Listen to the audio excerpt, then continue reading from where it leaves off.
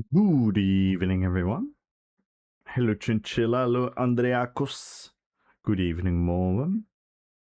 Good evening, Kaheo Ken. What up, Anoxedo? Thank you so much for the lyric. Hello, Red Folks. You got a Final Fantasy ad on YouTube? Damn. What's this new fantasy anime? Damn.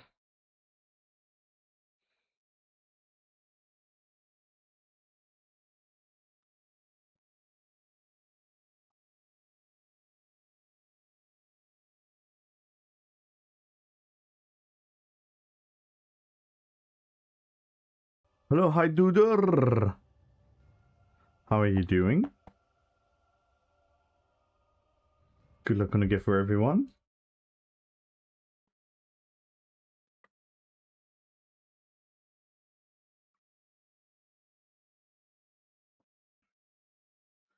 What has everyone been up to today? What up, Dinosaurus? Who do I want to play?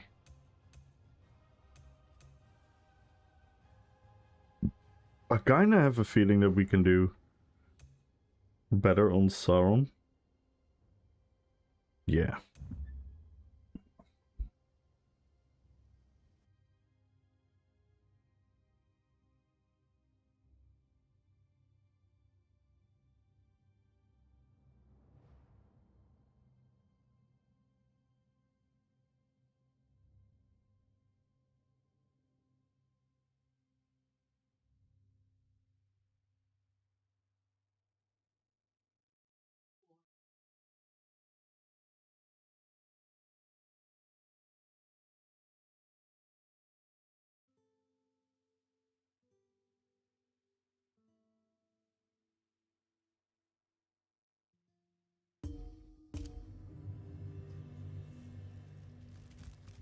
Let's go. How are the campaigns looking? Oh, damn. Wait, now do we have DC dominance here?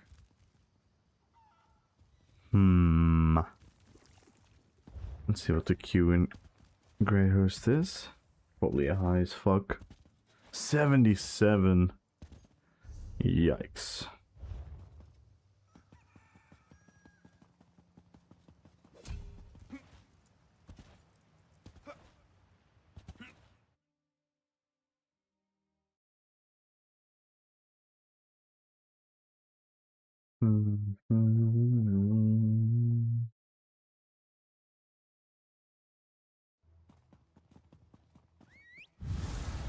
Good evening, everyone. How's everyone doing?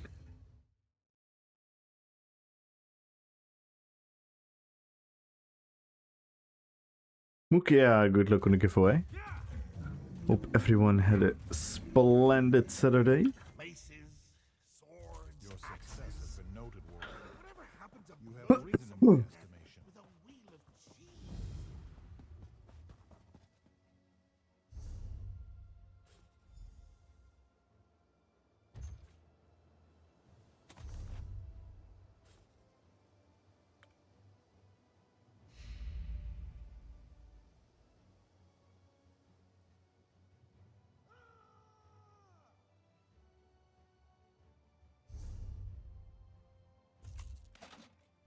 Let's open the rewards.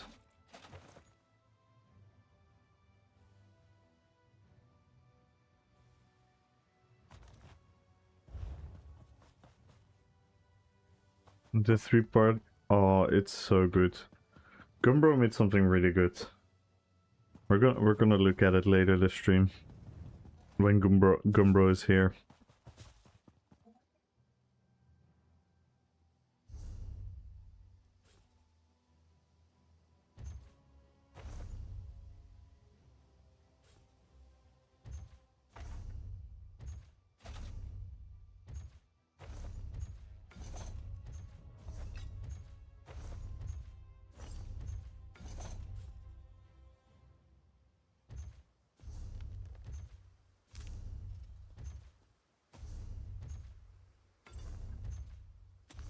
I'm doing good.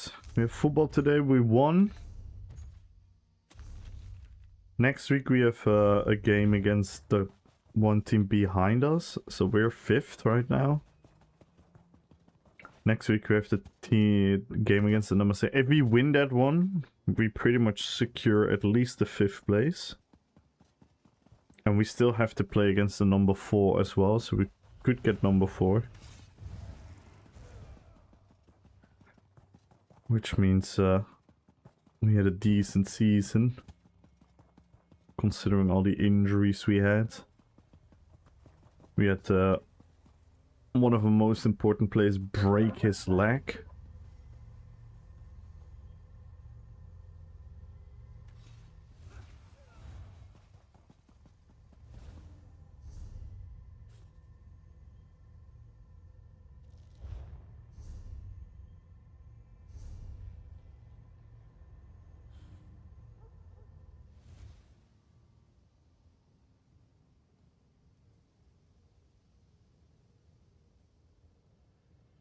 Yeah, pretty scary.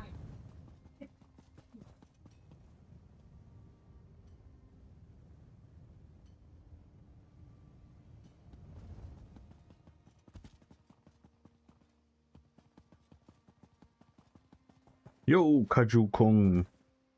Congratulations. Kaju Kong! You won 100,000 gold, by the way, yesterday. Congratulations. Let's look at the other winners. Let's wait on Tuggy and Astral.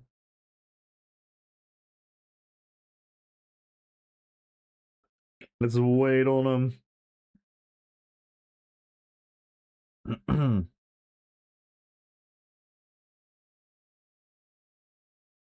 And then we had Jessica winning the 1 million gold.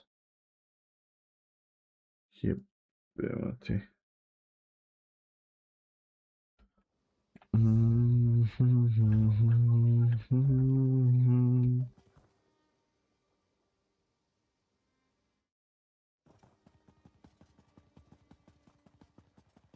The crypto message you?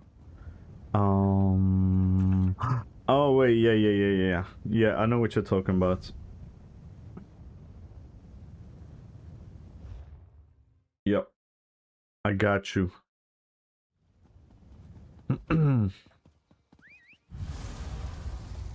I haven't logged in the NA server yet.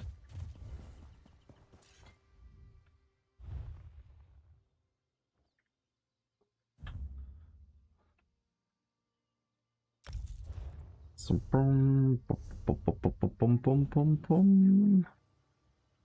Jessica?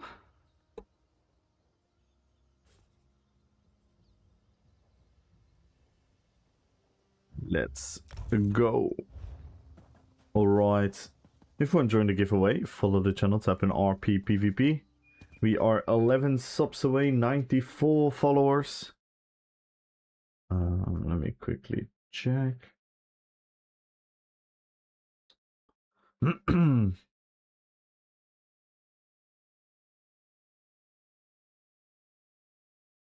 Yo, Flexi, good evening.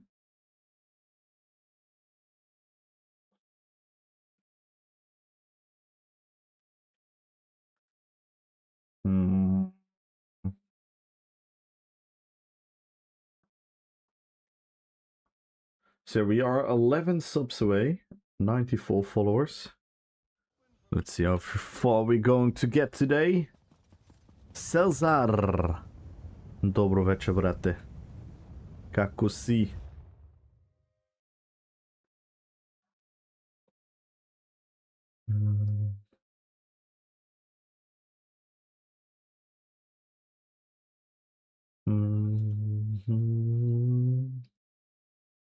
It's the 11th. Oof. Oof. Yeah, it's gonna be tricky today.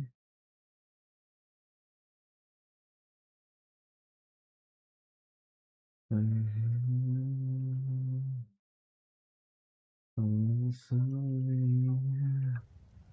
doing well, man. Good luck on the giveaway, everyone. See if you can get some epic PvP moments today, because I want to gather some clips so I can go back to making some RPPVP videos again. Yo, Amamir! Good evening.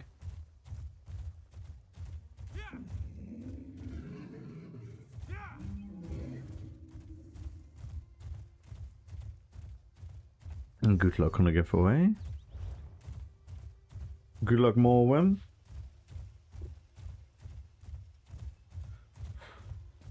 So tomorrow, Sunday. So, what? Wait, does it dismount you if you go into this menu? Ugh. Ugh.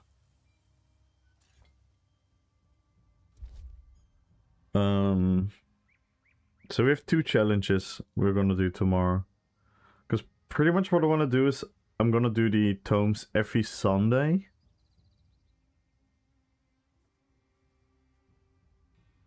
But these we already completed by just playing the game.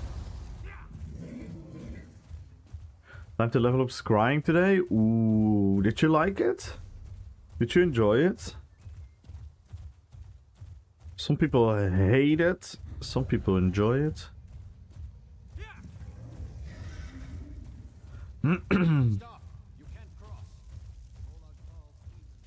Not really. Yeah, that's fair. I don't really like it as well.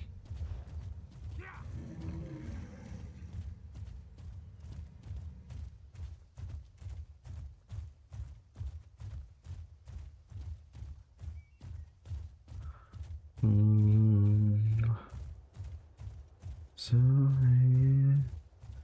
if you...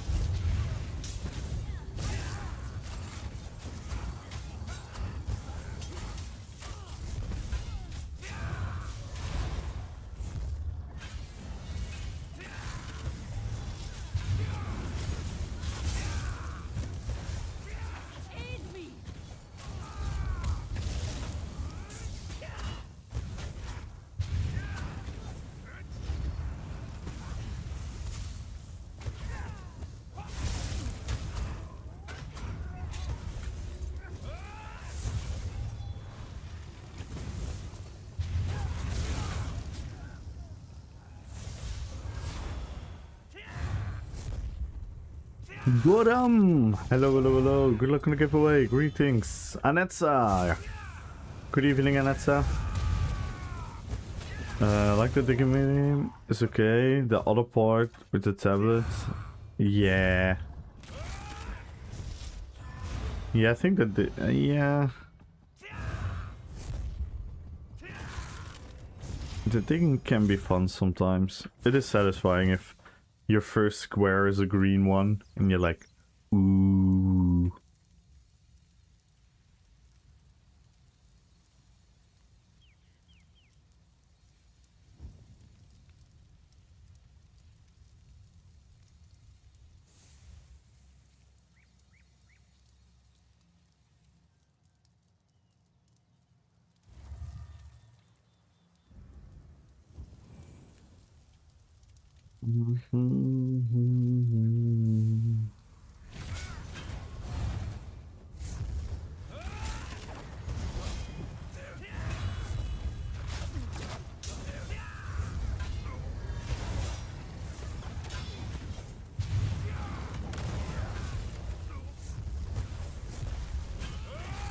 Oh, nice. Yeah, I cannot play. Oh my god, not the first fight. Not the first fight like this. God damn it.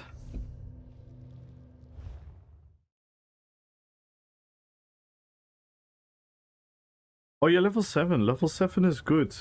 You pretty much don't have to level anymore. You can now go actually go for the mythics. At level 7 you can pick up the mythics. So you can just keep leveling by doing the mythics that you need. So if you want Monomyth, Oaken Soul, DDF and a couple of those, if you're gonna do that, you're automatically gonna be leveling up as well.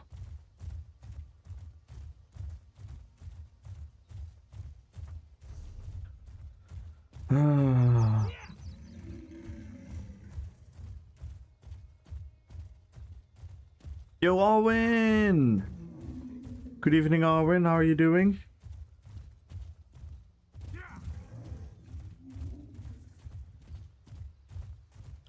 Wait, was Arwin here for the Yo Mushroom? I want Gumbro to be here. Then we can watch his video.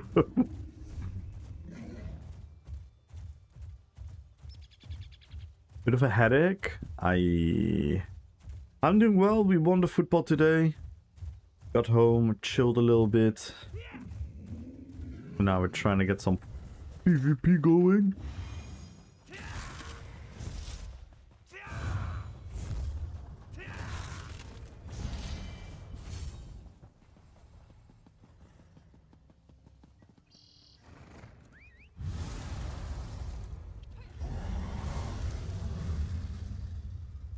So if Gumro shows up.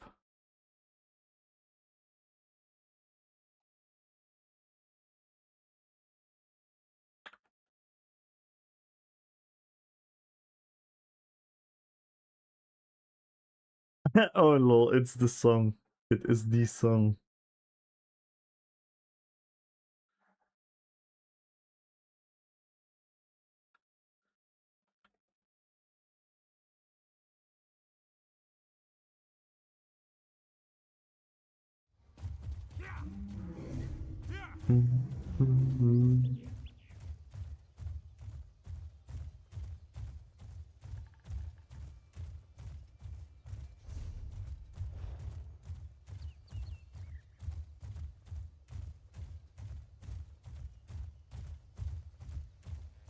Yo, Poseidon! Thank you so much for the follow. Welcome to the fellowship.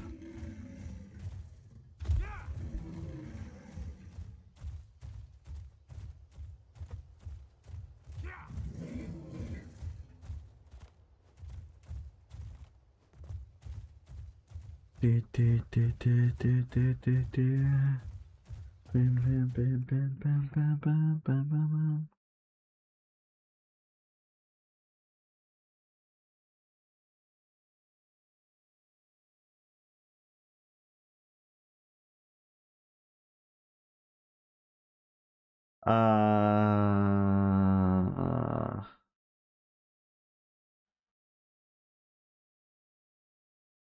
think I fucked it. Yeah, she's amazing.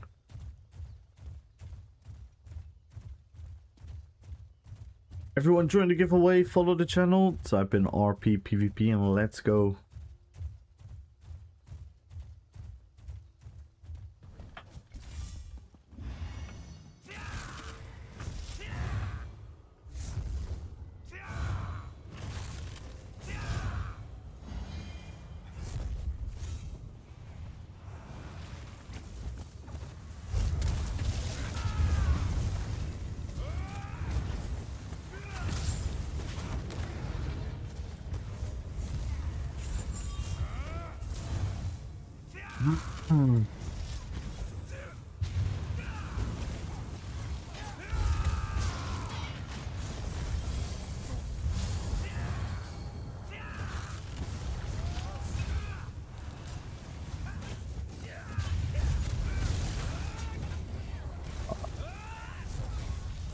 Yeah, that's rough. He got nutty healing.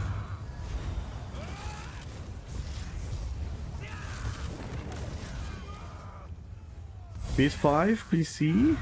I'm playing on PC, if that's what you're asking.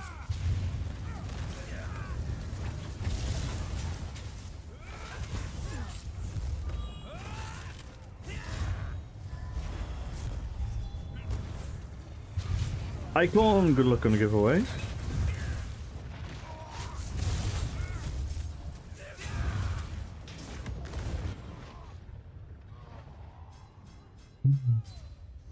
Yeah.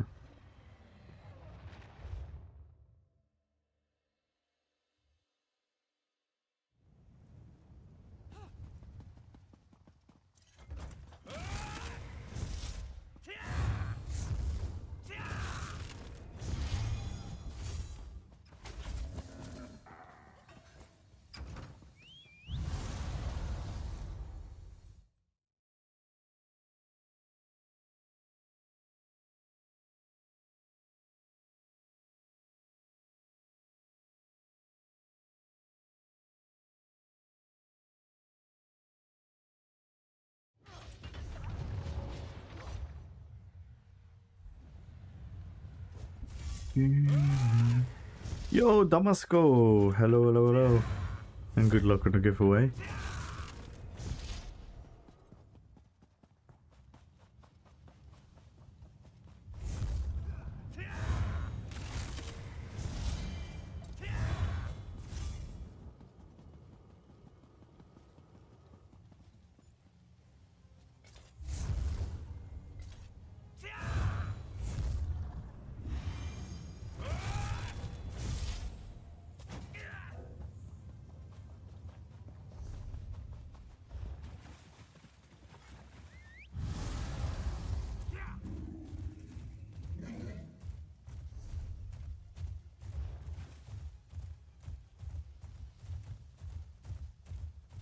Yo, LeBro! Oh, you play on PS5? Nice. I play on the PC, PC EU.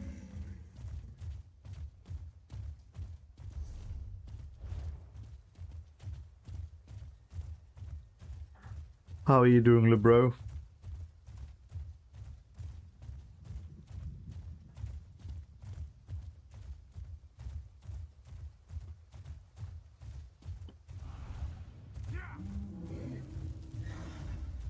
Arwen, good luck on YouTube.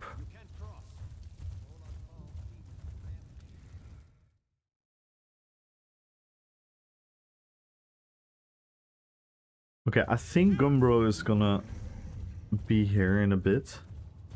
If Gumbro is gonna be here, we're gonna watch the video that he made. Based on maybe the most fun Hype Train VIP song that we've ever had so far.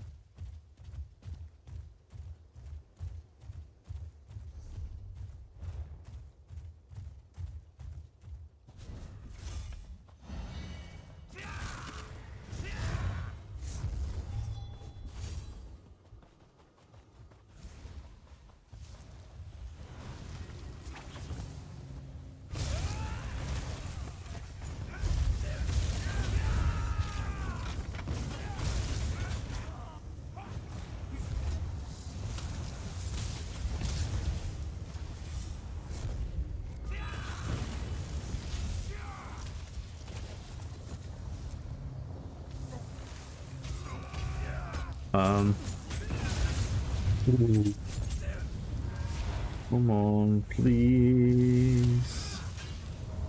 Come on, please.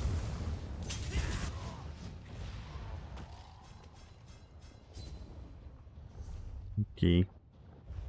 Okay. In the ESO, good luck on the giveaway. Are you for it? Good luck on the giveaway. ABC, good luck on the giveaway. Yeah, I message him. I think he's coming.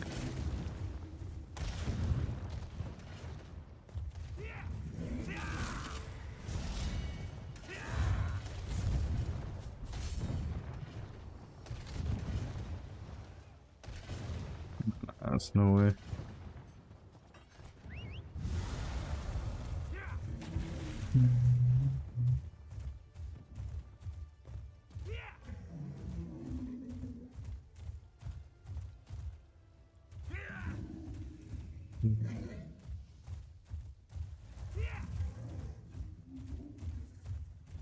Ultra! Good evening, Ultra. How are you doing?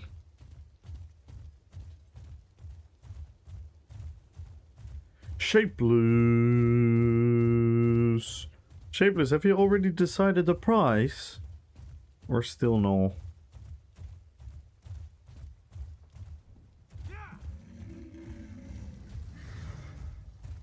Stop! You can't cross.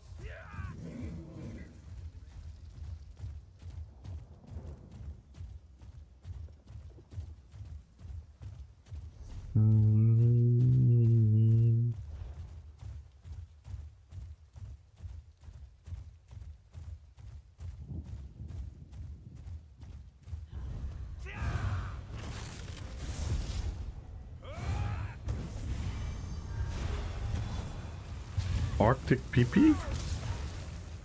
What's Arctic PP?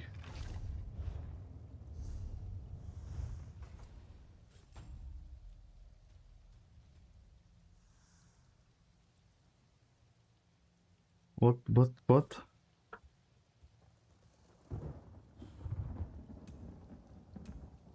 What do you mean?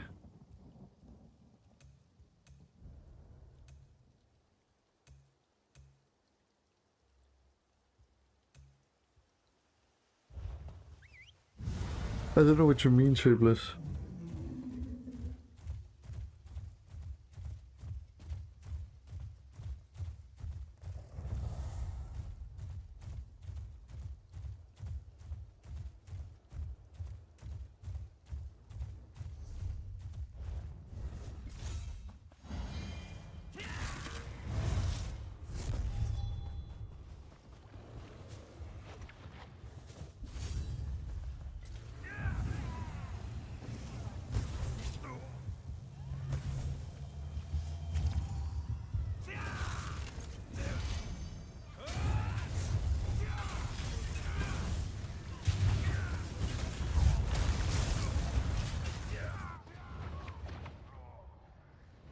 And I cannot break free from fucking Petrify. Ah.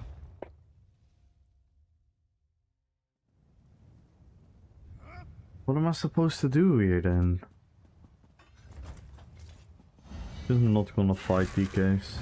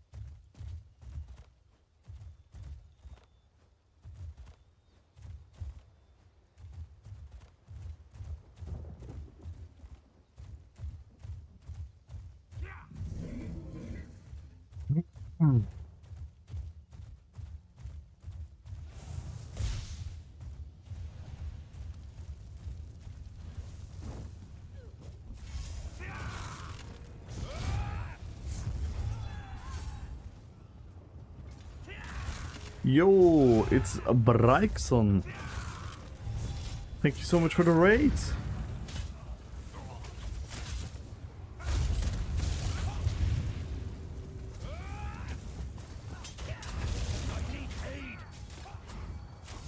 How was your stream?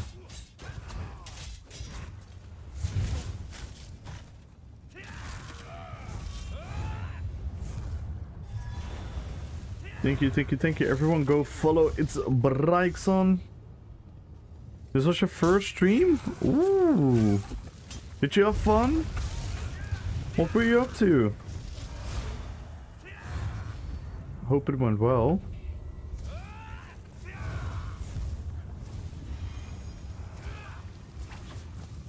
And thank you so much for the raid. What an honor to be your first raid. That is really cool. Much appreciated. Just doing Battlegrounds? Nice.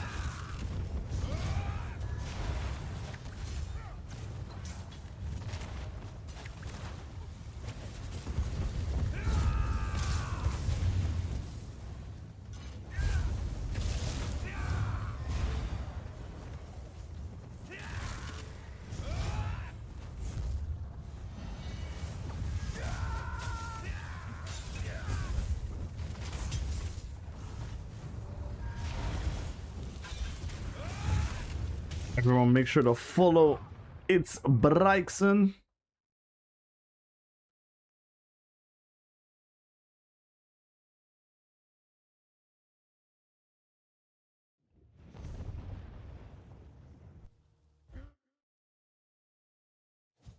Thank you so much for the rates.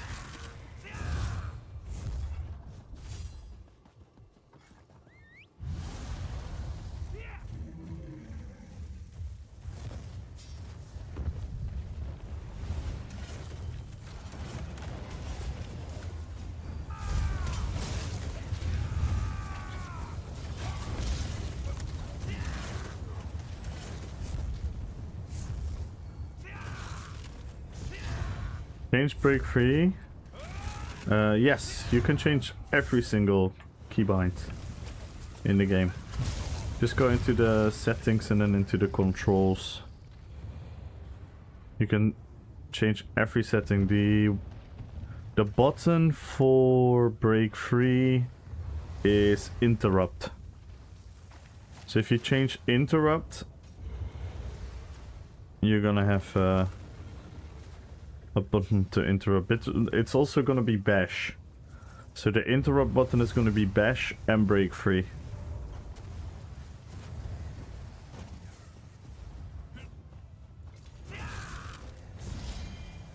Yo, Sir Lone Wolf. Yeah, it's a bit confusing that they call it interrupt because yeah, it serves multiple functions. Got you.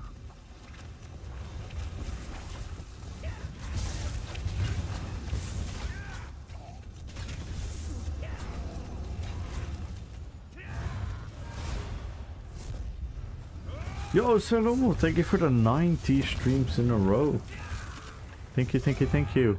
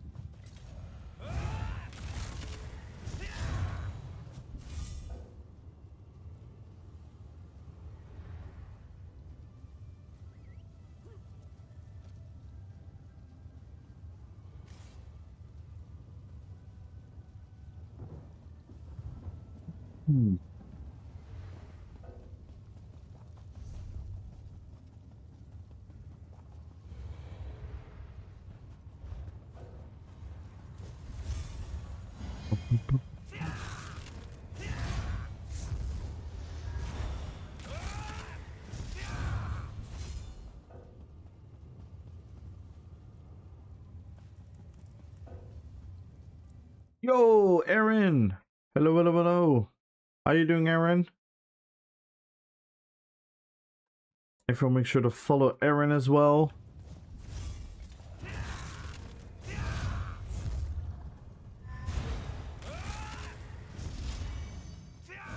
Doing well? Nice.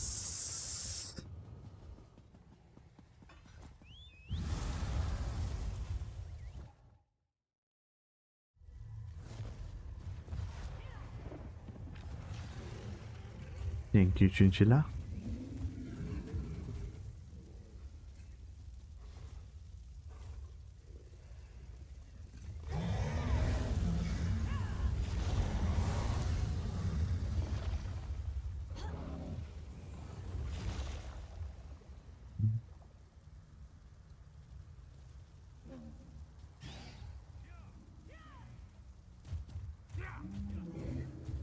Hey, Runa.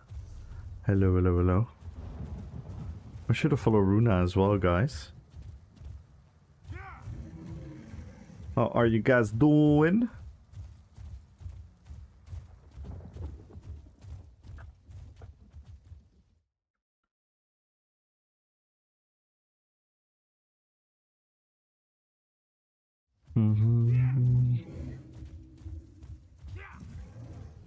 So Gumbro made a beautiful clip for us about the insane hype train song we had yesterday. I want to play it soon. But I kind of want to wait for Gumbro. A lot of fun today. I want to say hello before going to sleep. Ah, okay. I shall go to sleep at 12. Thank you so much for stopping by, Aaron.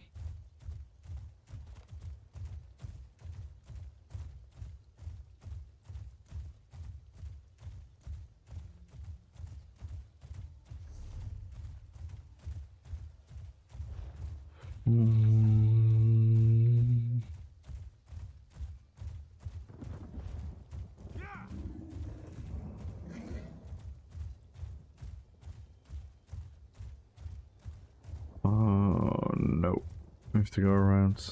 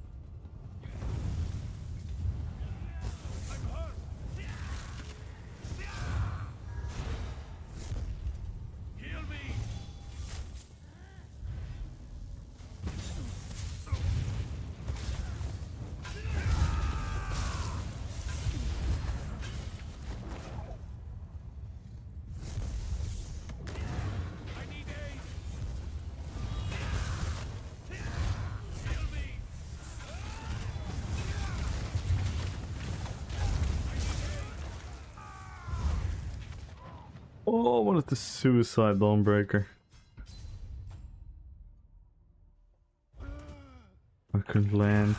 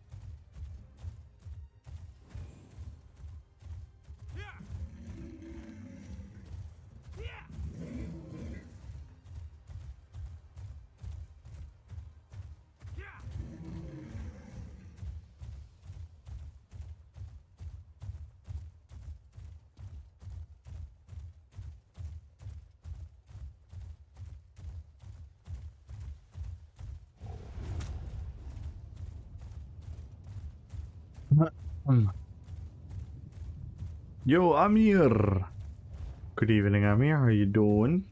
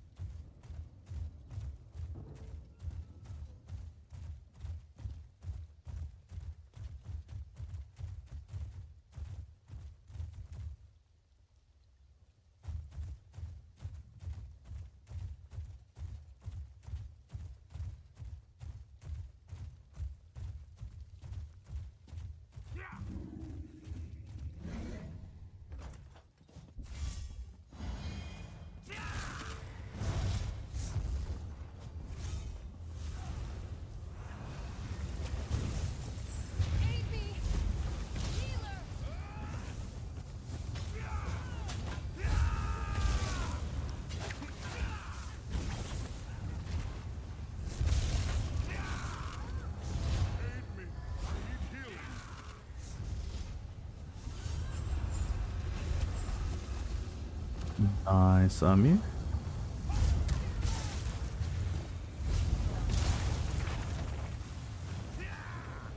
Oh my god.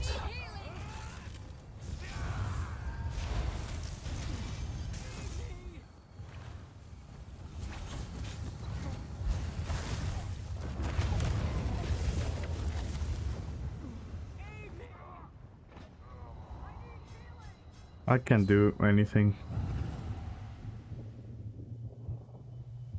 I don't know if I have the patience today. I'm not gonna lie.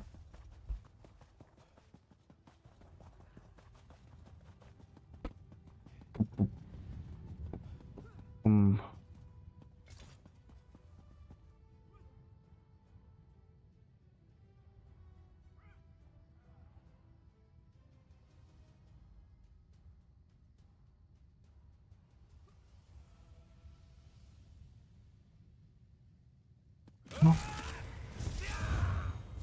I have such a urge to keep pointing this out.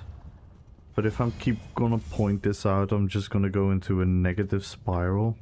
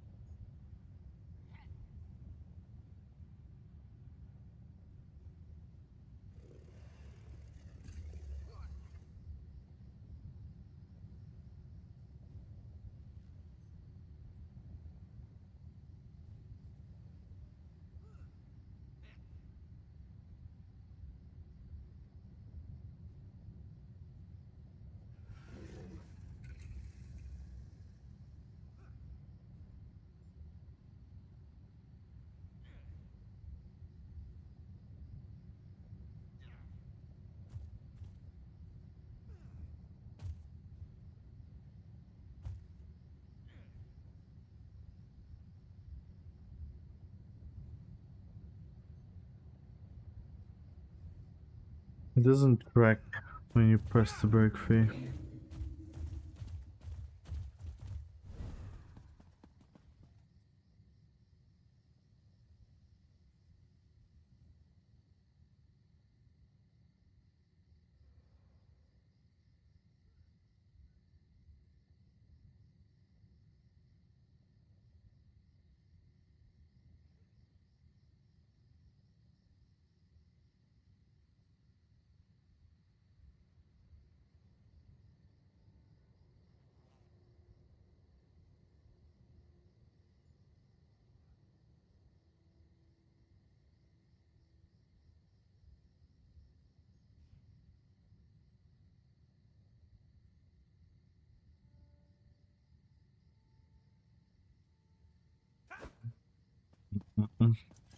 What is it to Ave Maria for the night?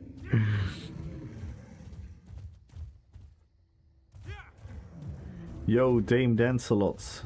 Hello, hello, hello. Sweatmaster, good luck on the giveaway. Renata Lukes, good luck on the giveaway. Yeah, it's getting really frustrating because the brain likes pattern recognition.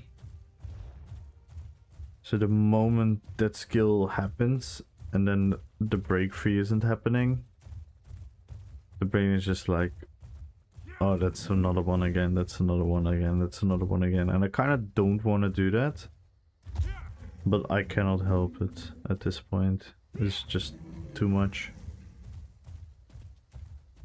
So I'm not so sure what I want to do right now.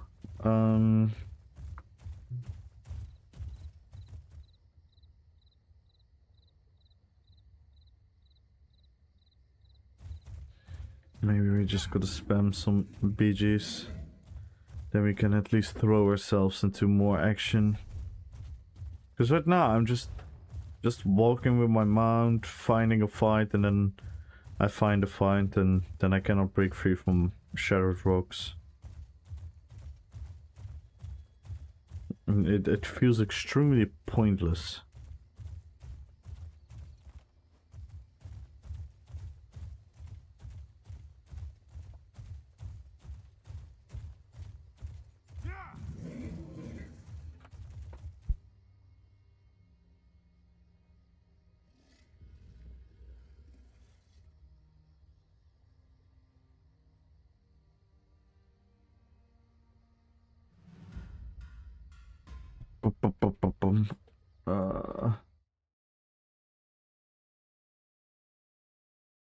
To classical music now? Damn.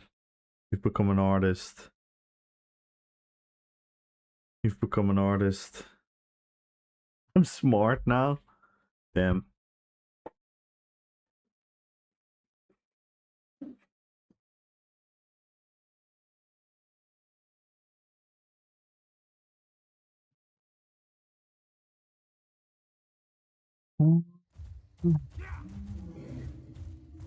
Let's see.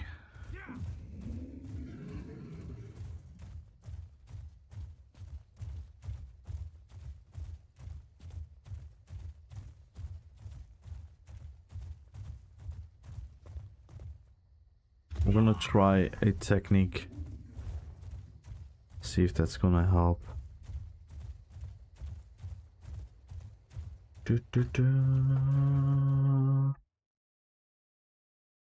Come bro! Come on bro! The German, inferior French, Italian. Damn.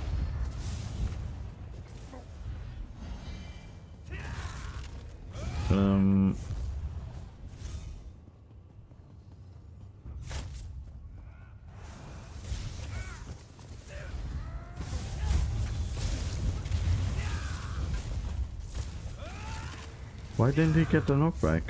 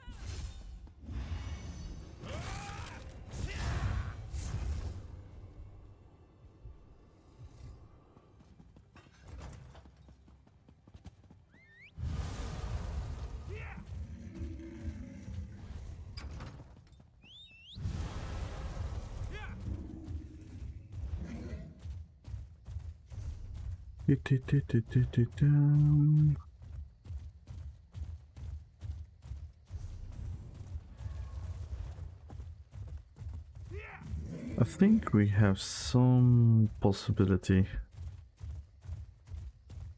with that yellow group we just saw.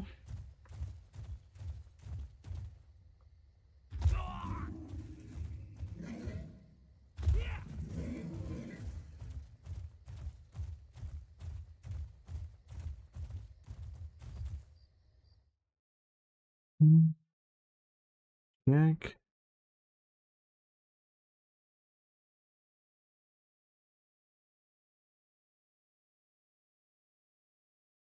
Okay.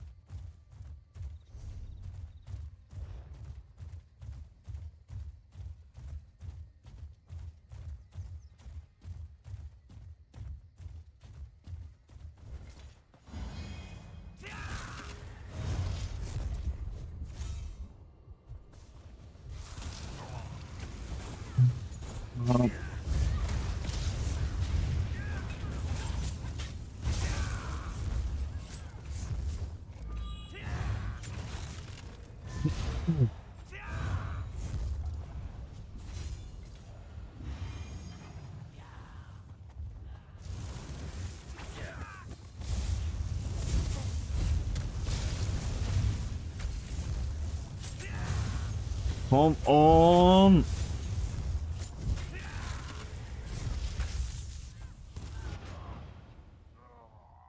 Yeah, I don't know. I don't know what I want to do, guys. I'm going crazy.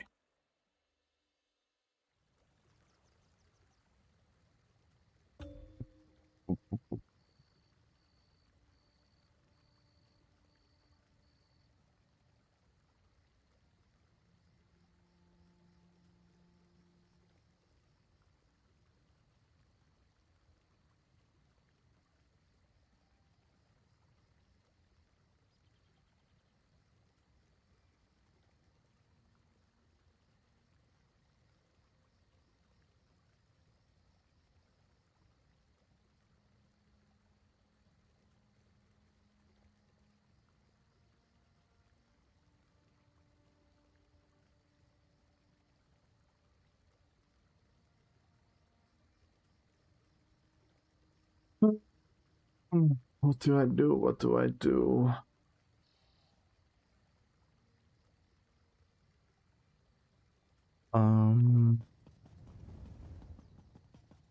Yeah, I don't know. I'm gonna try BG.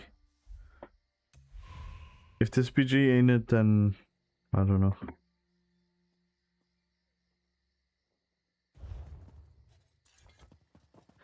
Ba-ba-ba-ba-bum.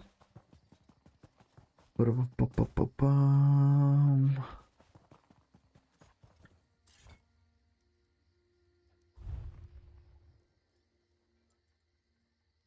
I love the Wretch Vitality bug.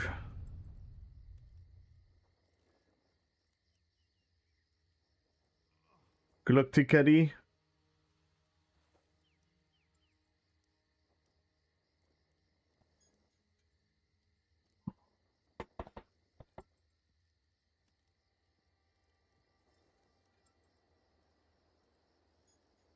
Maybe we just make a new character or something. I don't know.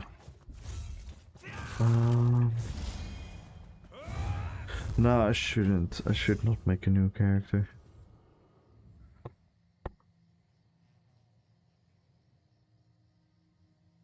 Let me check something.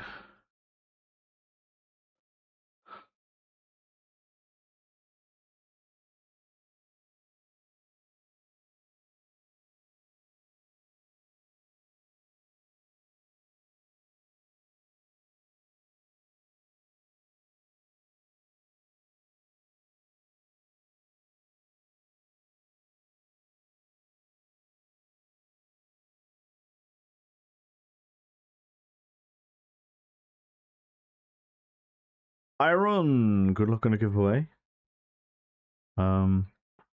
Where's my media player? Hello? There.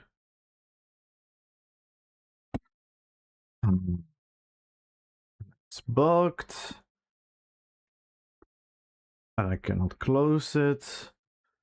What the fuck, man? For the love of God. Stop fucking testing my patience.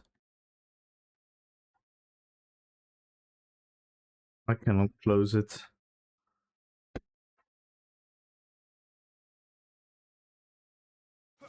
Oh, man.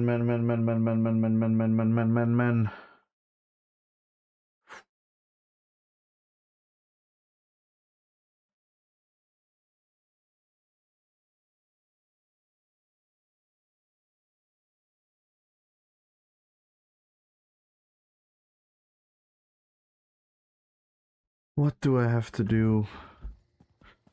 Please, Lord, give me a sign. Did all us a favor by saving Waylist. What were you doing down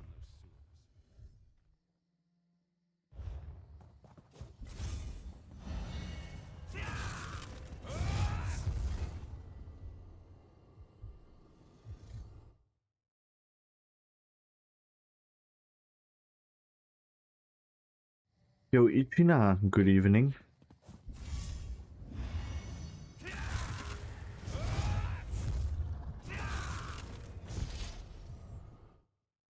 I'm just gonna not open the videos then.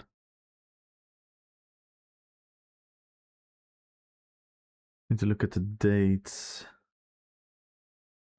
2025?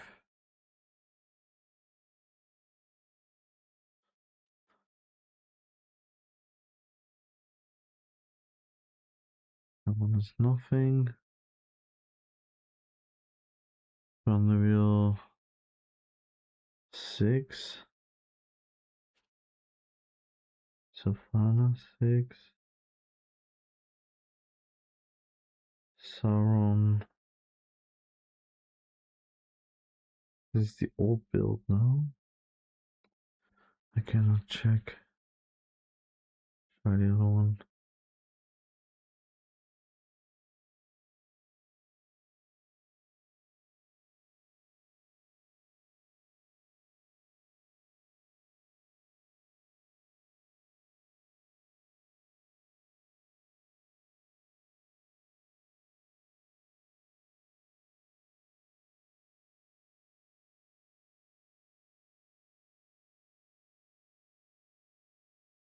What game downloaded? Woo!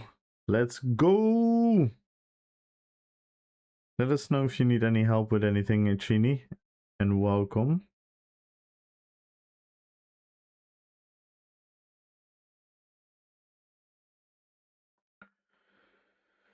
I guess Sauron has the best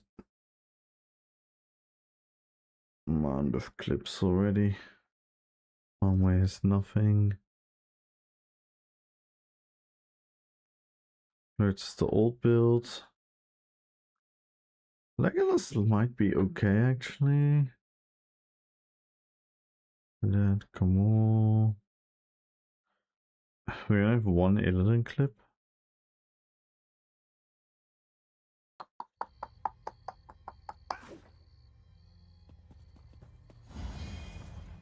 Yo, Nuts! Hello, hello, hello. And as always, RPPVP. How are you doing, Nuts? Hello, Falarina. Hello, Dino. How are you doing, Dino?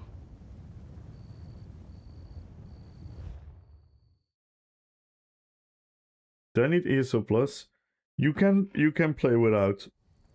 You actually have access to a lot in the game.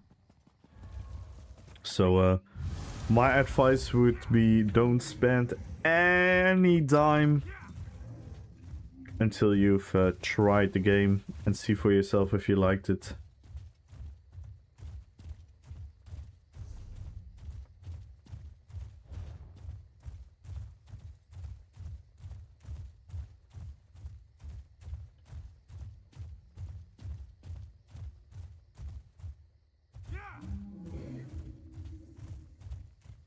Yeah, customizing the character is pretty fun.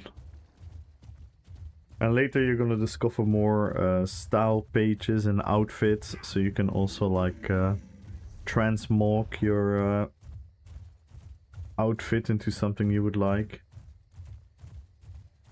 Yo, what up, Zimdabart? Are you still here, Arwin?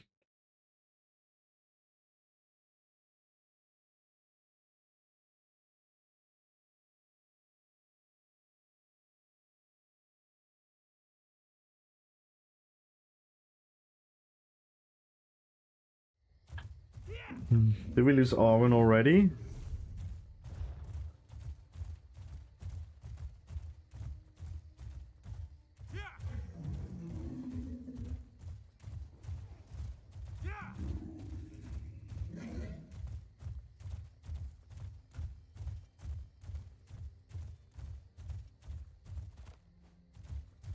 And if you want to join our guild, let us know your in-game name. We can invite you to the guild, so you can always ask questions in-game, and people can try to help you. And it goes for everyone, by the way. Everyone that is interested in joining the guild on PCEU, y'all are welcome.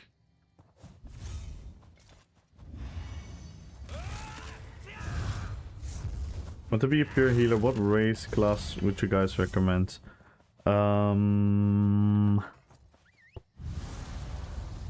I would either go Templar or Warden. Those would be my top 2 picks. Technically you can pick any class you want, but those would be my top 2 picks. And race, everything besides Redguard, Nord,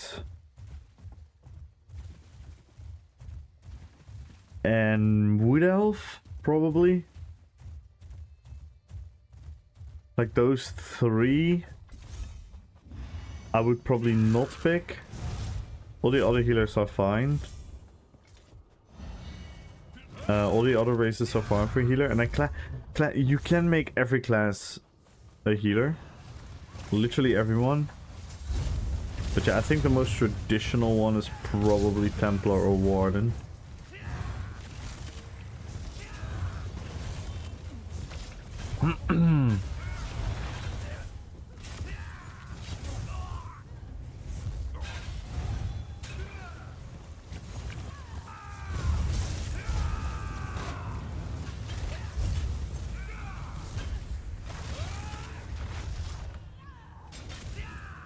No Sork? So you can make Sork a healer, but I wouldn't say Sork is the best one right now.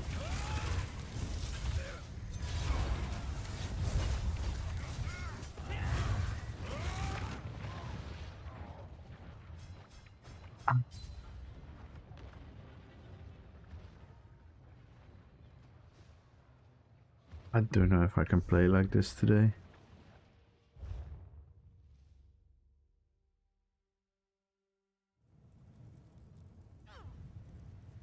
Yeah, Breton is a really good one. Breton gives you a lot of sustain. I just have so little health though. Little health? No, I'm saying sorcerer.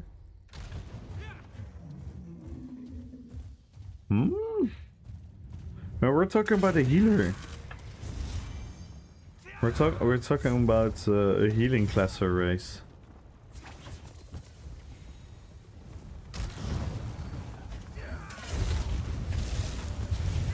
Oh, we're fucked.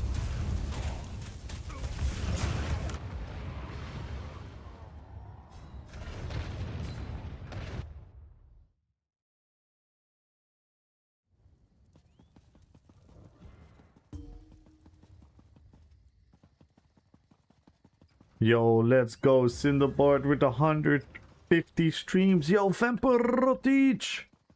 How you doing, Vampirotic? Where's Gumbro? Gumbro! Come here. I want to watch the video. Joey Dussel, thank you so much for the follow. And welcome to the fellowship. Welcome, welcome, welcome.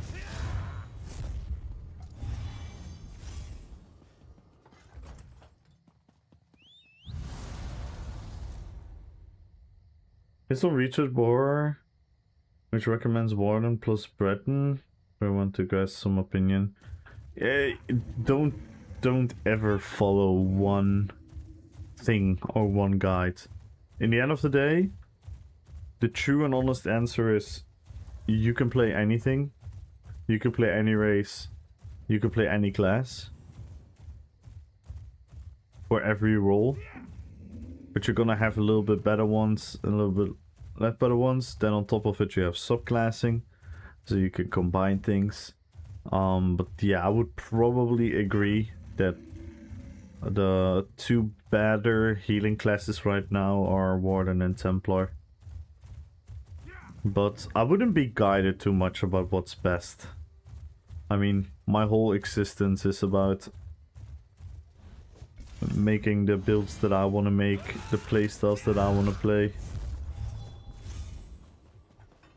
If I would be playing what's playing the best, I would be doing the same exact thing as everyone else and play a DK and slot petrify and use flame lash and use either Acuity with rallying cry or rallying cry with something else. I would just spam harder flame for my sustain.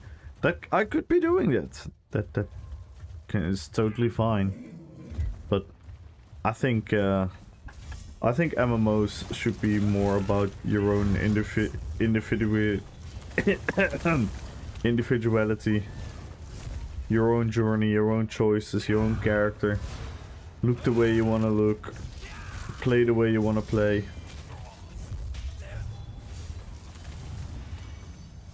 What's best might not be best next month. Yes, that is true as well. Very good point.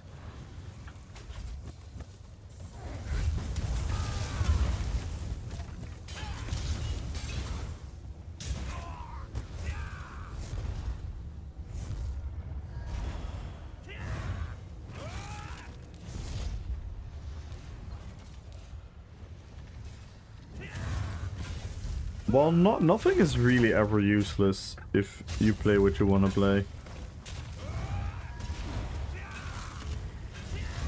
Because then you're probably already not part of the meta, so you're already outside of the meta.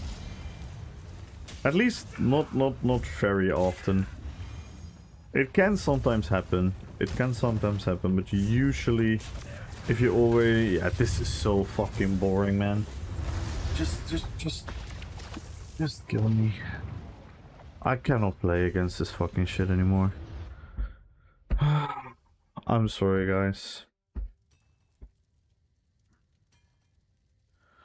I'm yet again in a grumpy mood.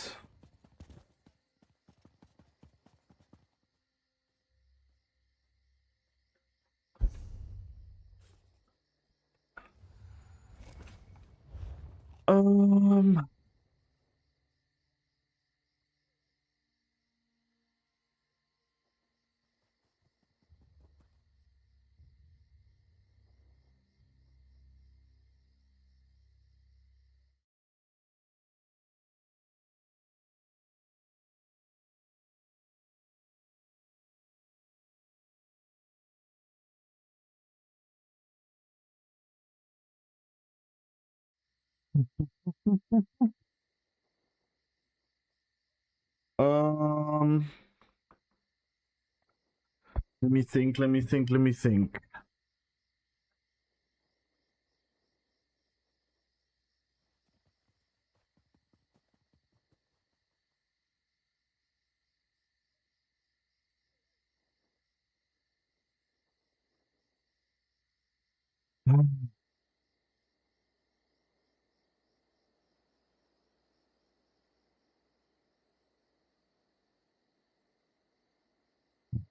I think it's just a BG angle then.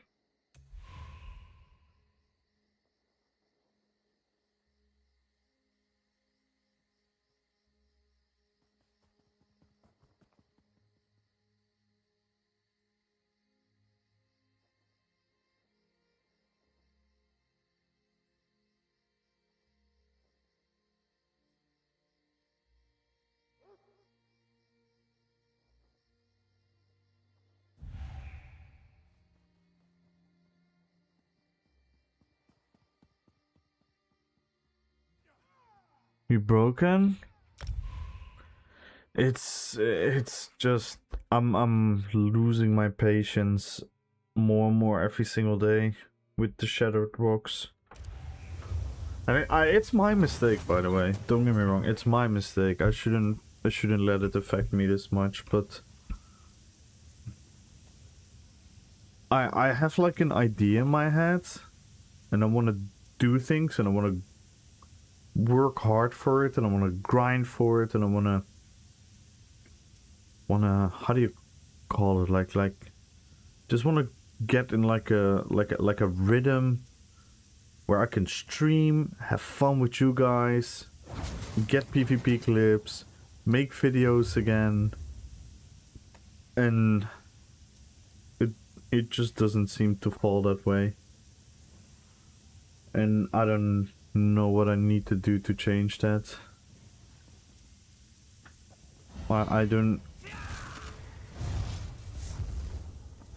I'm kind of lost what I need to do to change that. Because it used to take me up to a couple days to get enough clips for a very long PvP montage. And I've been playing this character maybe like 12 hours in the last week. I got nothing. I got literally nothing.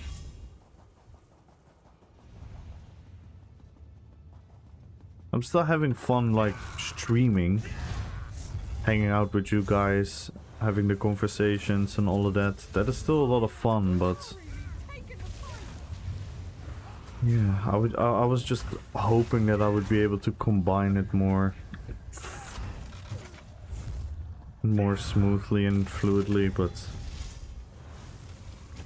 it's not, because like, yay, I killed someone. Yay, I killed someone, but this is not showing the build. This is just me zerking down some guy.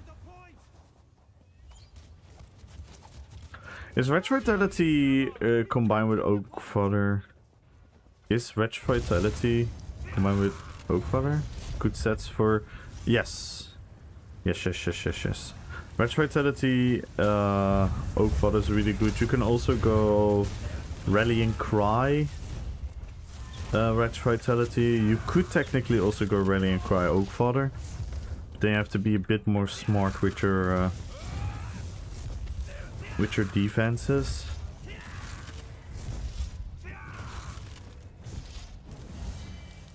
You want to work on something and hope it will mix all together, and it's very frustrating that it... yeah.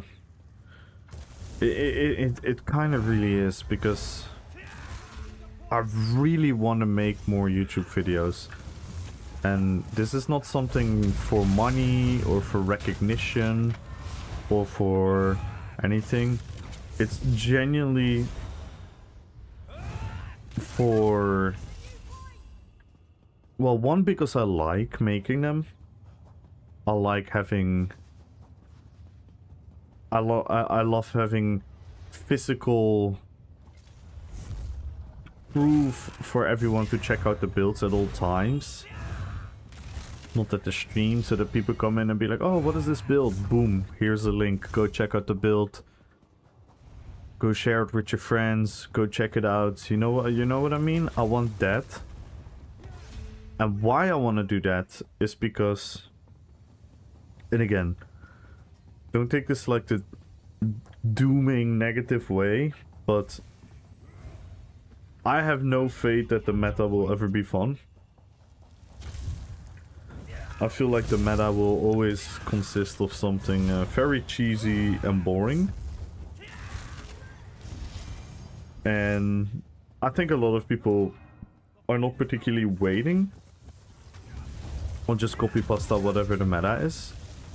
So I think a lot of people are in the same headspace as where I am, where they want to utilize what the game has to offer. And I want to show everyone, and I want to show the game as well. Not only the people, I also want to show the game itself what is possible with this. Because I think there's a lot of stuff happening in the game, a lot of good stuff happening in the game. Definitely compared from what we were used to in the last couple years. So I'm really excited to dive into that future with this game. And I want to be a part of that journey where I can not convince people to tell how to play, but show people what the possibilities are. Like plant the seed in people's heads, make people more creative. Let people utilize the system so that the game itself also will recognize that that is the absolute superpower of this game. The superpower of this game is not that you're gonna join into Cyrodiil and you're gonna click on a couple sieges because that's what they wanna fucking do with vengeance. It's not that you're this unkillable, unstoppable 1vx bullshit nonsense where you don't die, you never lose sustain, you kill everyone. Like fuck all of that. Let's go back to the basics of fucking MMORPG gaming. Build a character, make the character your journey, your identity, make it be who you want it to be, and just fucking min-max fun. And that's what I want to do, and that's what I want to show. And I show that on stream. I can do that on stream, but stream is stream. Like, not everyone is gonna watch me play for a long amount of time. A lot of people do prefer YouTube snippets.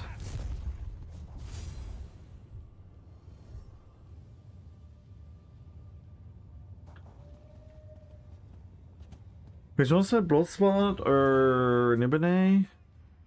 I would personally go for Nibene, unless you're a DK. If you're a DK, I would go for Bloodspawn. If you're not a DK, I would probably go for Nibene. Even though you can make a good argument to use Nibene for both, because a lot of people use Leap this patch. So Nibene is a very, very, very good shot. It's not going away, maybe not even till drops. So you either try to work around. I can't work around it. Like I cannot do anything. I cannot make clips. I literally am physically impossible to make clips, so I don't know what I'm supposed to do to get around that, unless I'm gonna do something else, but I don't know what that would be. I don't know, the affecting part you're right about, but I don't know how to control that.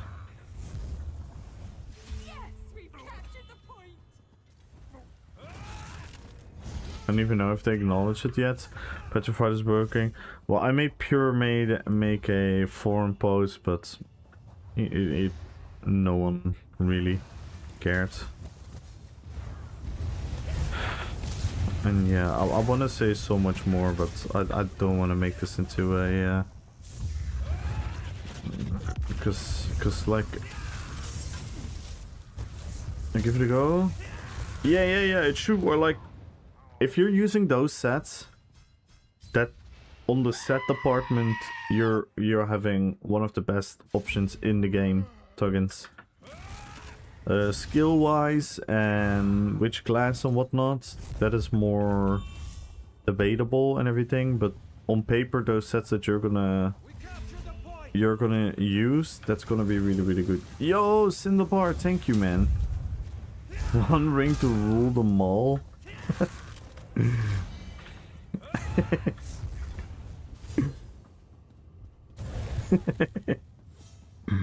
Nice.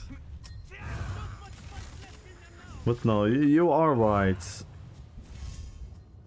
You are right, Chinchilla, but that's the thing, like, I don't know what to do. I'm kind of numb.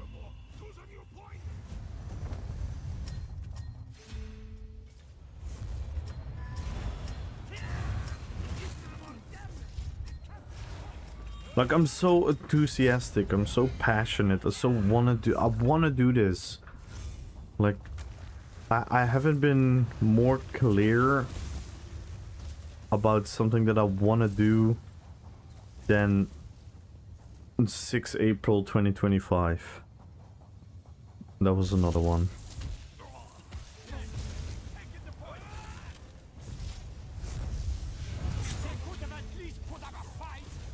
I so really want to do this.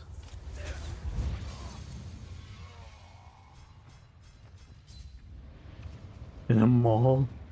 Imagine getting a group of people doing cosplaying.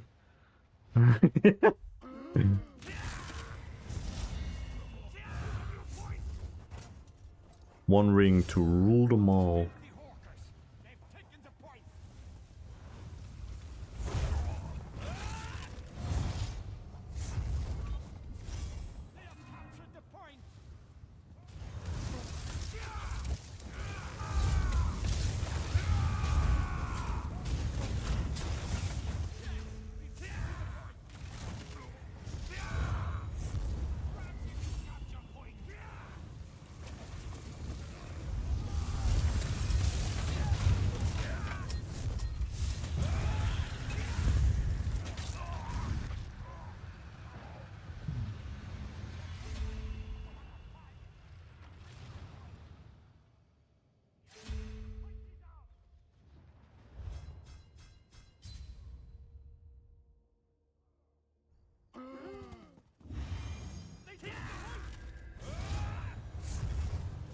Yeah, it's just like it's like that, you know when you want to do something and your intentions is there, and you know that they are, let's just say, you know what the feeling is comparable to? Let's say you know you're gonna hang out with a group of people, family, friends, your guild, whatever, right? And you know you're gonna bring your good intentions. You really want to do your best to have a fun time. You really want to do your most effort into being positive, being engaged, being like whatever. But there is this family member who can be annoying, or this friend who can be annoying. And then the moment it happens, it like sucks all the good intentions that you had right out of everything again. You know what I mean? And that's kind of how this feels. Like I'm motivated, like I'm here, I'm immersed. I'm really good at this build. This is a build that is not great, but I'm really good at the build. Like I really am. And I go in there and I'm excited and it's like, oh, I'm buffed up, the timing, everything lines up, and then you're doing it and you're having a nice combo and everything is going great, and then suddenly the game is just like, whoop, fuck you. You're gonna be stuck in this stun now. You're gonna lose way too many global cooldowns, which makes you have to overcompensate. With overcompensating, you're losing the whole balance in the fight, and I spent 2 minutes on my back bar just trying to stay alive, waiting till all my resources are gone and I'm dead. And again, and you know me, and most people that watch me know me, I genuinely don't give a fuck about losing. I don't give a fuck about dying. I don't give a fuck about my stats, my kill death ratio. I couldn't care less. But this is the bare minimum, and that's not even granted to me at these moments. That's how it feels.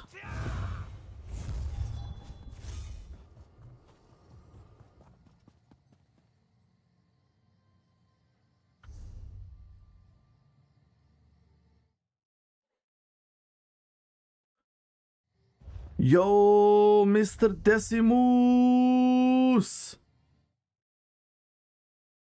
Thank you so much for the raid, brother. Thank you, thank you, thank you. Welcome in, everyone. Yo, what up, Antelope? The Desi Legend Moose. Thank you so much. And thank you once again for the good sub sim. How you doing, man? Good evening. How was your stream? What were you up to?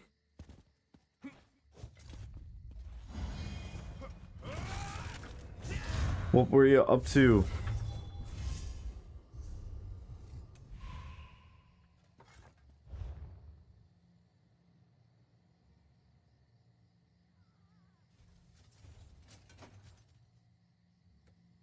A Bodike.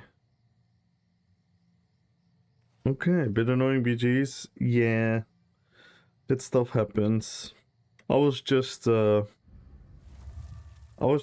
of like spilling my heart out about what I want to do with my content and what I want to do with like the builds and the fights and everything, and then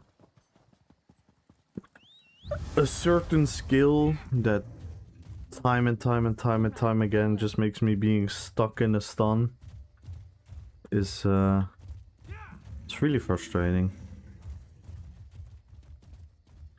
Ooh, nice. Yeah, what up, Zod? What builds what sets are you running?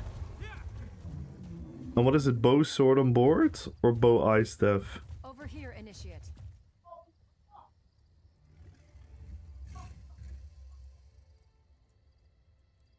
Bow. Ooh, the chat way. Vibrant Plague Break. Yo, Zeppman, thank you for the 18 months in a row. And you know what this means, guys? We can start a hype train. Bow heavy pool, molten whip, acid sprays. Mmm.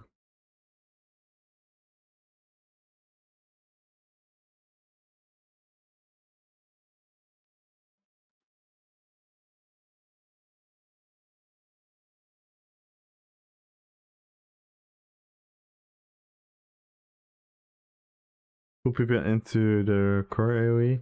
Yeah.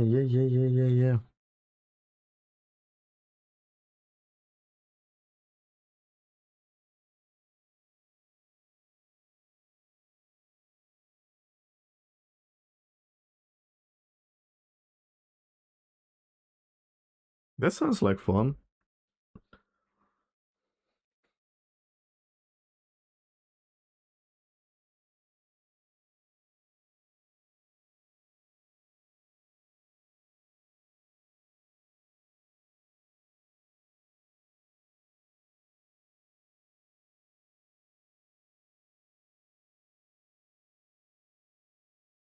It's not the greatest PGs to... Yeah. Sometimes that do be happening. Thank you so much for the 18-month resub set, man. And thank you for the 75 streams in a row. Lots of fanboys. Oh no.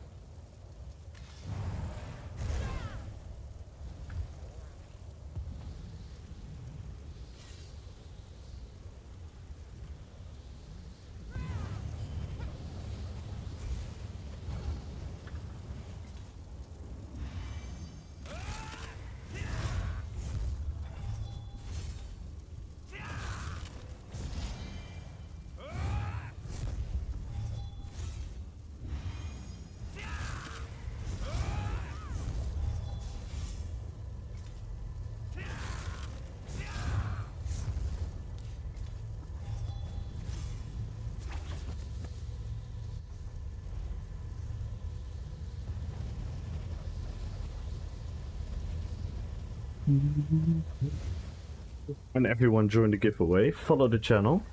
Type in RPPVP.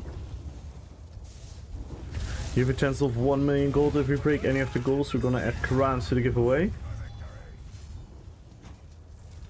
Oh, we need to change the goal, by the way.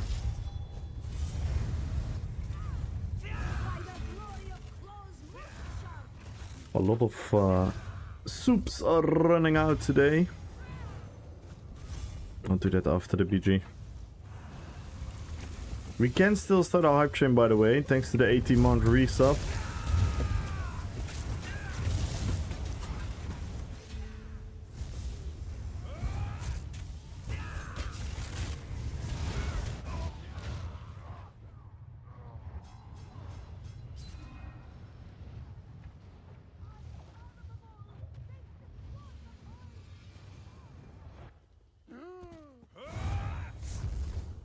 Good luck, Flavo. Good luck to Jen. And again, thank you so much for the raid, Desi. If you guys are not following Decimus yet, make sure to do so.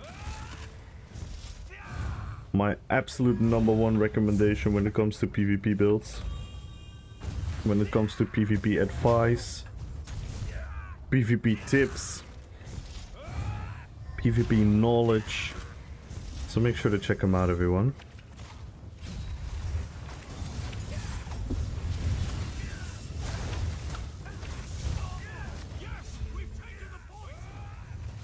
Marco Tech. Good luck on the giveaway. Follow the channel, tap in RPPVP, everyone.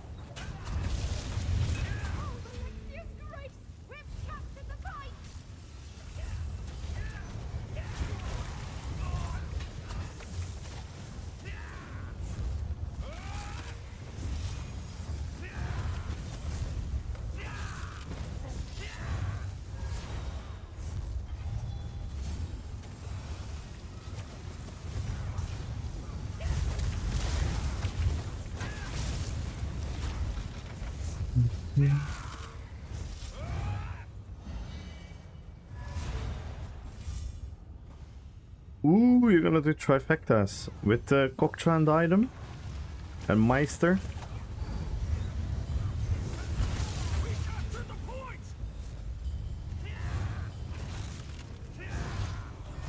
And thank you so much once again for the raids. It truly means the world to me, man.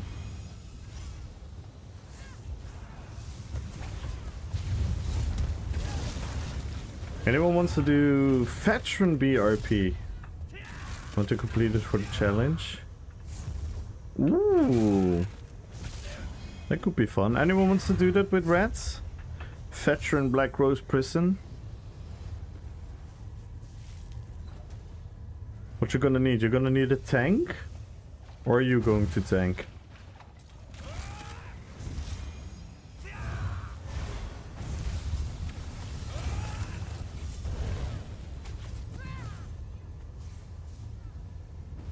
Oh, you can do all. Okay, that's good to know. So tank, healer, or DD. Is there anyone who wants to join Rats?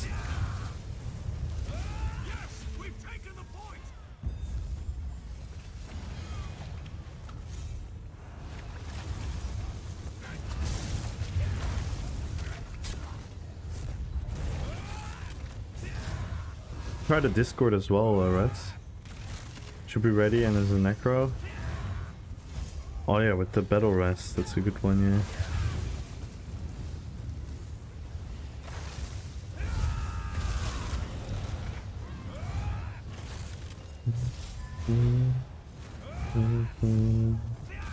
Horus! Good luck on the giveaway.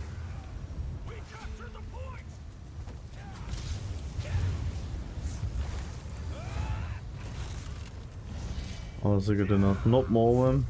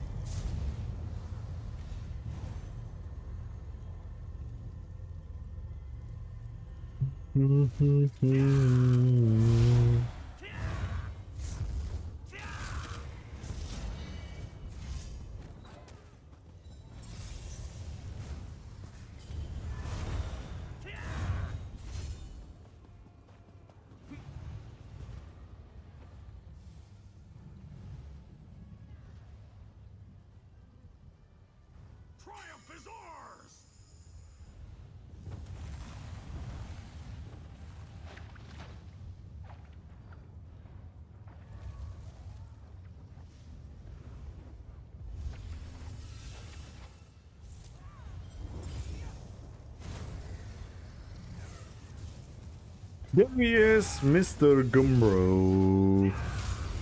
Wasn't so weak, and I've even cleared normal BRP. Yeah, if there's anyone who wants to join Veteran Black Rose Prison with Rat Skival, let us know. I don't know, Gumbro is here. Let's wait for the BG to end. And then we're gonna watch the beautiful creation that he had made. I enjoyed it so much, Gumbro. It put a genuine smile on my face.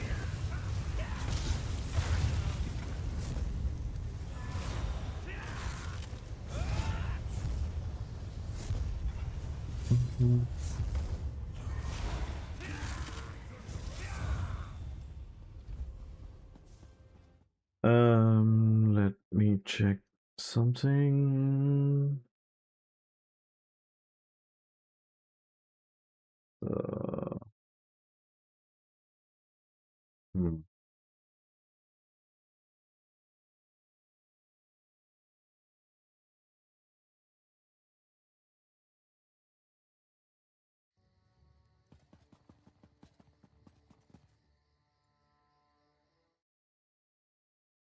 Let's watch this, guys.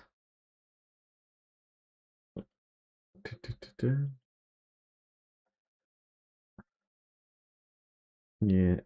If only I could edit away my own voice.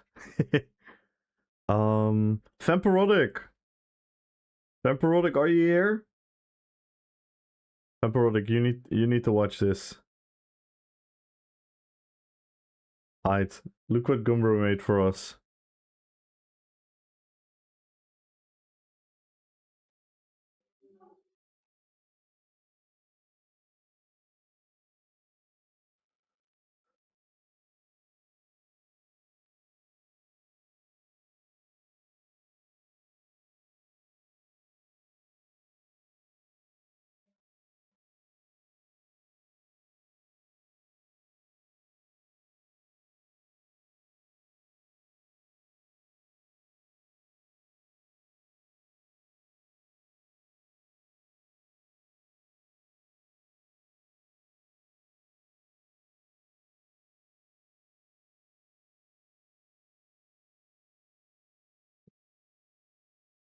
So much memories.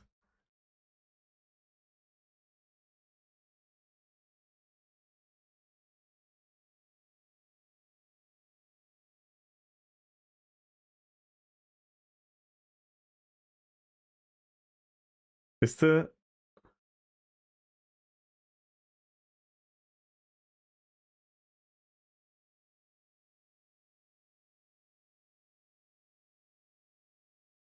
oh no. Disco ball.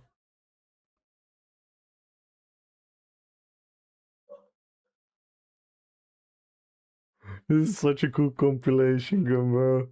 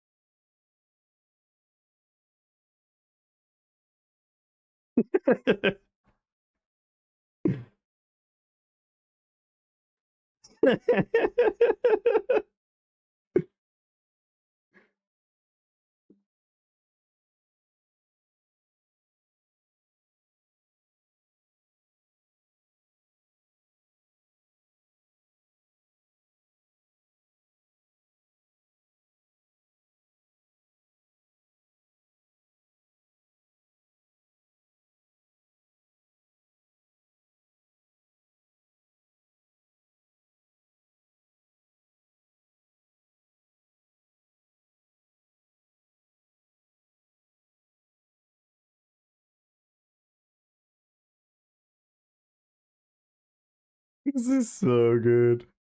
This is so good.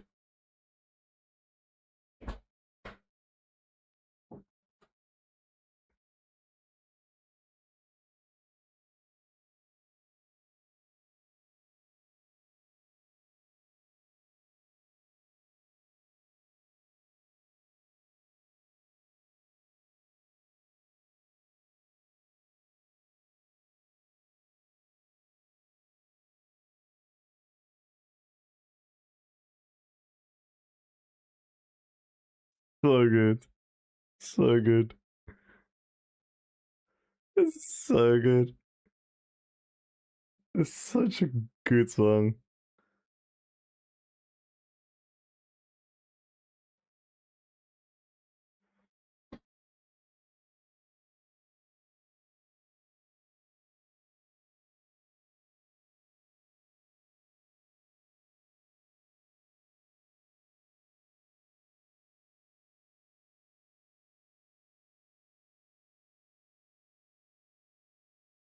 Okay, now how are spotlights Lord friendly in ESO? What? Puzzle? What the hell?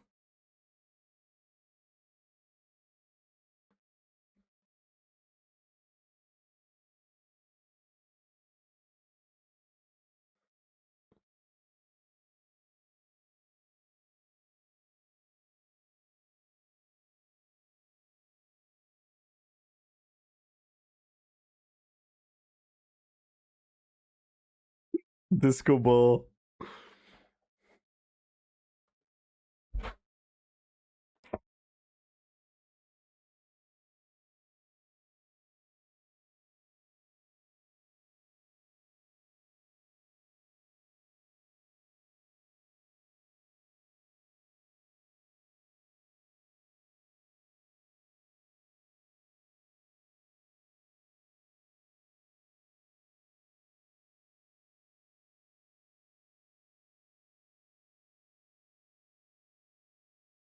This is so good.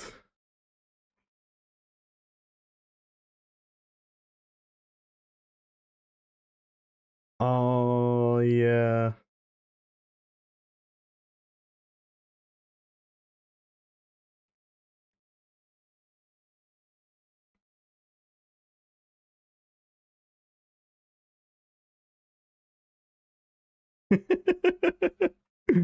This moment will never get old.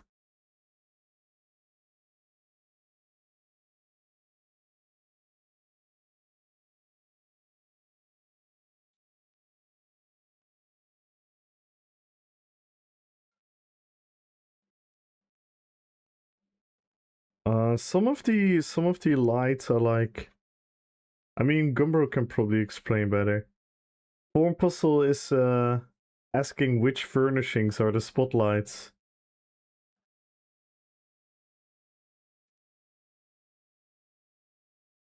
I'm actually not a houser myself.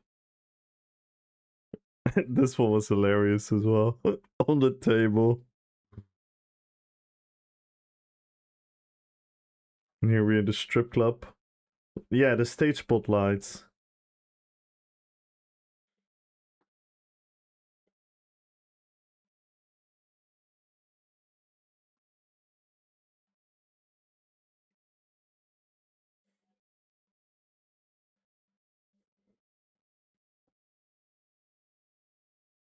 I think some of them are sky shards.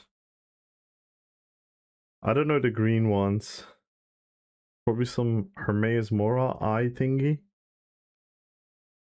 Oh, amazing. Thank you so much for that, Gumbro.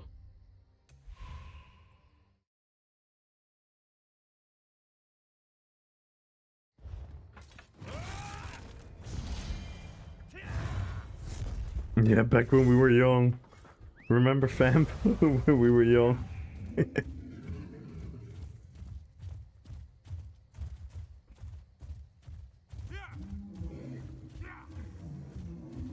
All of Wayrest is talking about you. Yeah, I know. We have to do one again, but it kind of doesn't seem to flow.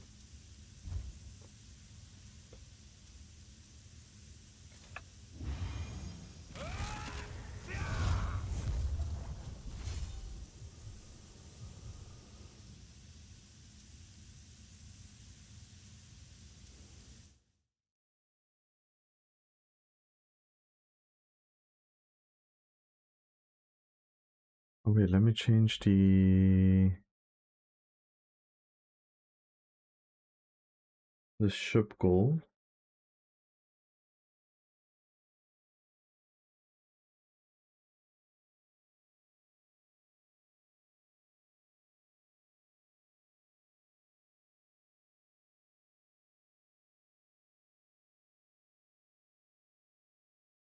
Let's go for 25. We're 24 subs away.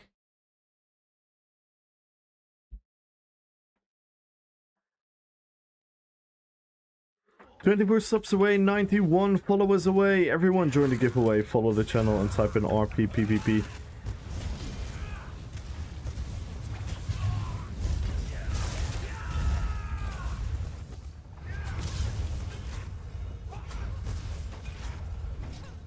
No heal? Okay.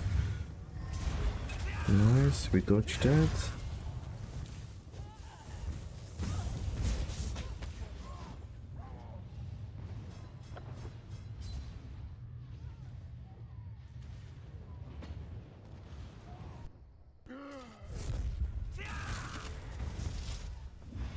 Yeah, people are using the sky shards and the Hermes Mora eyes for the furnishing.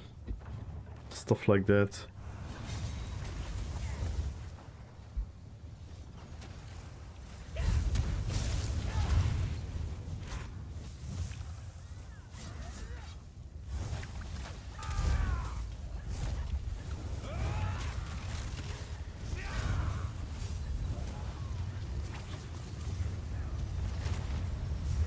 Fight their pathetic defense.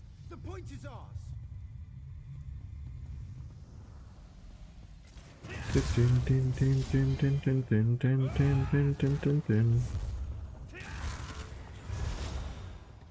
You're my shroom, you're my broom.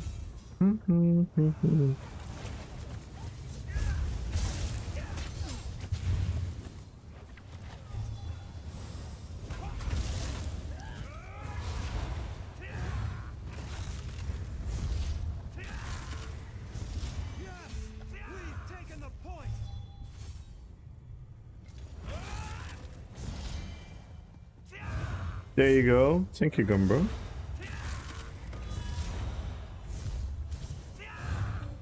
No! The point is theirs!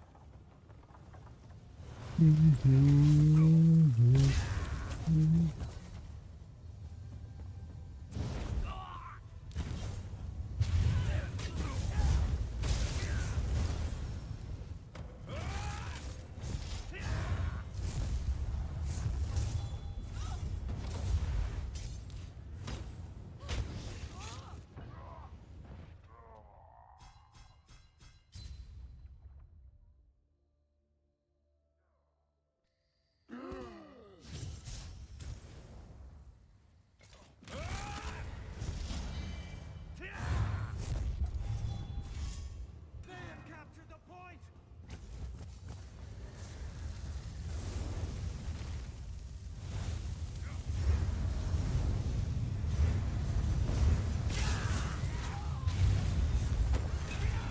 We seized the point!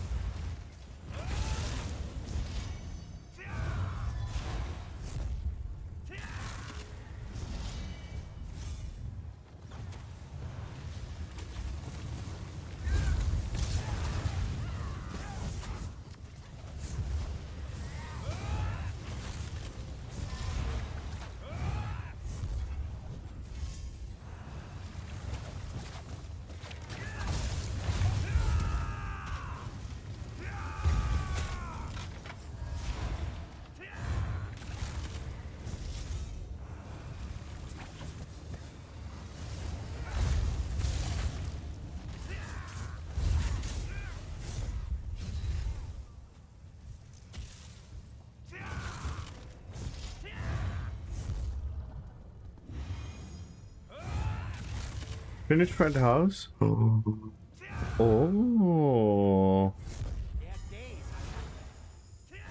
You want to show it to us, Gumbro?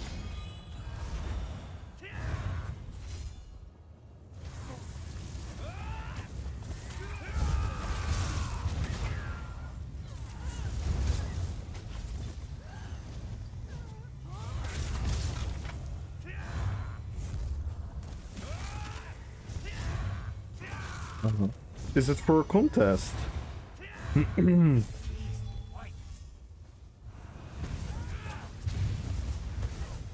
we could quickly visit it.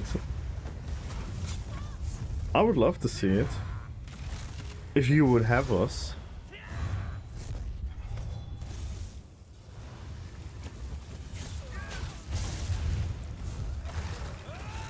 For fun? Nice. Now I was gonna say, if it's for like a contest, you probably don't want to spoil it, right?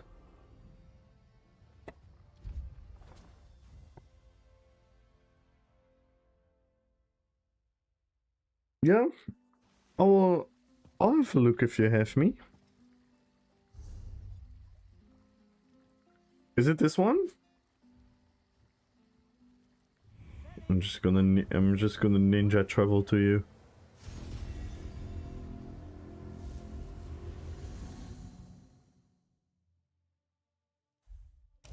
Oh?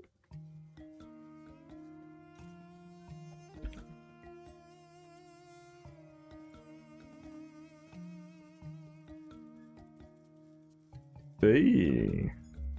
Hello, Gumbro.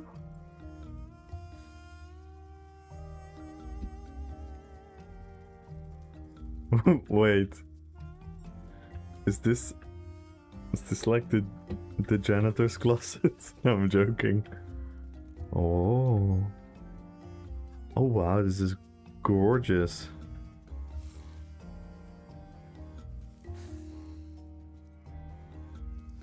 Ooh. Damn. All the maps, the sea charts. Oh. The booze. Ah.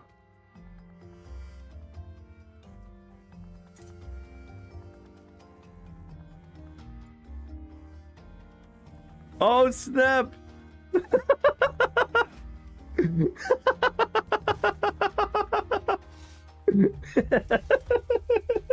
Look who we have here, guys. Look who we have here. Yes. Yes. I'm fucking clapping right now. Yes. Look who we have here. Oh my god, Red Fox. Red Fox, are you here? Red Fox, Devil Soul. Are you guys here?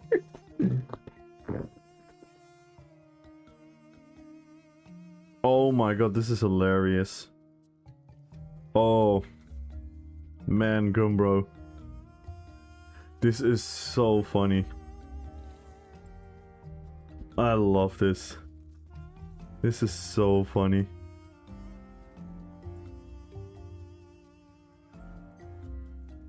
Ooh. That's cool. Damn. I think someone is angry at a certain area on the map.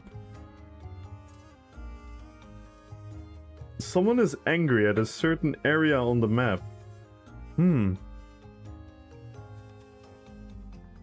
Someone is like really angry at a certain nation. A certain people living somewhere.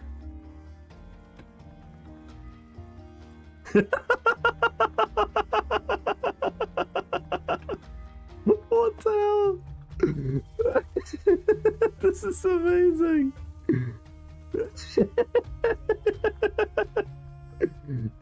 This is amazing. What the hell? Ooh, the ships. More booze. More fruit. Oh my god. Gumbro. Can you give me some gold? Can I use some of this gold for the giveaways?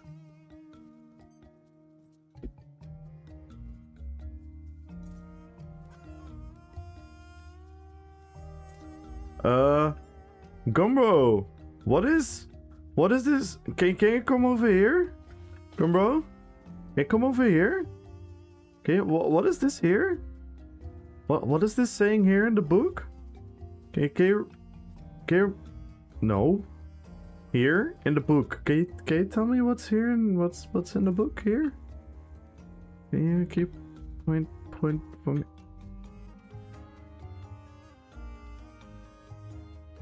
Can you show me what's the yeah, here in the book. Yeah, can you keep show it? Yeah, keep looking. No, keep looking at the book.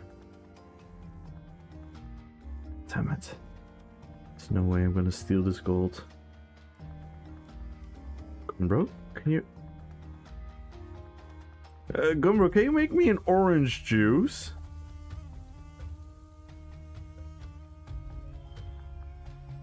I'm kind of thirsty. There's... God damn it. This guy's prepared. This,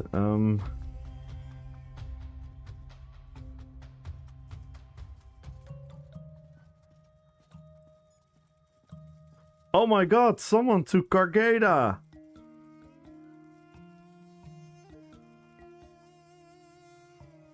Oh my god, someone stole Cargada's head.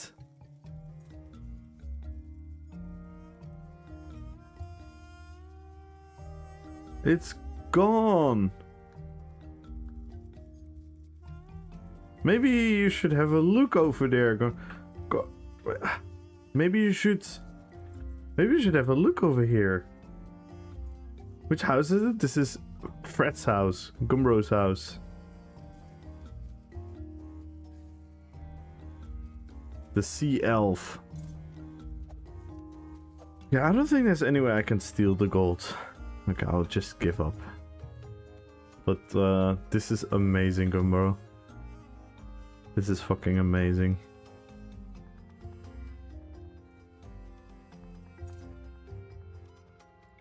This is really, really cool. Really, really, really cool.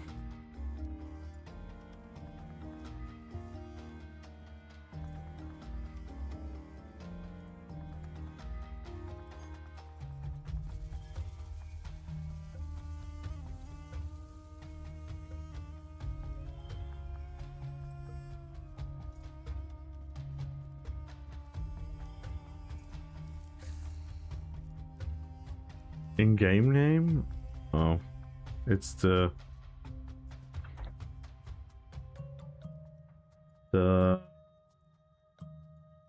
Grim Hearth. Whoa.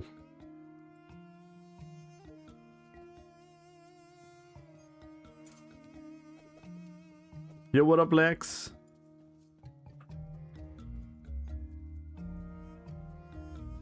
Yeah, this is amazing. You definitely have to bring Red Fox and Devil Soul here and show them. They're gonna love it.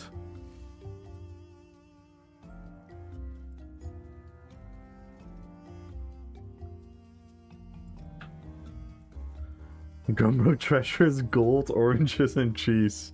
Yes, Ultra.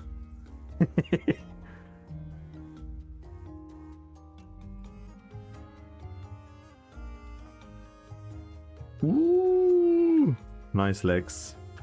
Glad to hear that. Yeah, this is amazing, Gumbro. I love it so much.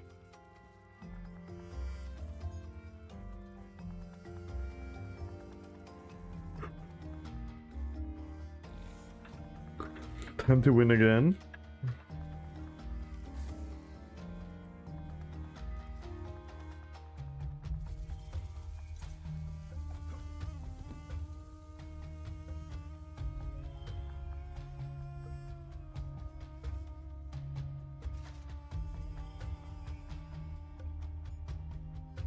Damn.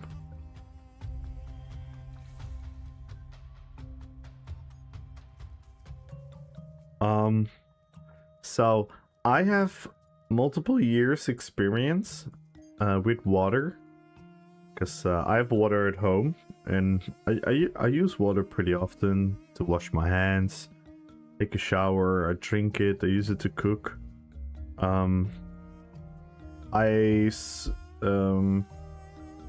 Yeah, I know a lot about pirates because I download my movies from Pirate Bay.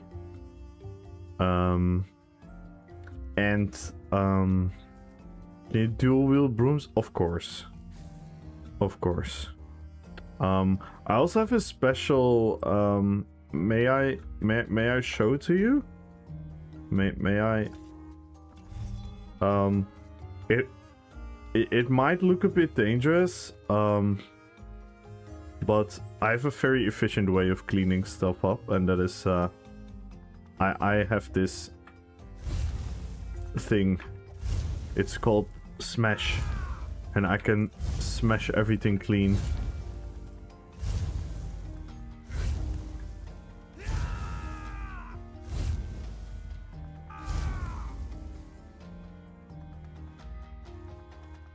Am I hired? Or do I need to sell you a pen? Nice. Thank you. I guess I'll take like a like I guess I'll already take like a little bit of my salary right now.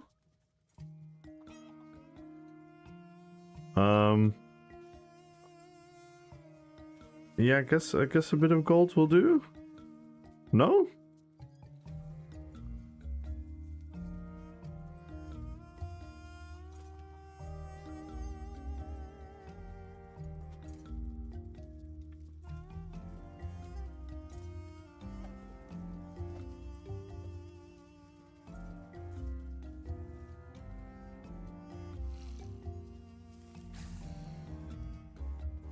Like 1 coin? Yay! 1 coin. 1 coin.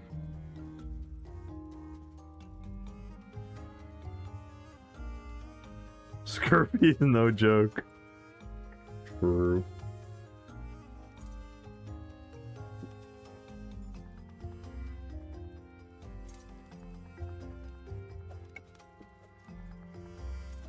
You can pick which one.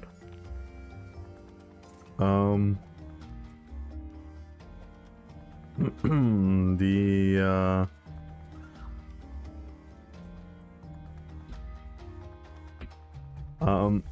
it seems that these are stick together, so I'll have these.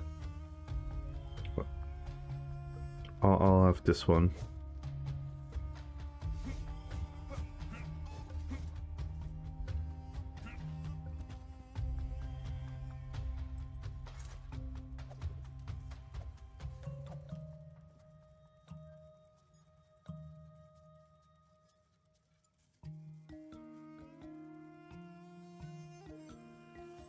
Oh, damn.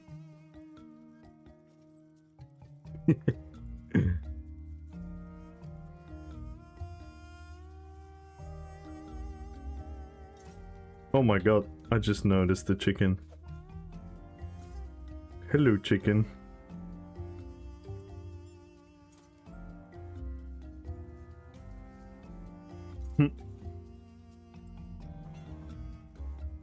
It's behind my ear now.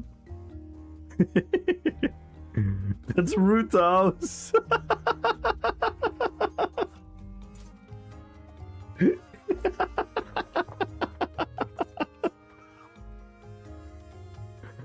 Oh no, where are the noodles? Where are the noodles? Oh shit. Look, all the noodles are here.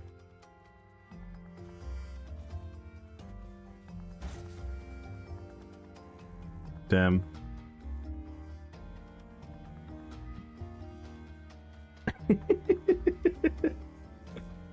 Oh my god, poor Root House.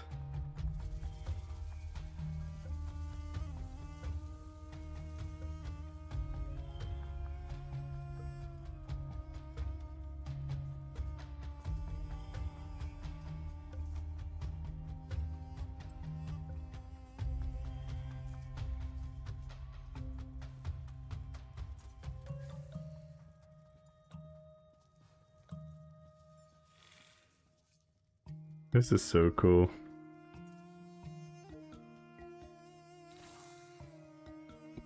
Also, Gumbro.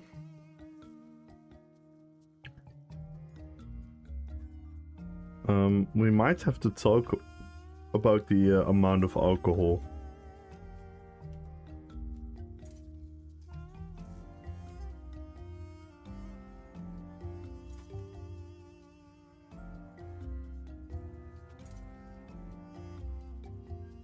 Kombucha.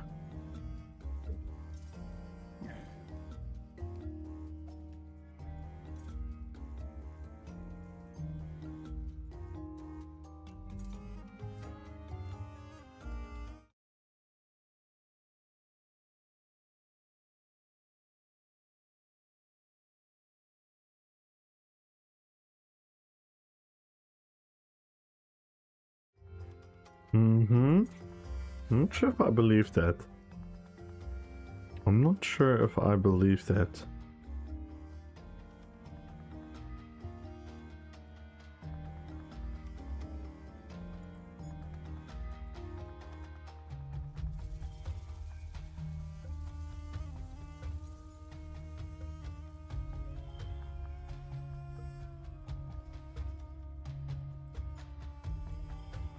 Really is cool.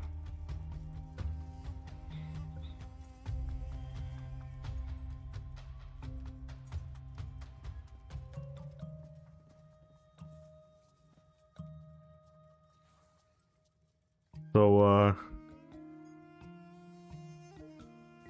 what's the lore behind this? Can you explain it to the viewers?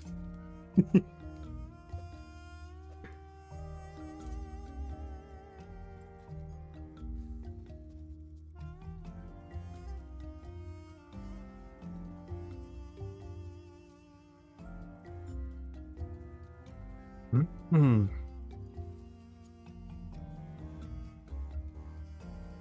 An American.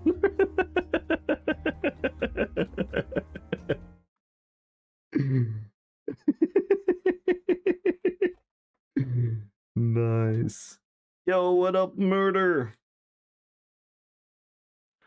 And everyone join the giveaway. Follow the channel. Tap in RPPVP. Yo, what up, Elite? This is really cool.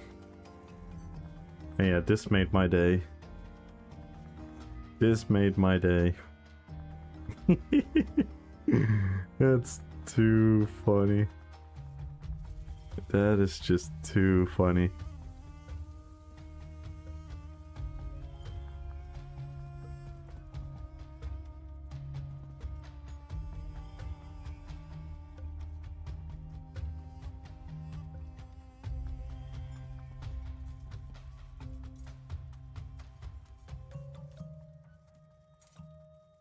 Alright. I'm gonna use this as an inspiration to do well in the BG.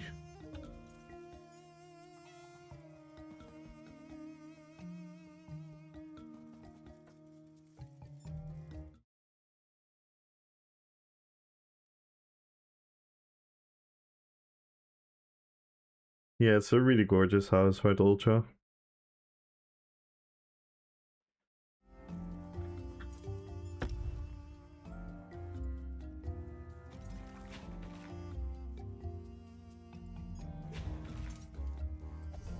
Okay, so this is your kombucha. Let's try it. Oh. Come, bro. Something happened.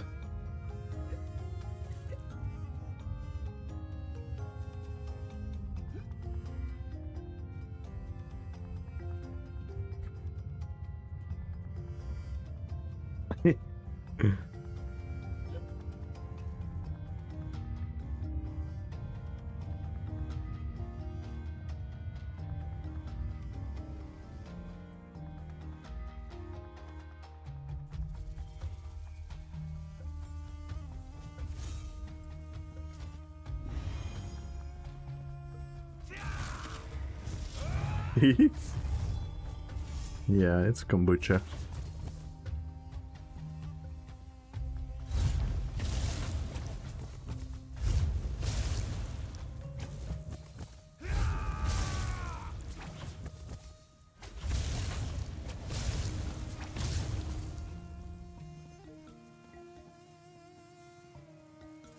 $3K resolving heals. You mean actual 3K ticks in PvP or? Cause yeah, that's really good. That's really good.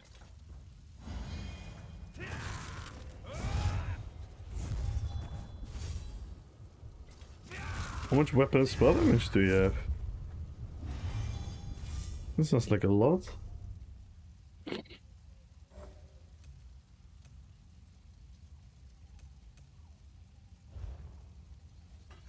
Mm, 11K, damn.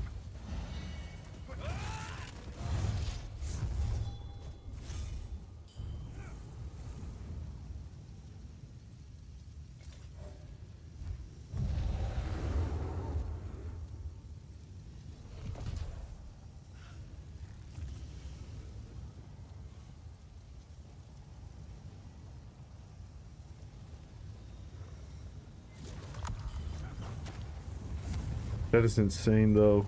11K.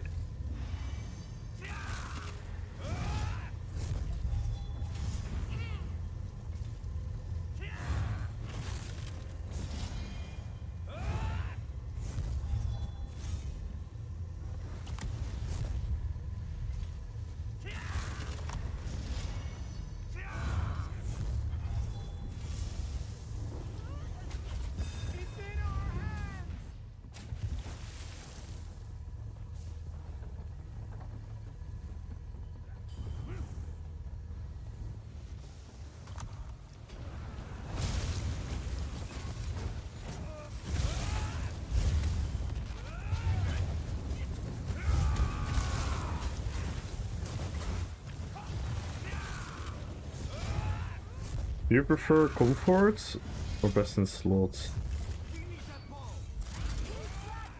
Whenever you like bar swap sets, I prefer whatever fits my RP the most. I don't care about best in slots, I don't care about anything. I just want my RP to make sense.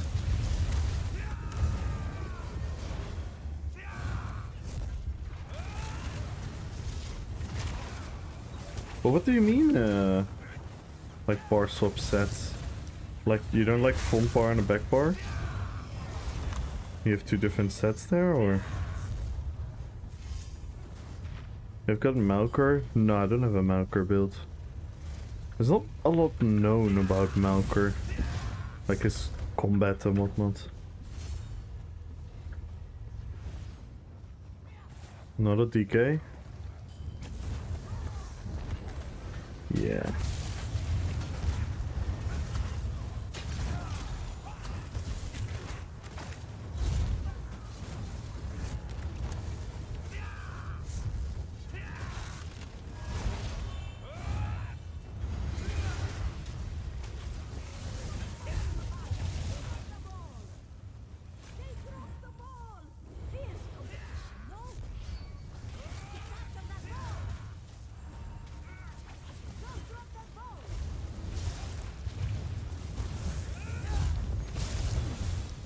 Oh my god, what the fuck is that build? I literally did nothing there. Oh my god.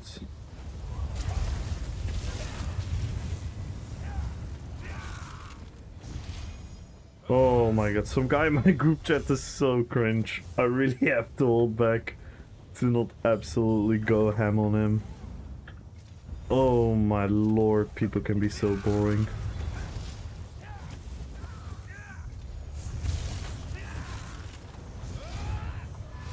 Joe, please? No.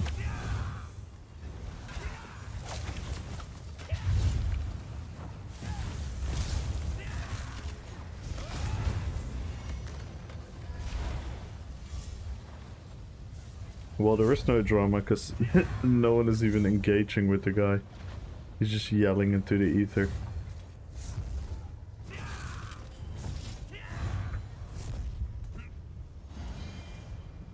Get that ball! Go! Go!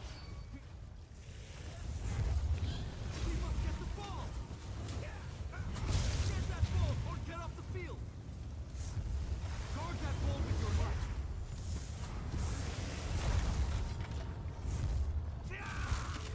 When you're getting into controller, never. Why would I? What the fuck? Why are you always asking these weird questions? Why the fuck would I get into controller combat?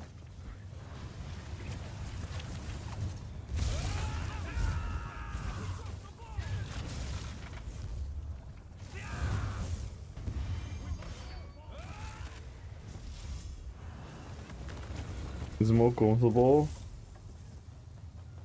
But where... what? But... who says I'm uncomfortable? I've never been uncomfortable playing with a mouse and keyboard. Fumbling about! Pick up the ball!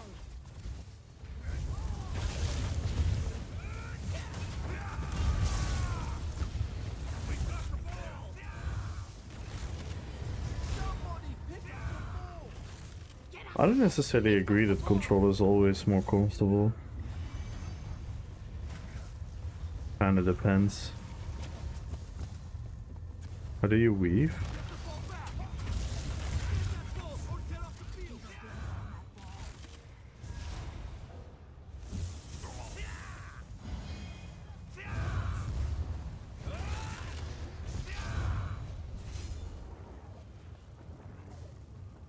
Good night, Antelope.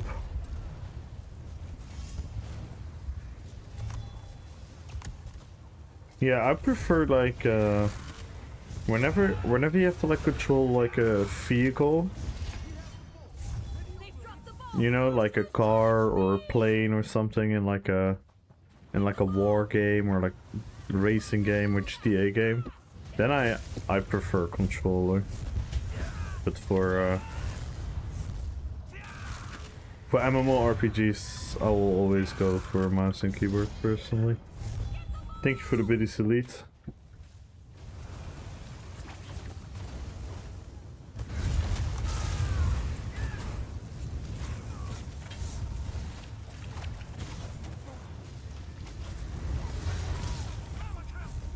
We dropped the ball! They picked up the ball!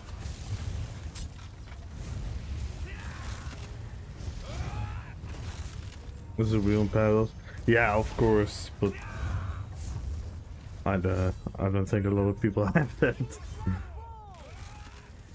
Did you complete all the weekly? No, I'm gonna do that tomorrow. Maybe I'm not even. I literally don't really care for like most of the rewards, so I'm just gonna chill and fight. But I want to do it like every Sunday. I've done a couple already, like just PvPing. Those are super fun. They're cool. I like that they are in the game. I wouldn't be calling them super fun, because it's just doing things in the game that you probably normally would already do, which doesn't make them really special, or it's something that you don't do. But yeah, I got like 10k. Yeah, I got 44k seals right now.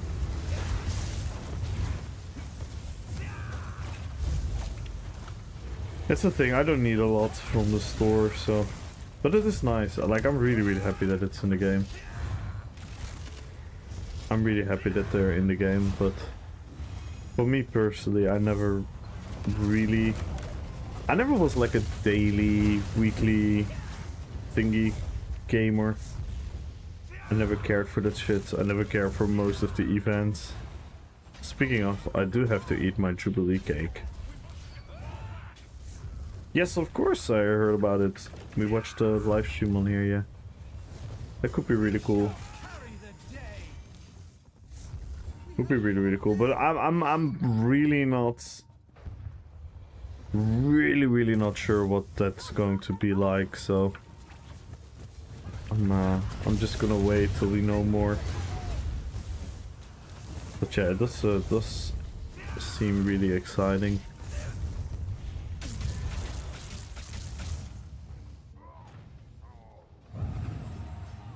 Speaking of, does anyone want to do veteran BRP with rats?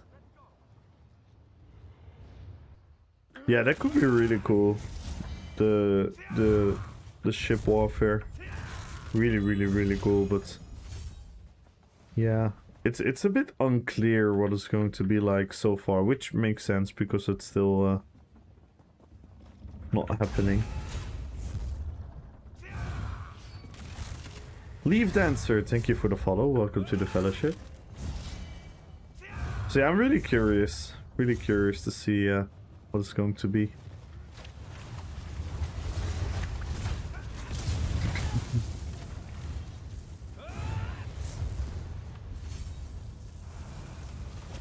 Yeah, I cannot find cool moments. Like this is just surging at this point.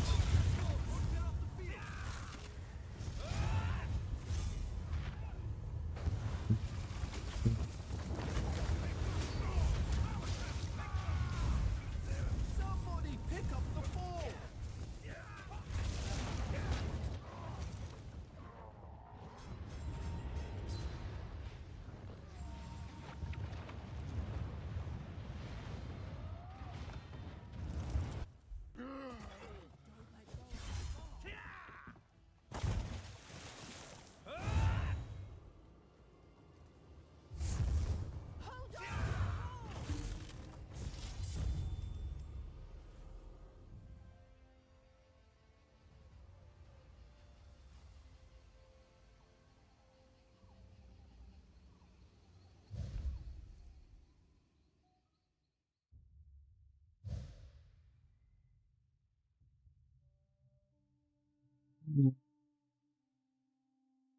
We're gonna give away everyone. Follow the channel, type in RPPVP. We're 90 followers away from the follower goal and 24 subs away from the sub goal.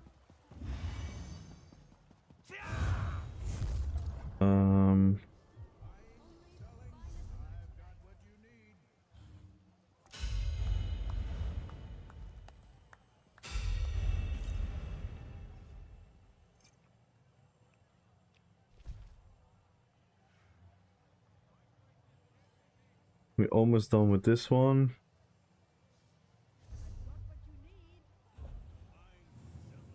Actually, we might be now.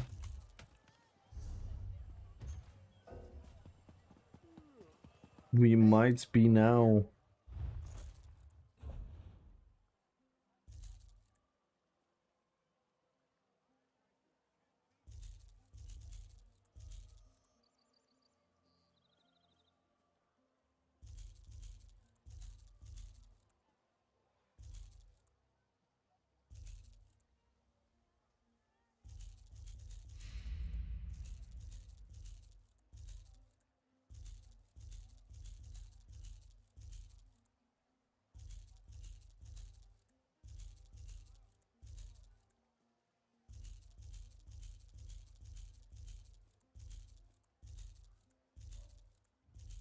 Anyone needs gore teeth pieces? Anyone that doesn't do a lot of PvP that wants the gore teeth pieces on PCEU? As you can see, I do have a bunch.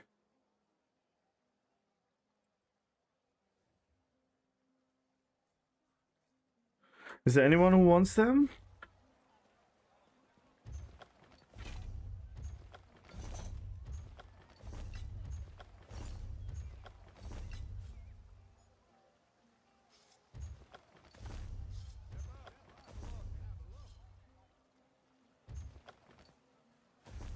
No league. Thank you so much for the follow. Welcome to the fellowship. Going to destroy them. I'll take them. Yeah, sure. Okay, we got this one complete. And this one, yeah, we went to Imperial City. And then we completed this. And we completed this with PvP. The dangerous foe were the guards. And the keeps are obviously the keeps. So I only have 2 challenges left. I could reroll, but I'm just gonna do them tomorrow.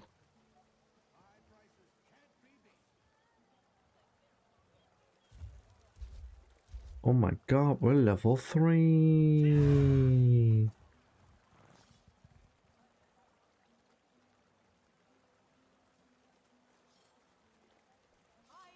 $5.4K.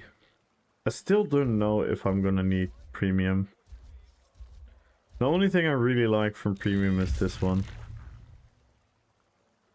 I think this could be cool.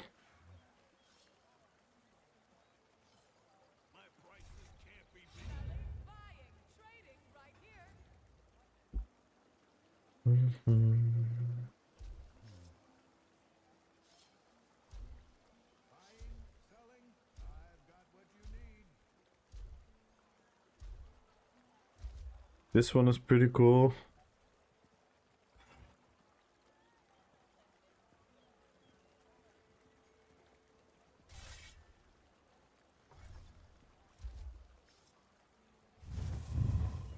This one, me. This one could be cool. This one is cool, but this one is free.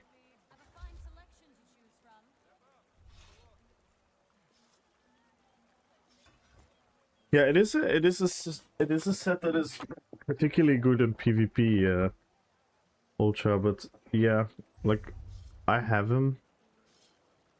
So if anyone wants them.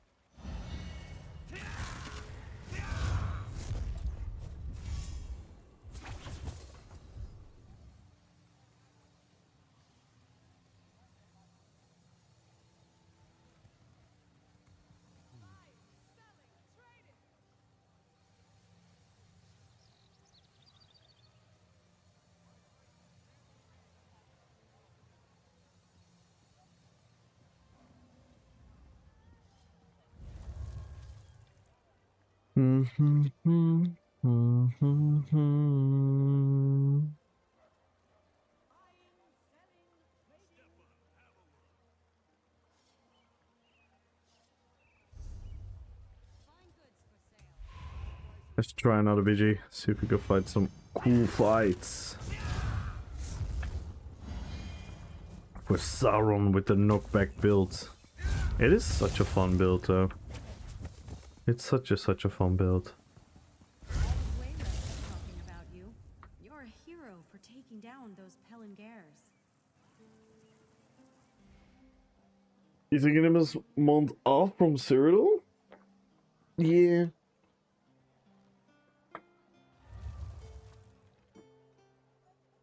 I said, that's what she said.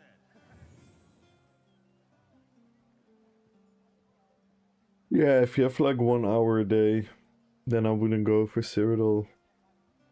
I'll do some other stuff, yeah.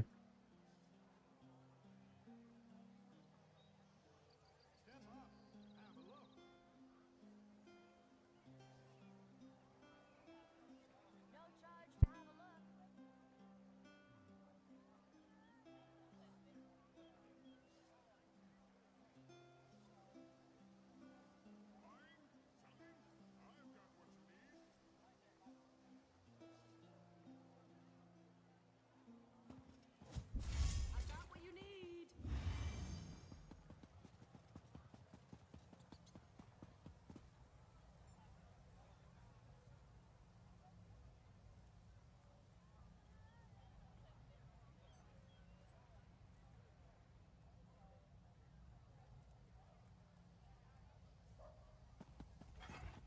I do, Elite.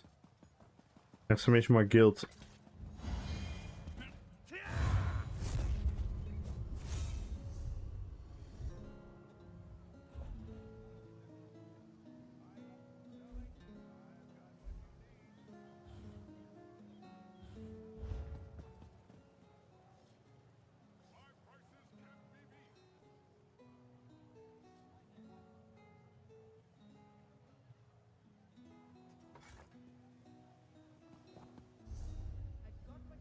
The Legion of Middle Earth.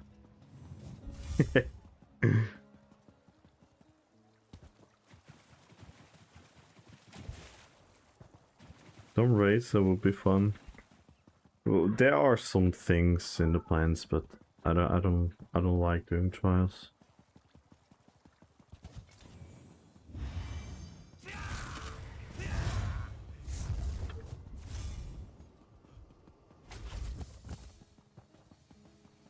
Which we do the trial every now and then.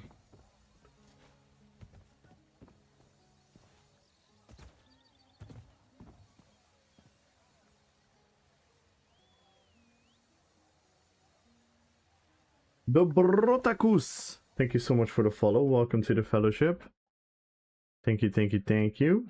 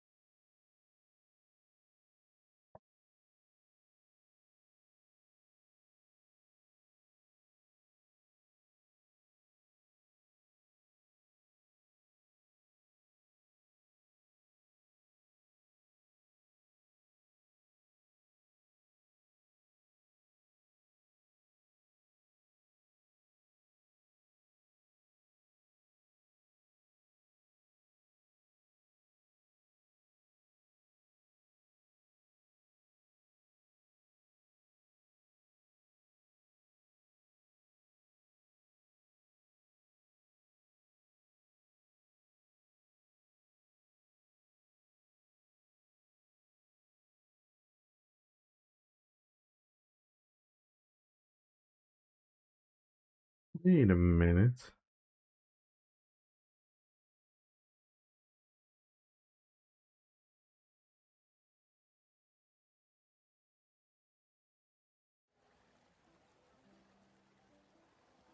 In Middle Earth RPG in production? Yeah, it's gonna be like Hogwarts Legacy. So if you like Hogwarts Legacy, if you like that game, it's gonna be a bit similar to that than in set in the world of Middle Earth.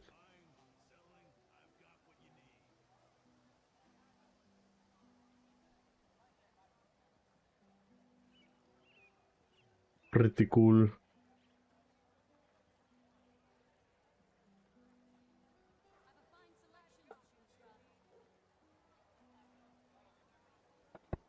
Magic system wasn't for me.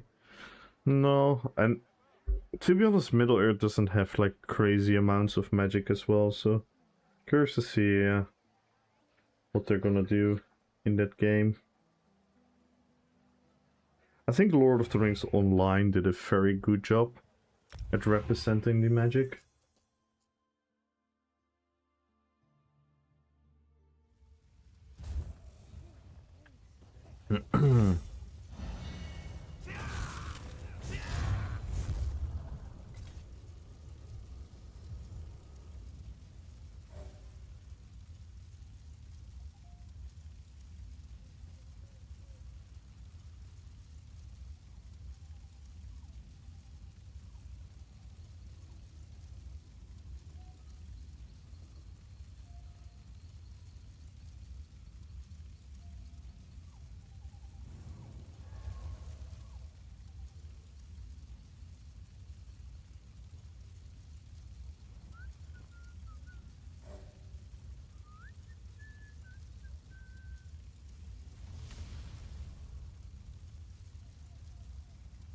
Oh no! We have a cringe. Yo, Ave, hurrah!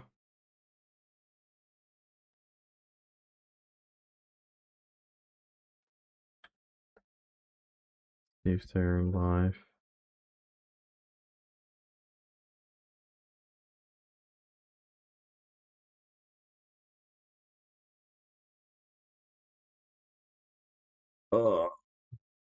Cringe.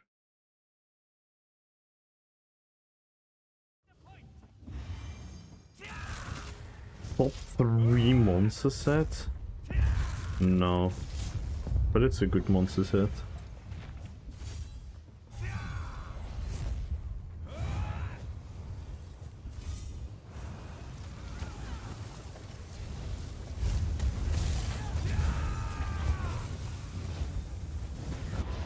Come on, man!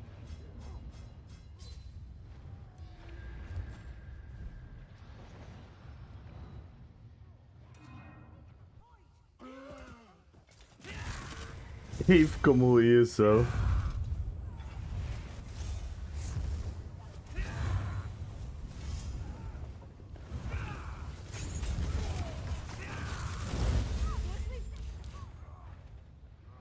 Oh my lord. I think I'm gonna rage quit this PG.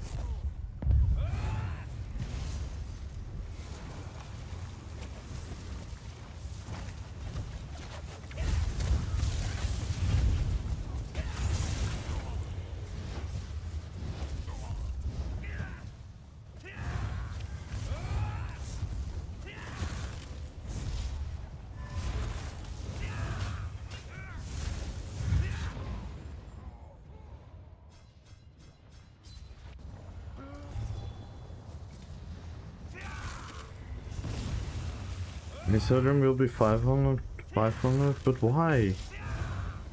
I mean, I get it, it's cool, big fights, it's epic, but it takes away all the stuff from PvP.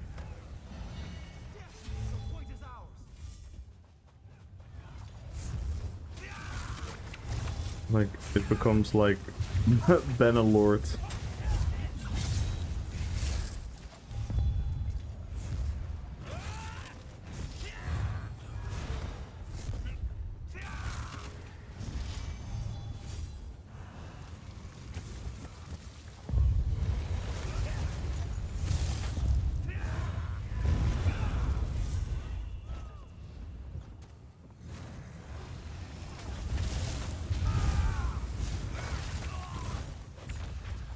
this game.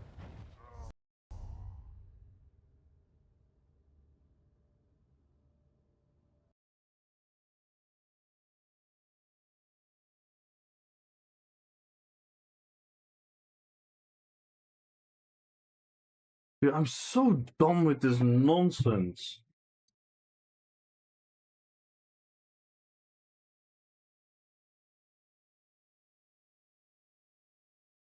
Oh man.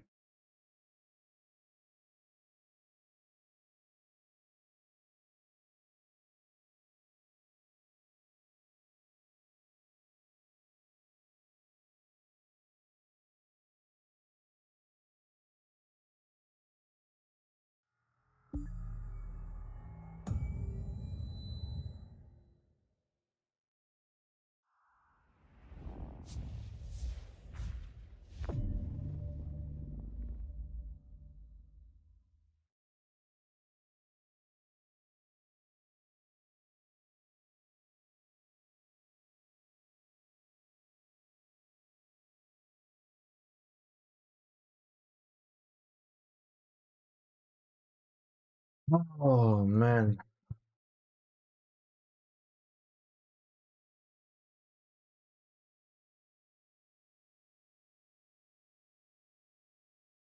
Maybe you find well that's more that would be more like a version of Battle Royale. I don't know if I would like that, to be honest. Could be fun as like a separate game mode, yeah. They don't need to do that in Cyrodiil then, I guess. That could be fun, yeah, where you just get dropped in the map and then you find your gear along the way. And you level up your skills in like the game. A little bit like Plunderstorm did with World of Warcraft. Could be fun, yeah. That could be fun.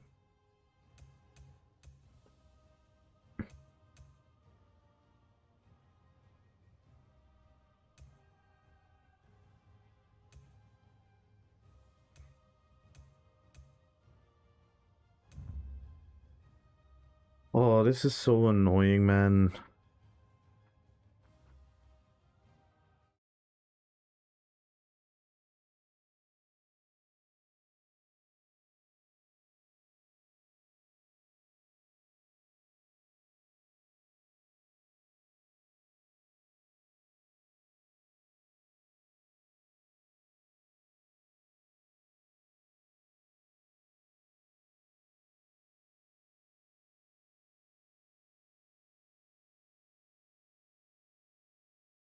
I don't know why. I don't think we should do it in the Zero map. I think we should do it in a new map. You also have to find the skills. Yeah, you could do that as well, where you find the skills. I wouldn't personally do it in Cyrodiil though. I would make a separate map.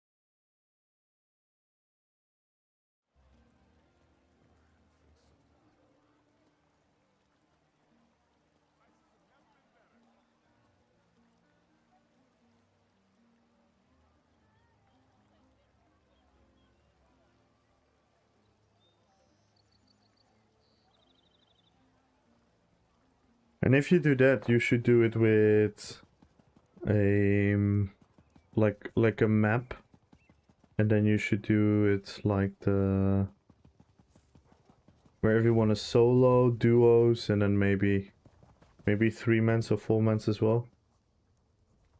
Are you still liking the Akato Shadow Boromir? I do. For me, it is massive success, but it is a 5-piece set, so as in value, what you're getting from it, I'm not sure, but the 12-meter stun, and I'm telling you, no one is ever prepared for it. I feel like no one is even noticing that set. It has like a super high success rate on the stun. It is like a decent backbar set, I would argue. But I'm using it a bit in a scuffed way, right? Where I go front bar and pull people with Rush of Agony. And then the Akatosh with the other bar. It could be fun, man.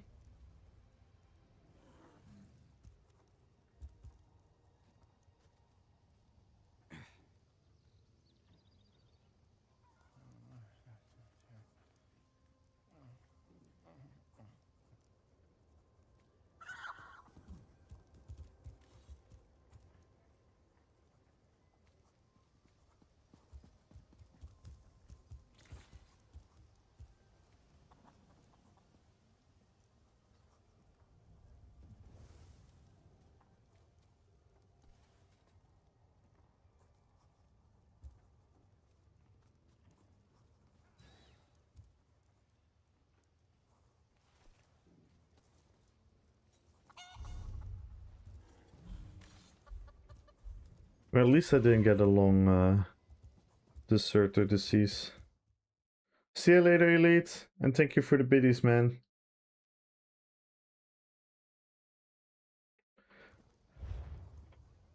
But yeah, Akatosh is decent, I would say. I really like the stun is really good. 12 meters is insane. And yeah, the defensive value is obviously nice. With the 2.3k extra armor.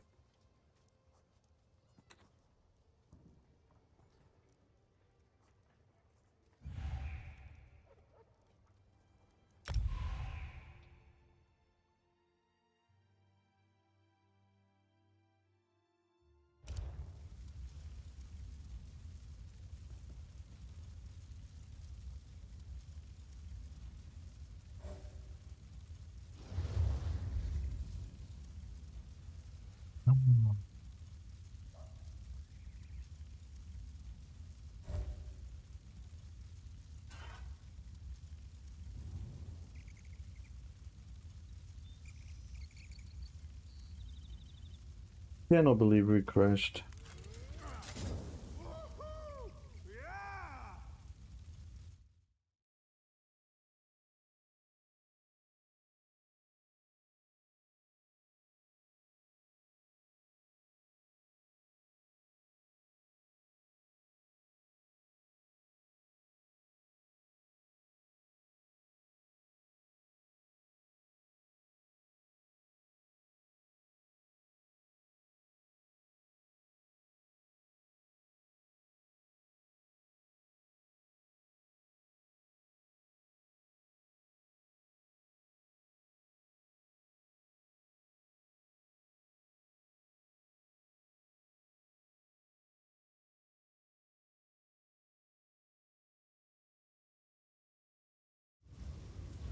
Ooh, only one project left? What is that, bro?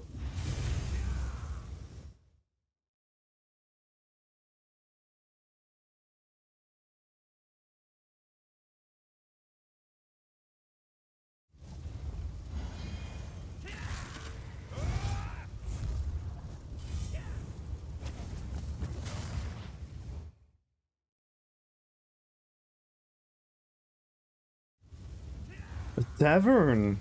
Ooh.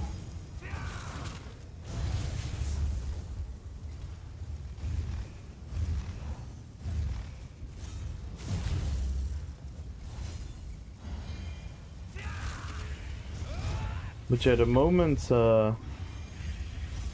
WoW dropped Plunderstorm, I also talked about it a lot, that how that could possibly be like a fun thing in ESO.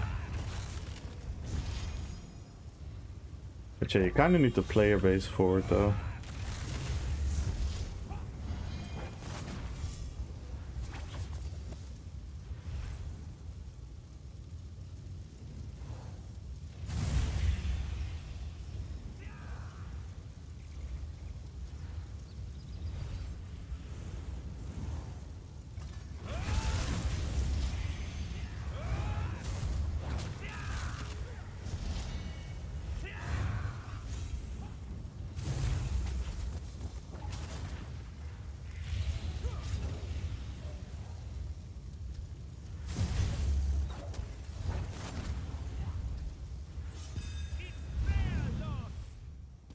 Hmm.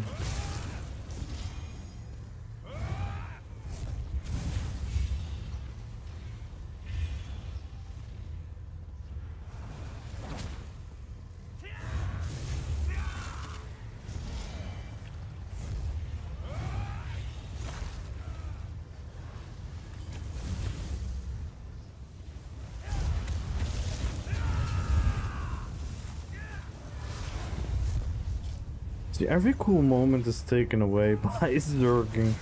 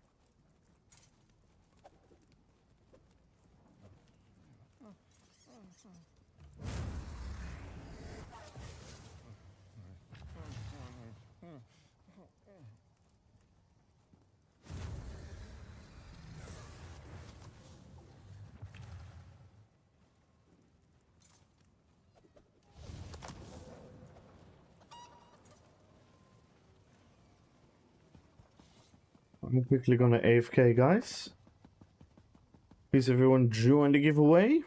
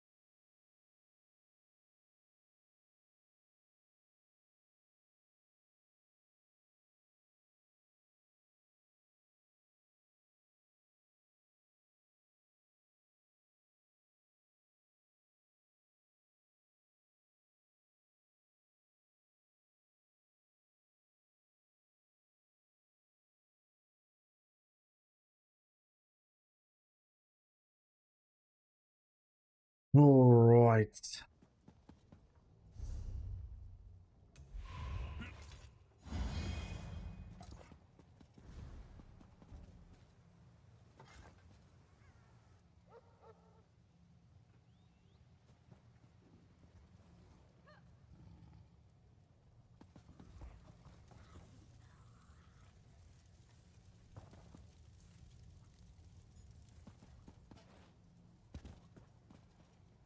Ett Roro, good luck on a giveaway. Fasto, good luck on a giveaway. MTZ, good luck on a giveaway.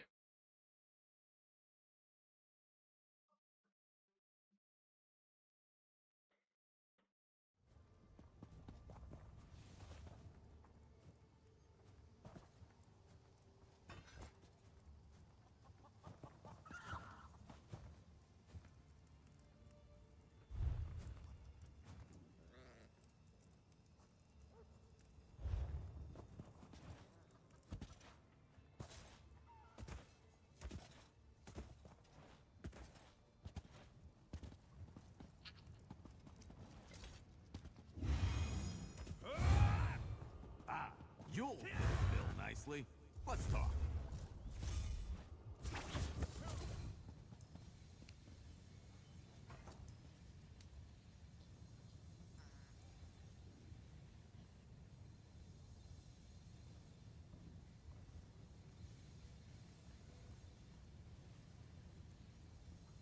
Make the largest bath up. Nice. Gonna have another part of the Shroom Bro episodes.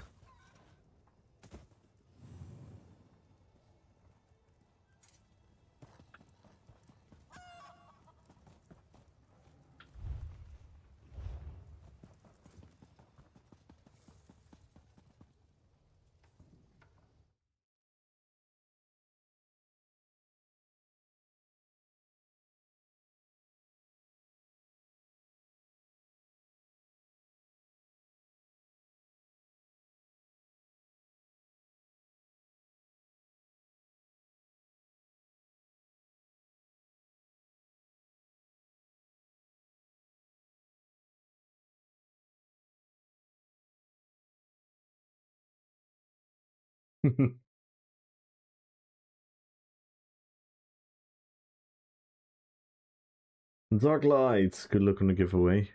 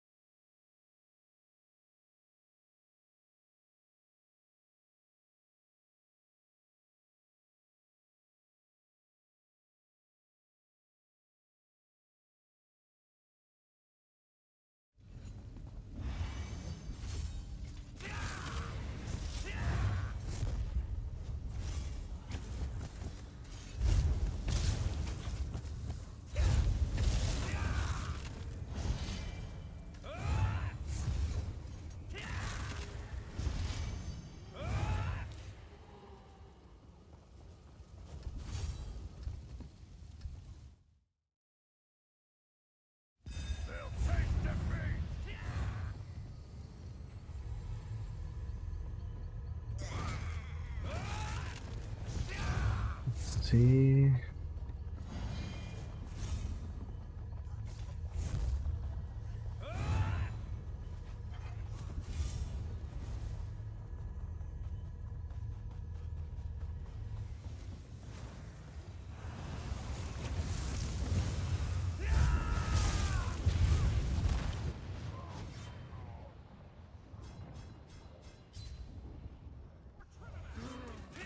Pass the ball quick! Make them drop that ball!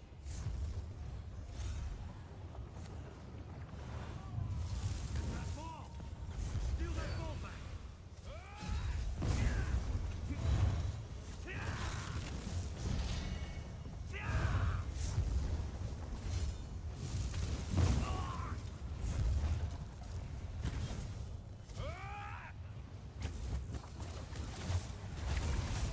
We dropped the ball!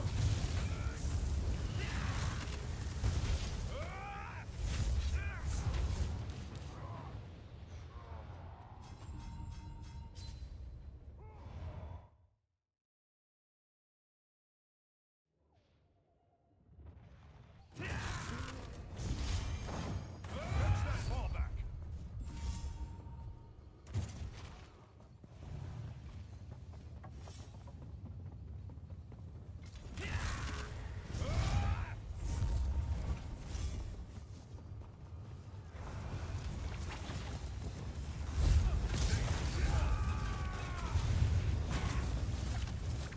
Quickly! Grab the ball!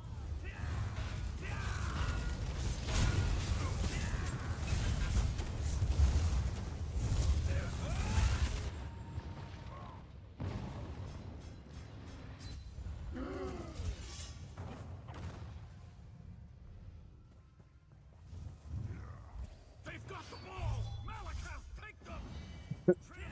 Nice. There's 6 people now. Take the ball at all costs!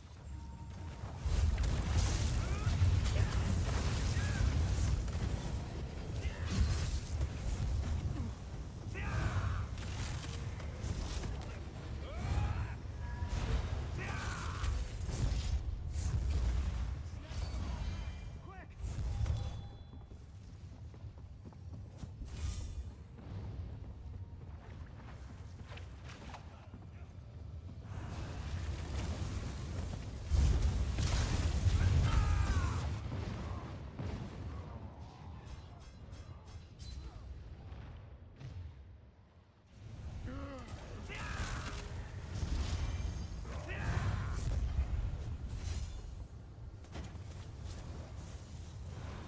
Divine, save us! The ball has been dropped! They dropped the ball!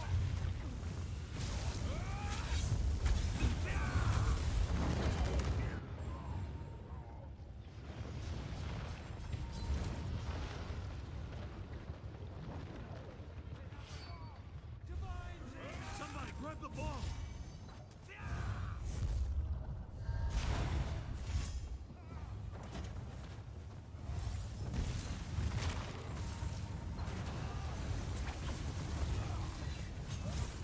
Catch that ball!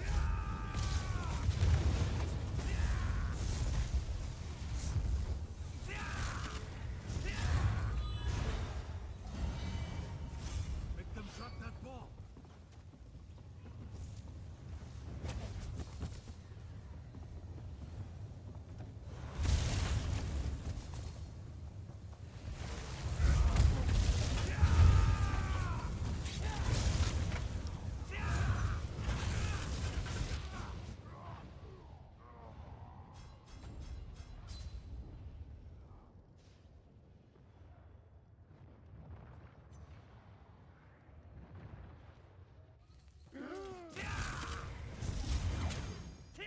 VID, good luck on the giveaway. Trying to give for everyone, follow the channel tab in RPPVP. If you break the goal, we're gonna add extra giveaways. We are currently 88 followers away. And 25 subs.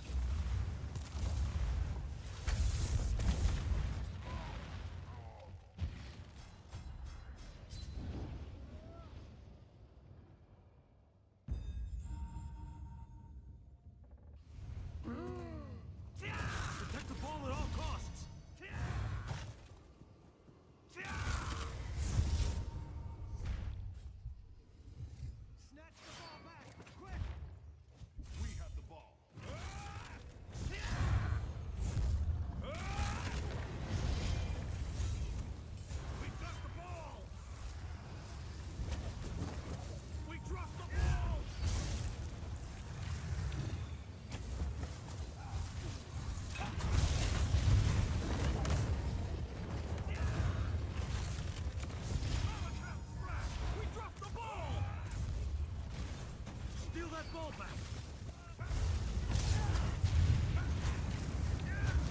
Somebody grab the ball.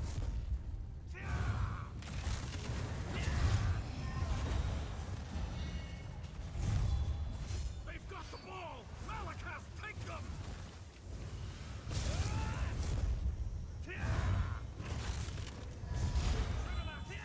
They dropped the ball.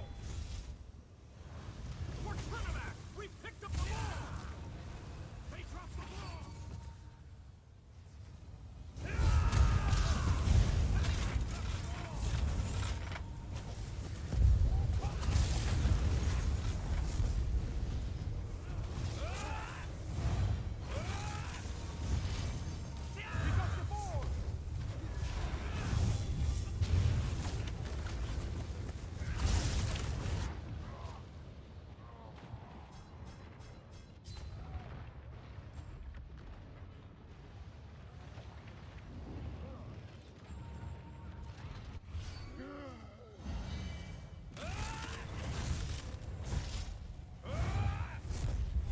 Snatch the ball quick.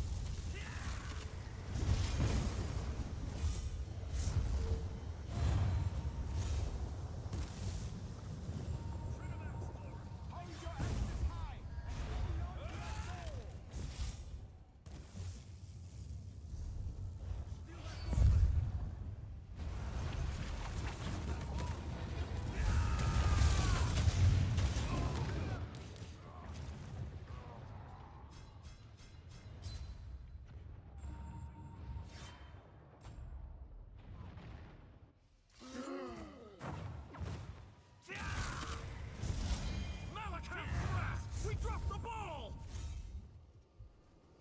We dropped the ball.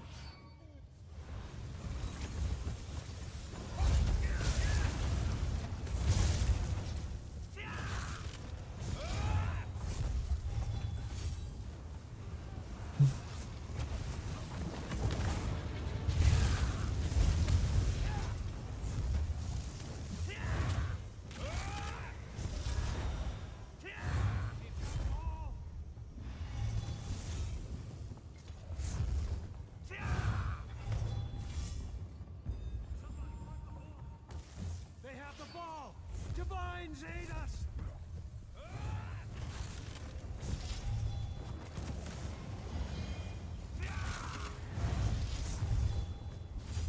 Malakas, we dropped the ball. We're Trinidad. We picked up the ball. We dropped the ball.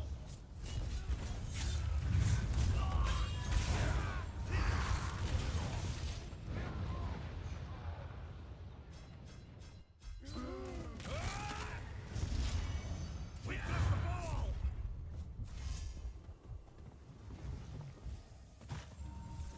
They've got the ball. We dropped Captain Cameron, good luck on the giveaway. Kuro, good luck on the giveaway. Good evening, guys. Snatch the ball back.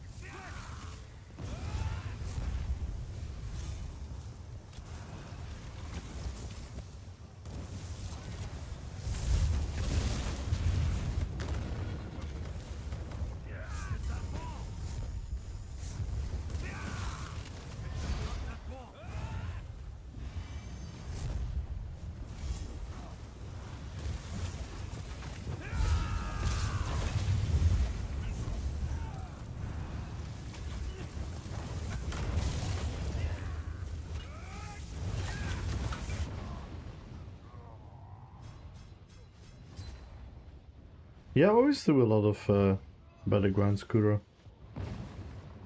Finally got Balork. Ooh, nice. Yeah, Balork is a great PvP set.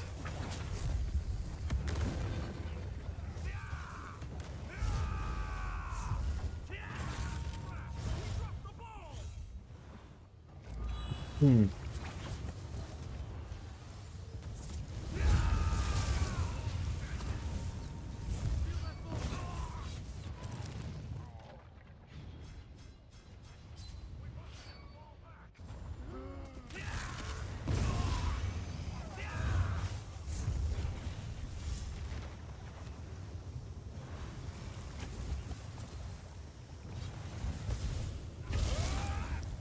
Defend that ball.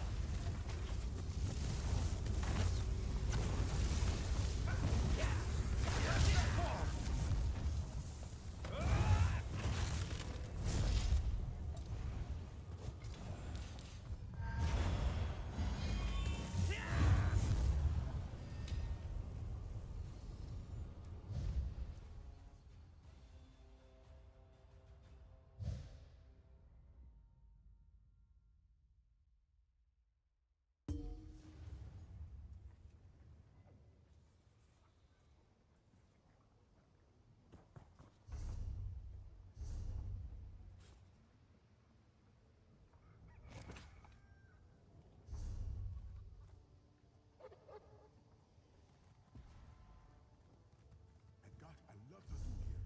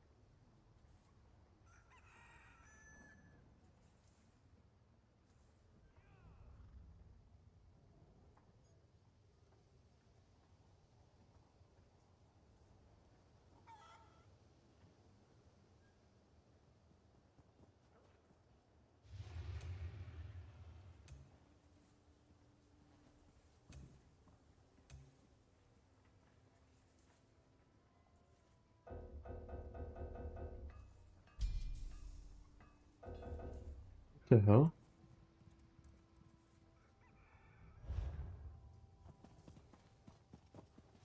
Why didn't it? Didn't I complete the thingy quest?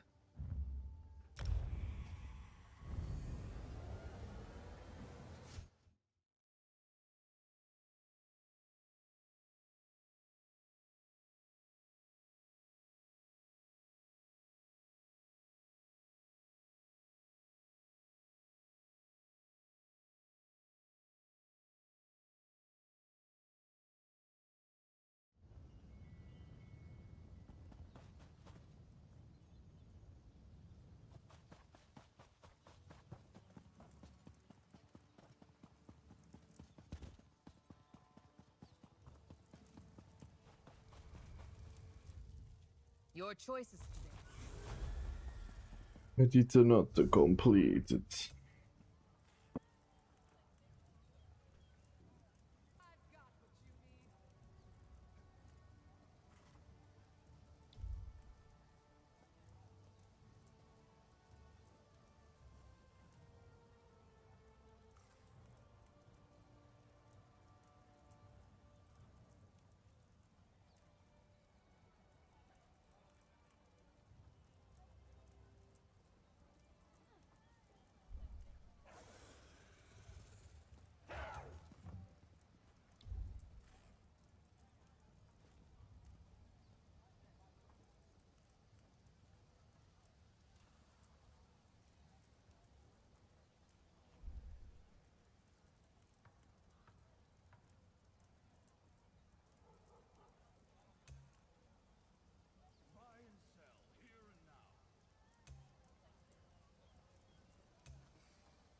Good luck, Root House. Good night, Dave.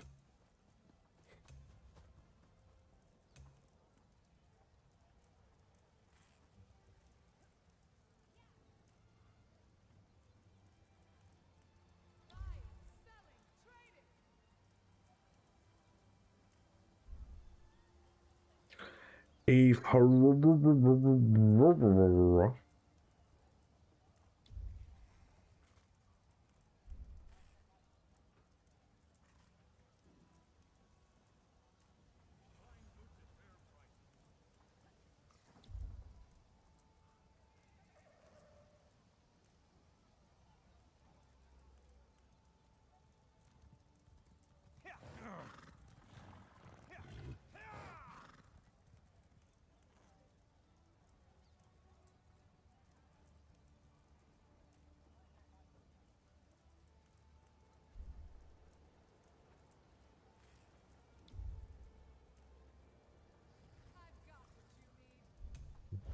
I don't think I can replace Bone Tyrant, to be fair.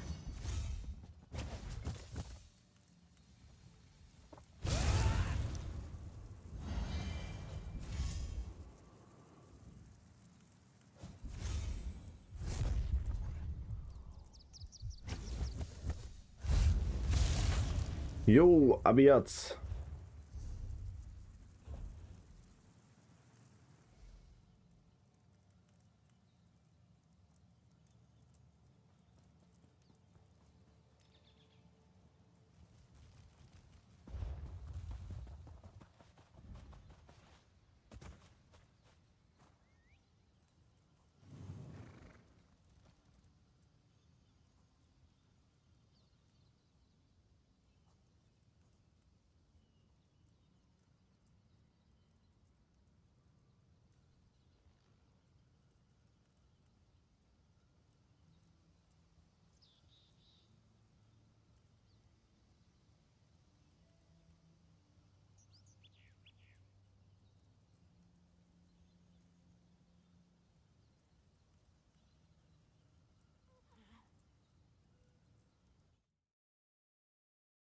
Good luck, Abiats. Good luck, Ro.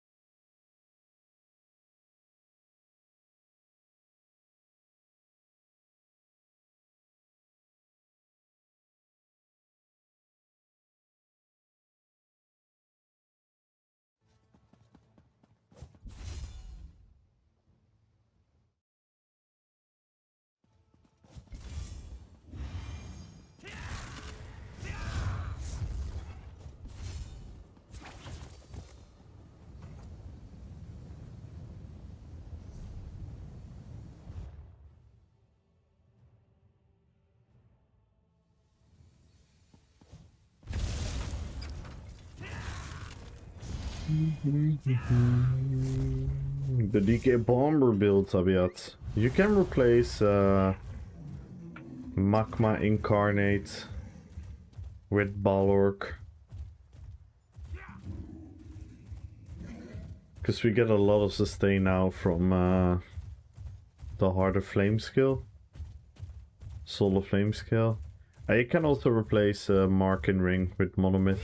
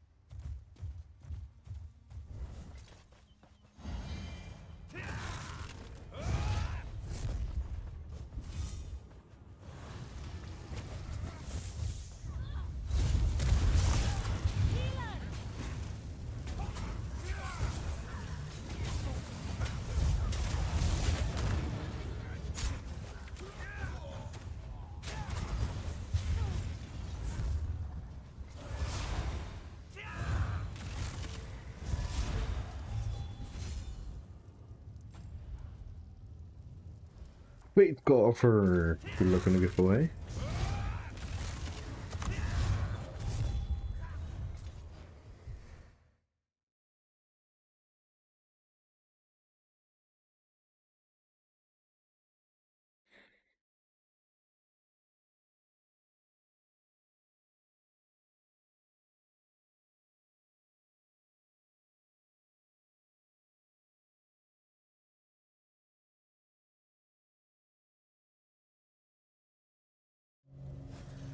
Chimera, good luck on the giveaway. Follow the channel, tap in RPPVP, everyone. 1 million gold is on the line, and if you break any of the goals, we're gonna add crowns to the giveaway. We're 88 followers away, 25 subs away. Join the giveaway, everyone. Follow the channel and type in RPPVP.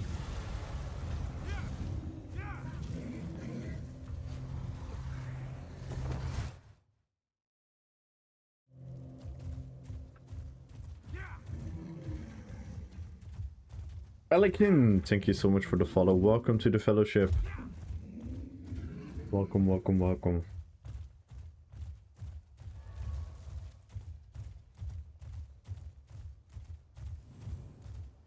And good luck on the giveaway. Chimera, thank you for the follow as well. Welcome, welcome, welcome.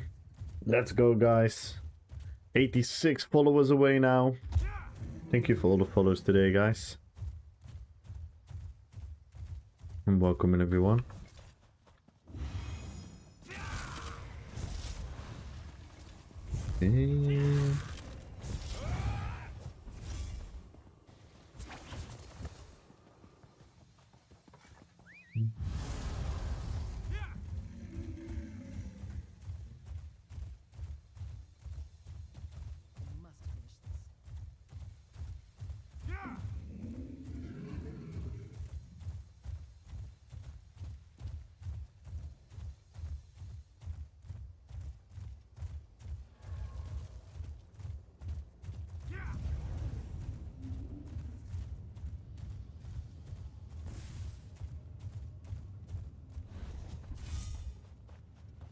Freaking guard.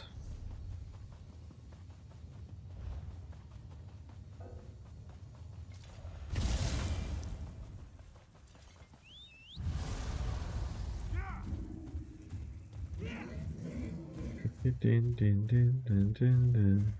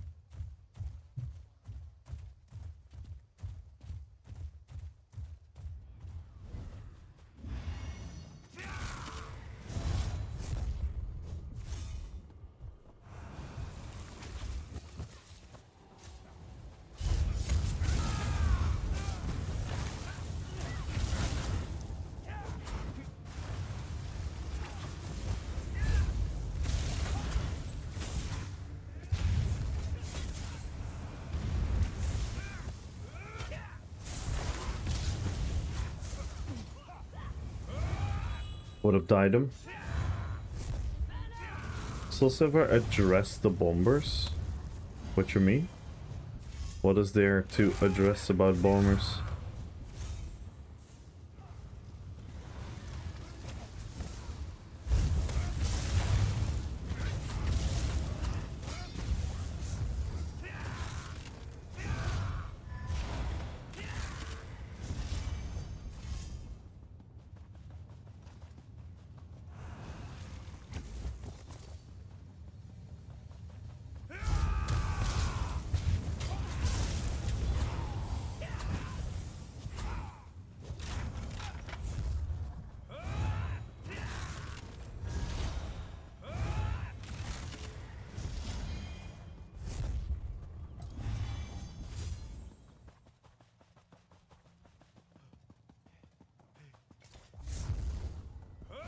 I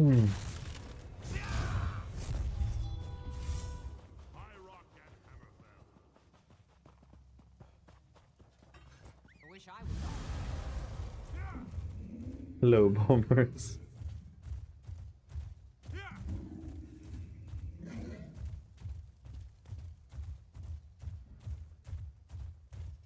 Take pride in your work, I always say.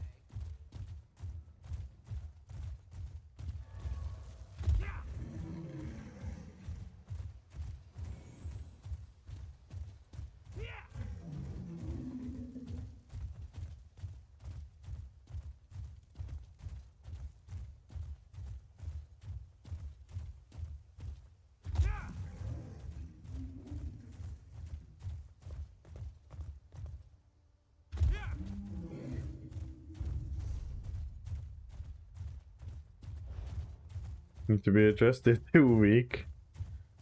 Nah, I think bombers are kind of in the place where they should be.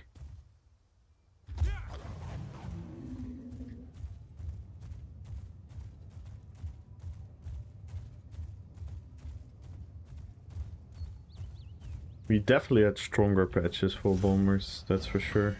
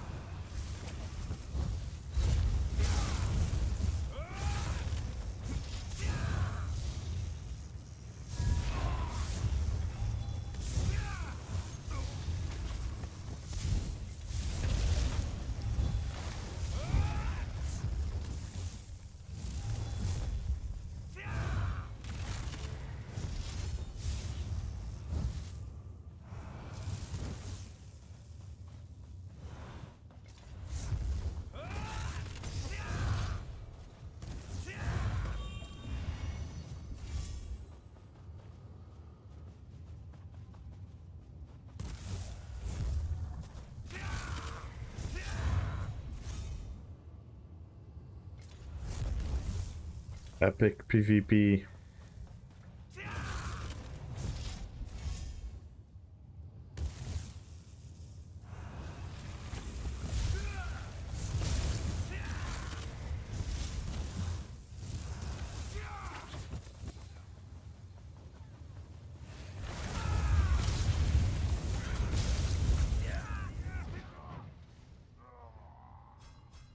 Oh, pathetic. Pathetic. Pathetic.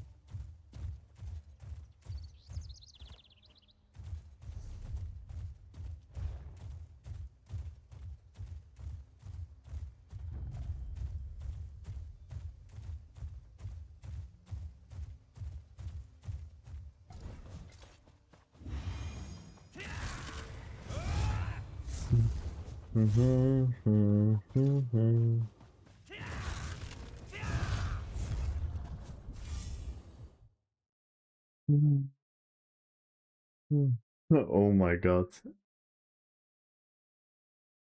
This guy unfollowed again after that question. I swear to god.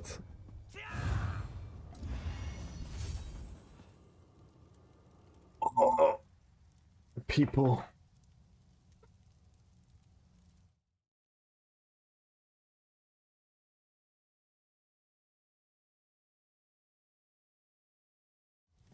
People.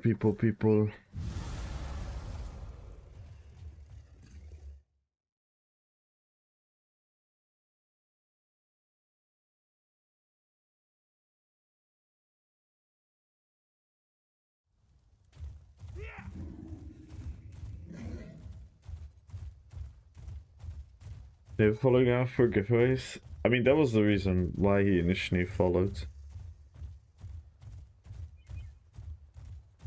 But why don't you continue the conversation, man? Why are people so... Why are people so... Ugh. So fucking... algorithm bubble mindset. Why is everyone in this world afraid to have a fucking conversation? Ask a question and you don't even follow up on your point, and then you unfollow. Why are people so... was enough? Yeah. It's just... Cause I want to hear this. I want to hear this. I want to hear the point of view of someone who thinks there's something wrong with bombers. I want to hear it. Please tell me. Please tell me what you think that is wrong about a bomber. Because we all know bomber is the most counterable playstyle there is. The most counterable fucking playstyle there is. It's literally... If you can literally make it so that you will never be bombed. You can literally make it so that you will never be bombed. Literally never. But guess what? You have to use your brain and press buttons.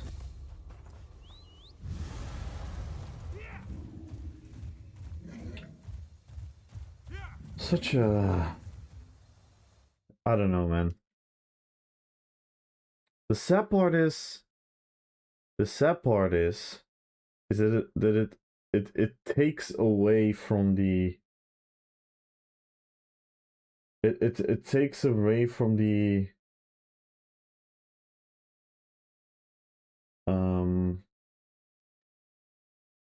actuality of what's wrong.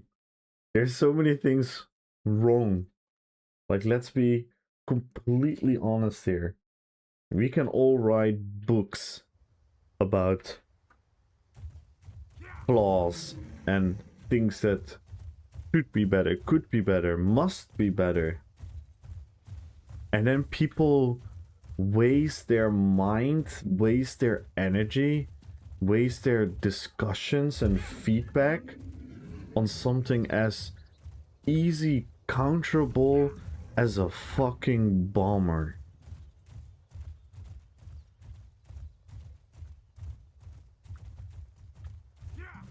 Who gets bombed constantly thinks nothing.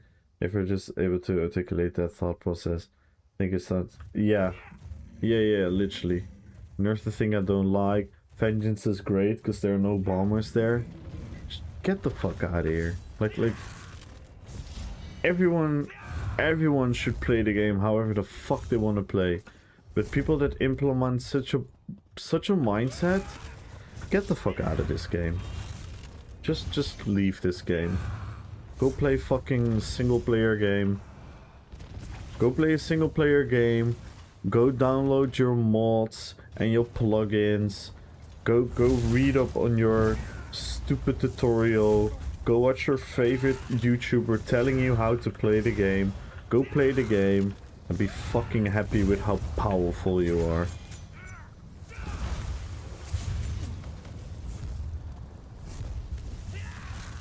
It's literally pathetic. It's literally pathetic.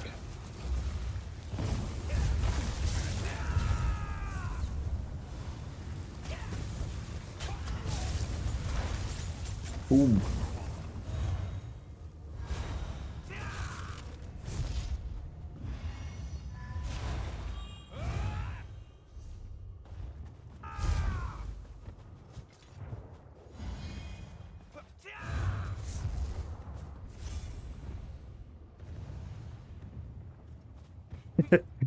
Guy immediately whispers me when I'm running.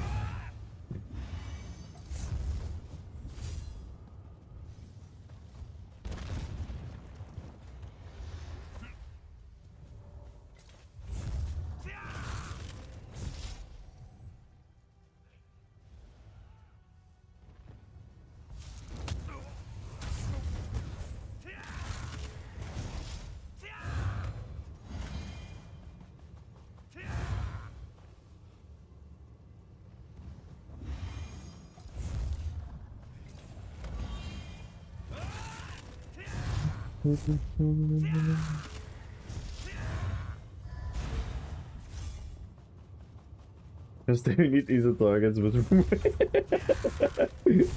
yeah, literally. Literally.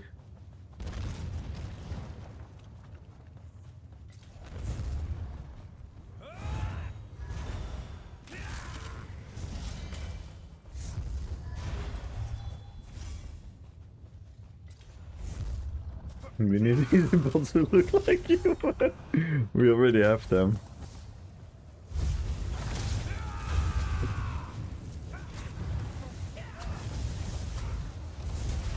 No. No. Yo, Mighty. GG's, man.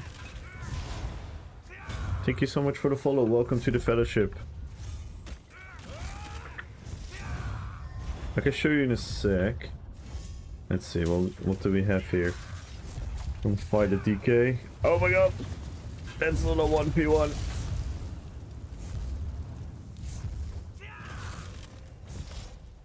So yeah. I'm actually running like a roleplay build. I'm trying to roleplay Sauron. I'll quickly create some... Wait, I wanna fight this guy. Give me 1 second, Mighty.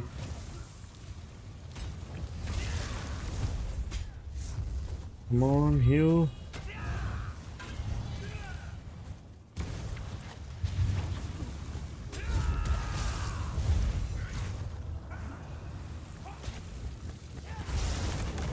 Oh, I couldn't break free. No more stem. So what I'm running, I don't know if you're familiar with Lord of the Rings a little bit, but the opening scene from the Fellowship of the Ring is all about like a knockback skill. You know, where Sauron makes everyone fly through the air. So we try to maximize the smash. How can we get the most out of the smash? In my opinion, how you can get the most out of smash is with a delayed burst. So we use blast bones, then we load up bloody contingency, because contingency will proc at the second you're using the smash. So these two will be one global cooldown. So you clash your blast bones, then you use contingency into smash, and then into flawless dawnbreaker because they're already stunned. So we're gonna have 300 weapon and spell damage, and then we have blood for blood spamming, which is just a phenomenal spammable. And the sets that we're using is Balorg to maximize that bonus even more with the Dawnbreaker. And on the front bar we use Flame Blossom as like representative to like the fire of Mount Doom. Plus this lines up perfectly because we knock back people and they will get hit by the stream of flame damage. And then on the back bar we just use Wretch Vitality and we use Monomyth as a mythic. I kind of wish I didn't have to run Wretch Vitality, but this build really needs sustain. Because it's a lot of expensive skills. And then we run Gravelord, Bone Tyrant, and we added Draconic Power. We only use the heal.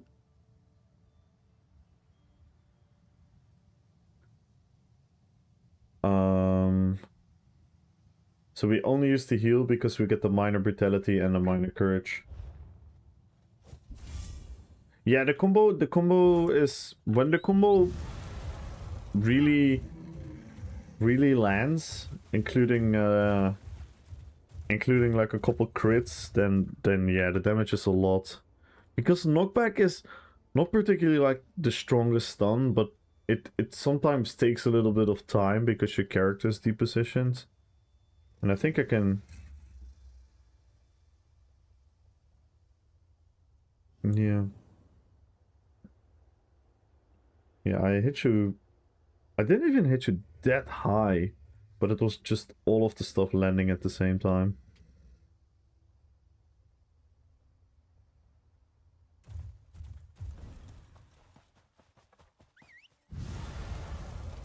Good job, GG's, man.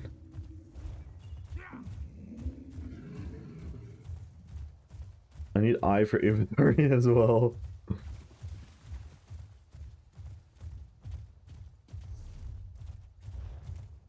So yeah, we always try to make thematic builds, which is, in my opinion, the most fun thing to do with ESO.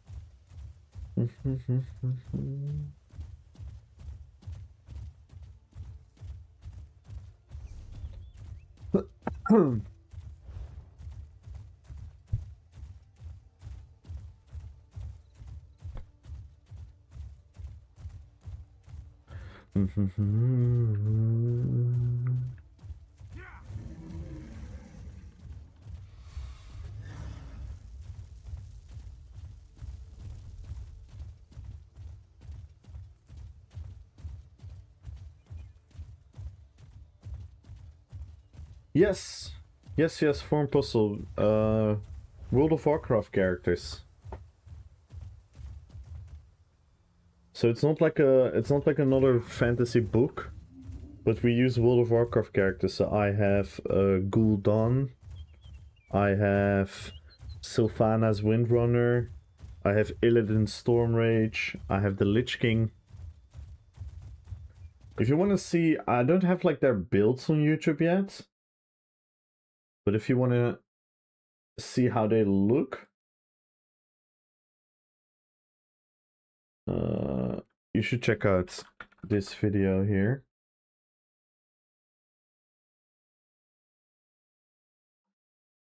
And for the people on Twitch, this video.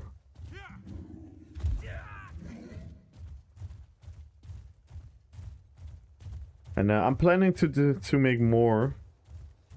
I'm not sure if I want to add too many different fantasy characters, but if Pompostle, you're interested in also seeing a lot of different fantasy characters, you should also go onto my YouTube and check out the RP dueling tournament, because we had a dueling tournament a couple months ago with like famous fantasy characters.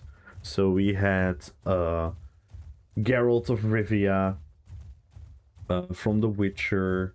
We had Emperor Palpatine from Star Wars. I was Illidan from World of Warcraft. We had Levi from Attack on Titan. We had Shrek. We had oh yeah, like I cannot remember all of them from the top of my head right now. My head is a bit empty, but yeah, so many different fantasy characters.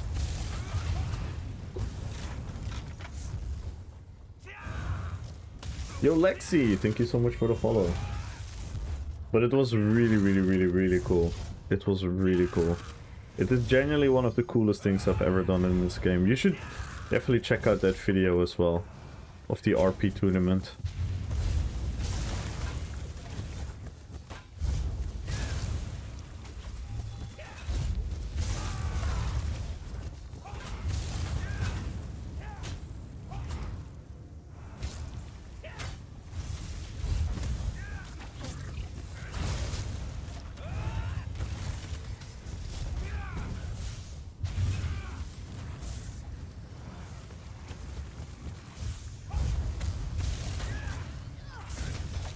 Oi!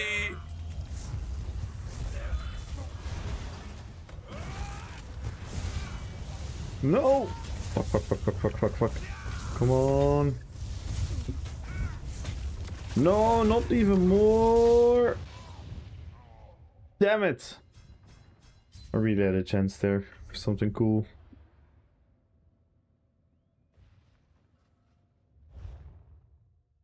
Sean Bean, yeah. Is it Sean Bean? Anakin Skywalker, Daemon Targaryen from Game of Thrones, House of Dragon, the Night King from Game of Thrones. It's some really cool characters. And yeah, that video is on YouTube. That video did really well on YouTube as well. It got a lot of views. It also got a lot of dislikes. And yeah, sadly I kind of know why, but I shouldn't even have started this conversation. Never mind. Go watch the video. It's an amazing video.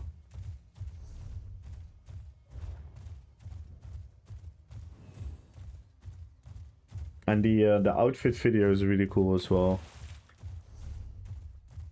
That one hasn't done really great, but also not the worst. And now at least I have like the staple outfit video there.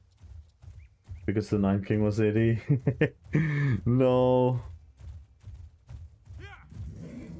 No, it had to do, yeah. Like I said, I shouldn't have said it. It had nothing to do with me. So.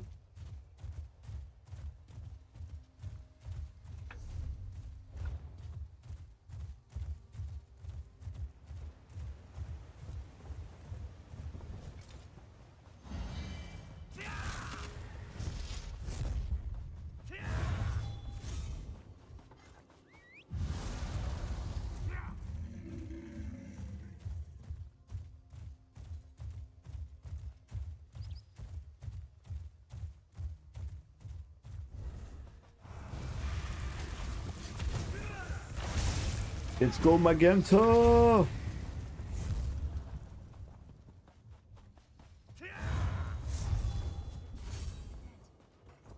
And everyone join the giveaway. Follow the channel, tap in RPPVP, and you have a chance on 1 million gold. And a chance on crown if you break any of the goals. We're 84 followers away and still 25 subs away.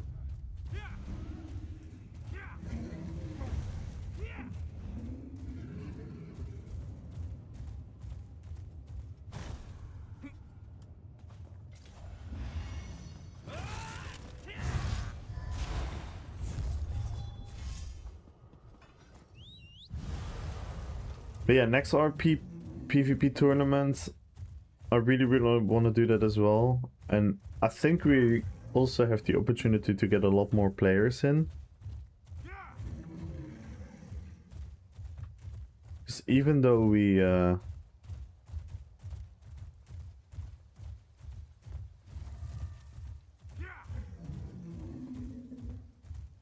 already had a nice amount of players, we also missed a bunch of people who were supposed to be there.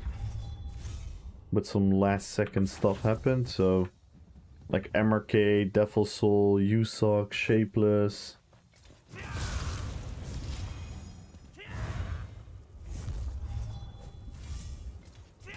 I found a, but at what cost? DPS combined. Yeah, that might be not ideal.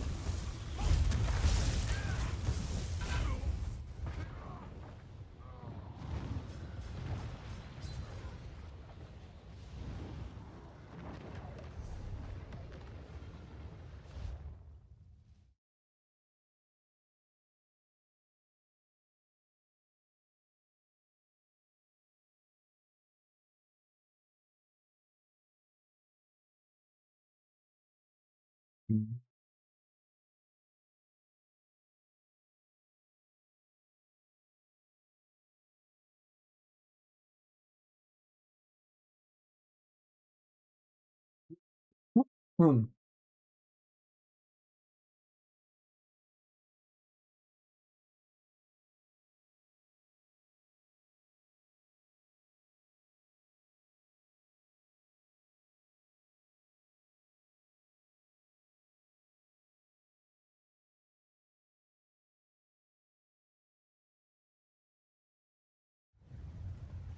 Well, I wish you good luck with that, rats.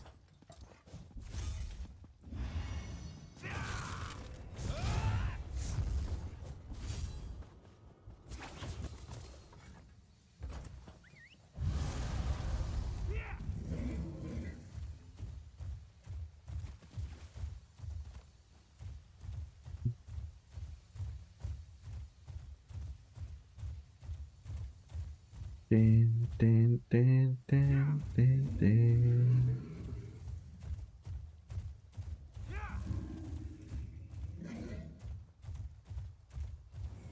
I'm still thinking about the format of how I want to present the build in the video.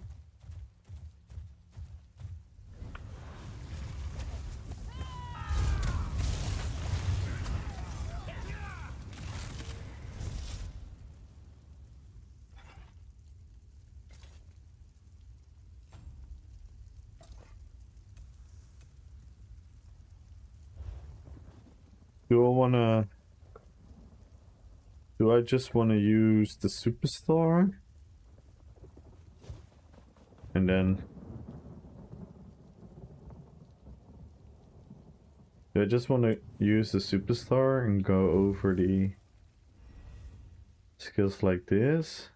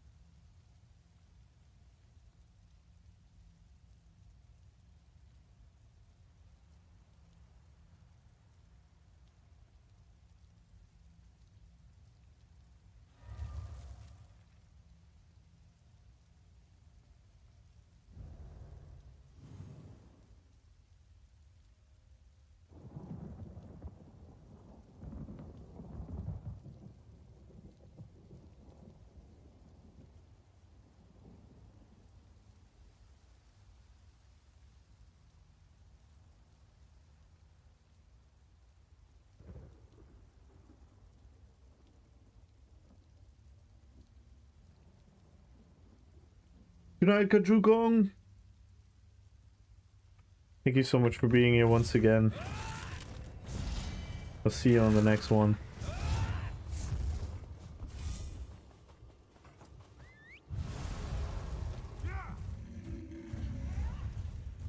At least there's 1700 CP healer. Isn't healer willing to join me? Yeah. Yeah, again, is there anyone who would want to do BRP, veteran BRP with Reds? Some DDs?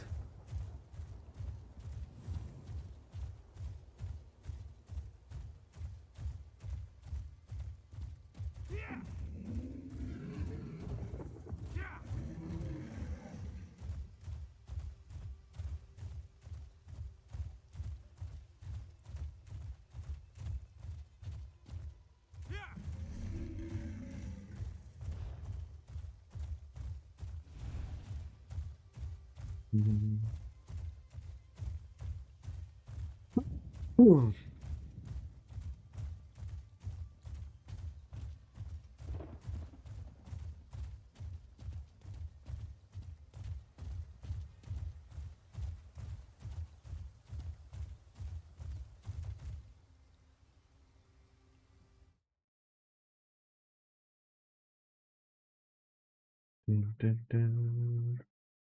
Oh, fuck. I was checking out something. Oh, so far away.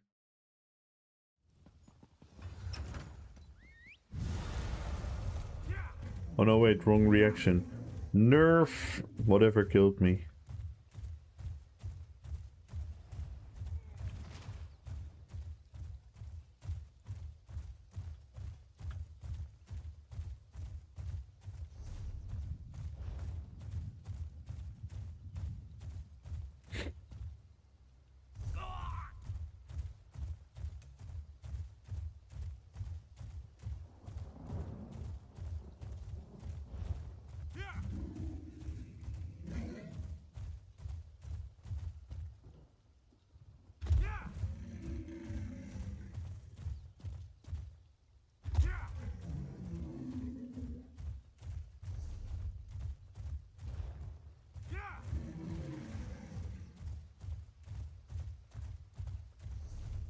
There's no jukebox, Scare Jones.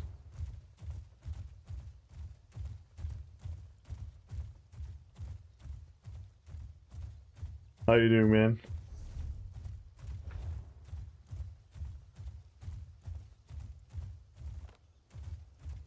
What is Vengeance? Vengeance is a stripped down version of the game where they take away most of the effects from your skills. You get like very simplistic versions of the skills. You don't wear any gear and stuff particularly. Like you don't have any set bonuses and none of that. Everyone is like the same health and whatsoever. It's a very boring version of PvP, but apparently people liked it, so they continue it. I'm a big fan. No, it's so bad for the game. It's so bad for the game. I really don't think people even have the slightest clue how bad it's going to be for the game. It's going to be irreversible damage, but we're going to have to make the most out of it still. It was kind of fun. Why do you say it's bad? Because it's not the game. It defeats the whole purpose of an MMORPG, and people are gonna be people gonna be never like there are a lot of people that don't want a PvP, and there are a lot of people that don't want a PvP because they have reasons that are easily overcomable. But they're never gonna make that step to overcome those tensions if they are allowed to be in Vengeance. AKA the PvP player base is gonna suffer tremendously from it.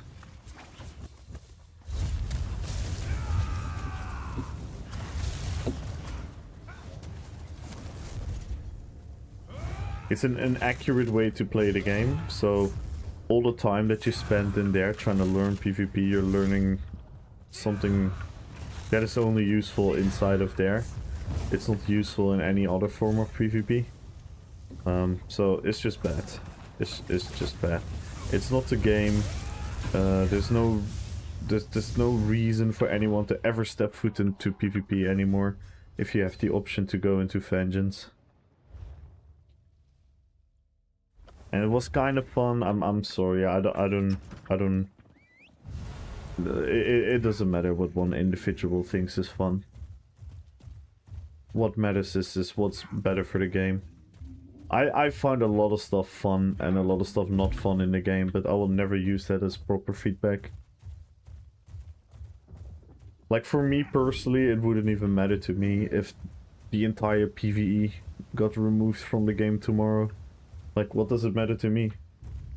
But I'm not an idiot and I don't only think about myself, so I can understand that removing PvE from the game is just a silly solution. And Vengeance is gonna be destructive for PvP in the long term.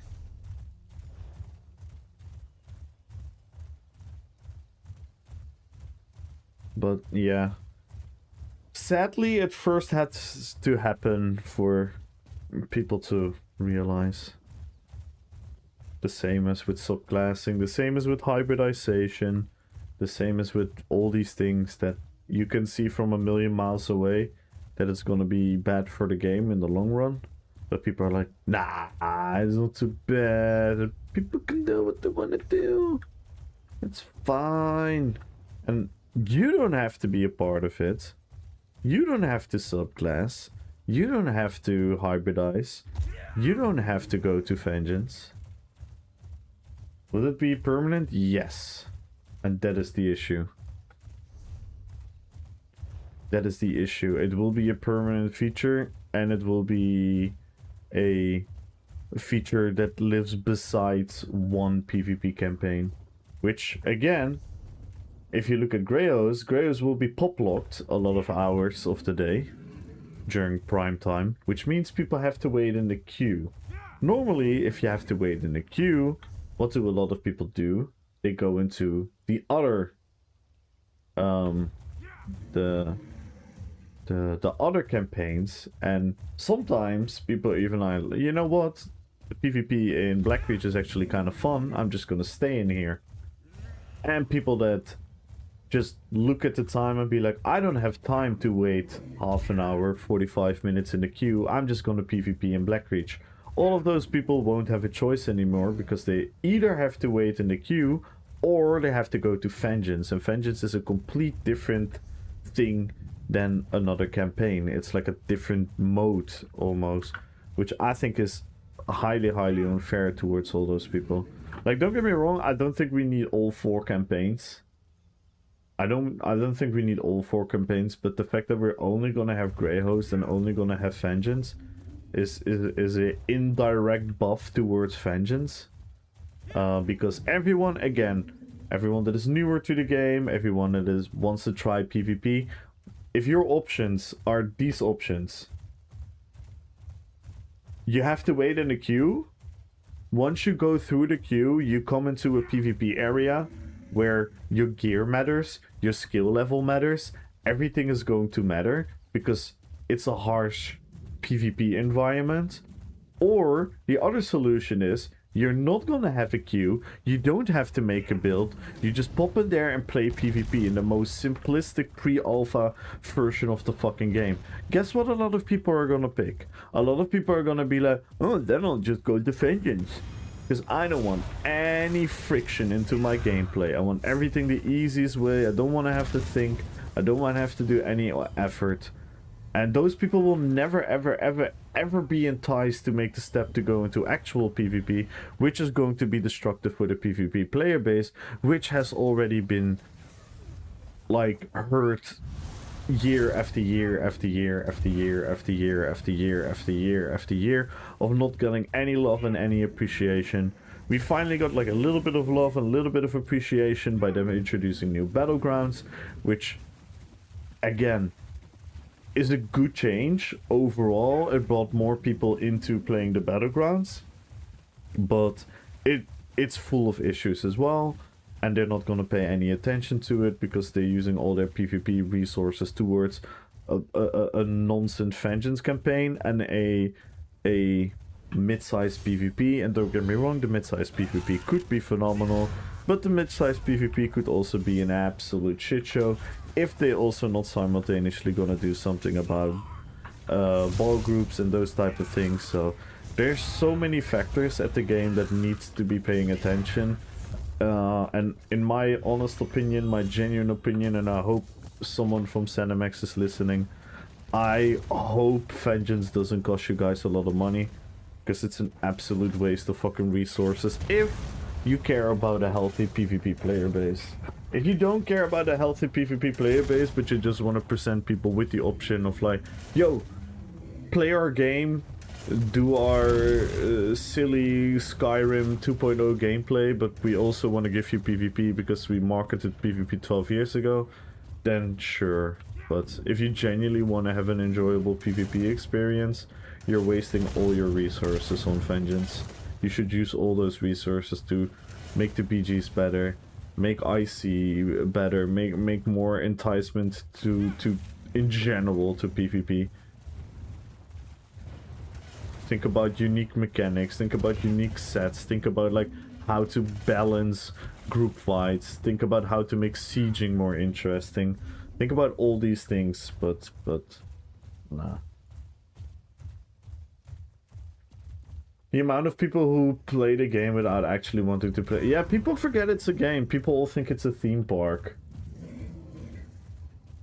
Will there be insensitive superior rewards? Not really. Not really. As a matter of fact, there's even going to be Vengeance specific achievements and whatnot.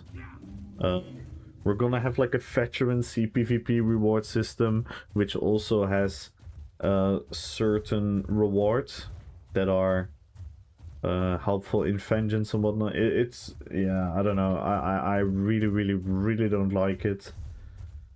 Again, I'm sounding like an absolute salty hater, but for the people that have the patience to listen to these rants and through my negativity that I have to express sometimes about Vengeance, I think most of you guys know where I'm coming from. I'm absolutely not a selfish player. Like I said, if you're asking me as an individual, I couldn't care less about PvE. I couldn't care less about any quest zone stories.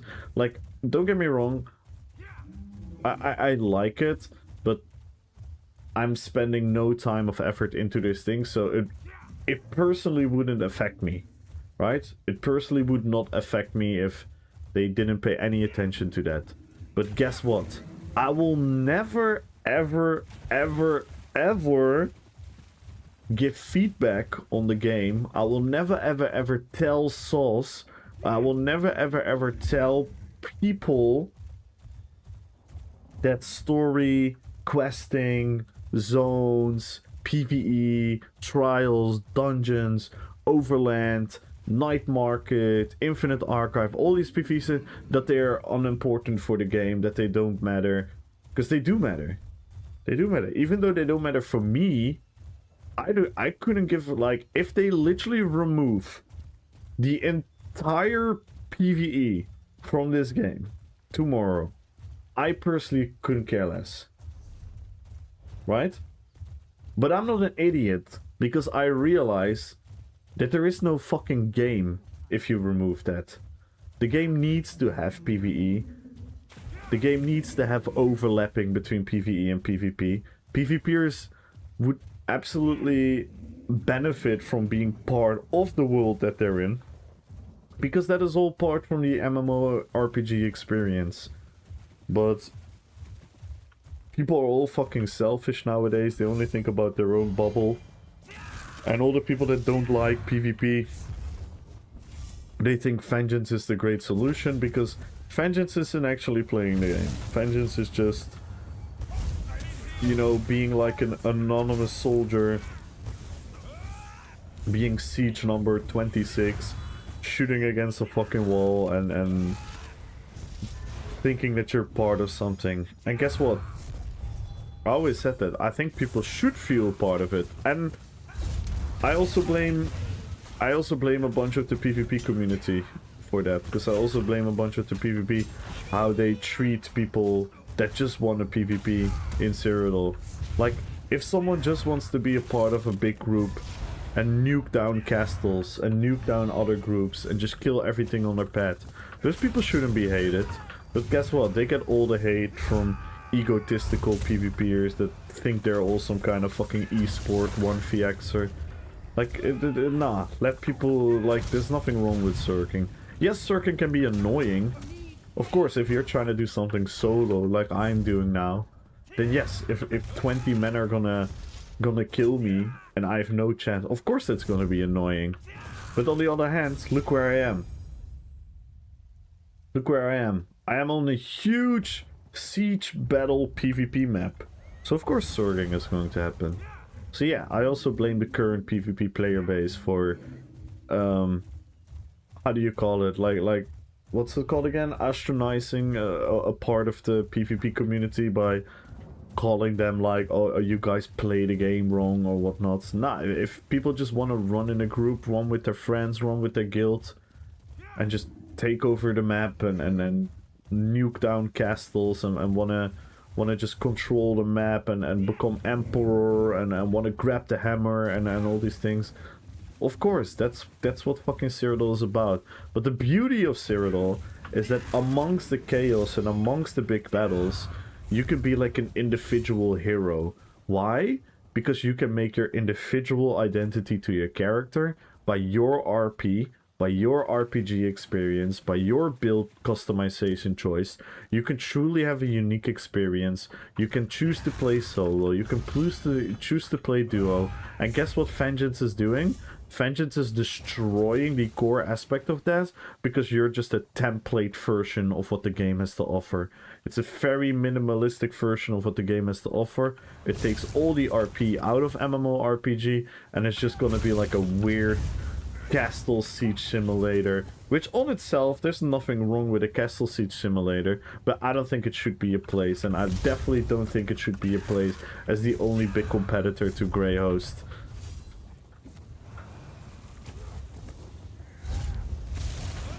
It should be hard for people to farm PvP airs, or yeah, it should be. PvP should be hard, but PvP, like, don't get me wrong, I think the current experience as a new player in PvP is bad, and I blame the player base for it, partially, and I blame the game for it, because the game just doesn't educate people on the fundamentals and the basics of PvP.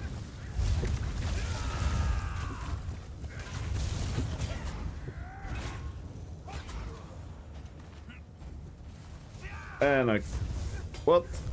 Oh my god.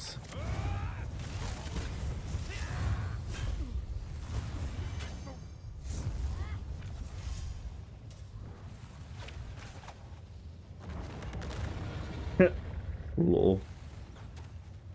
They both leaped at each other.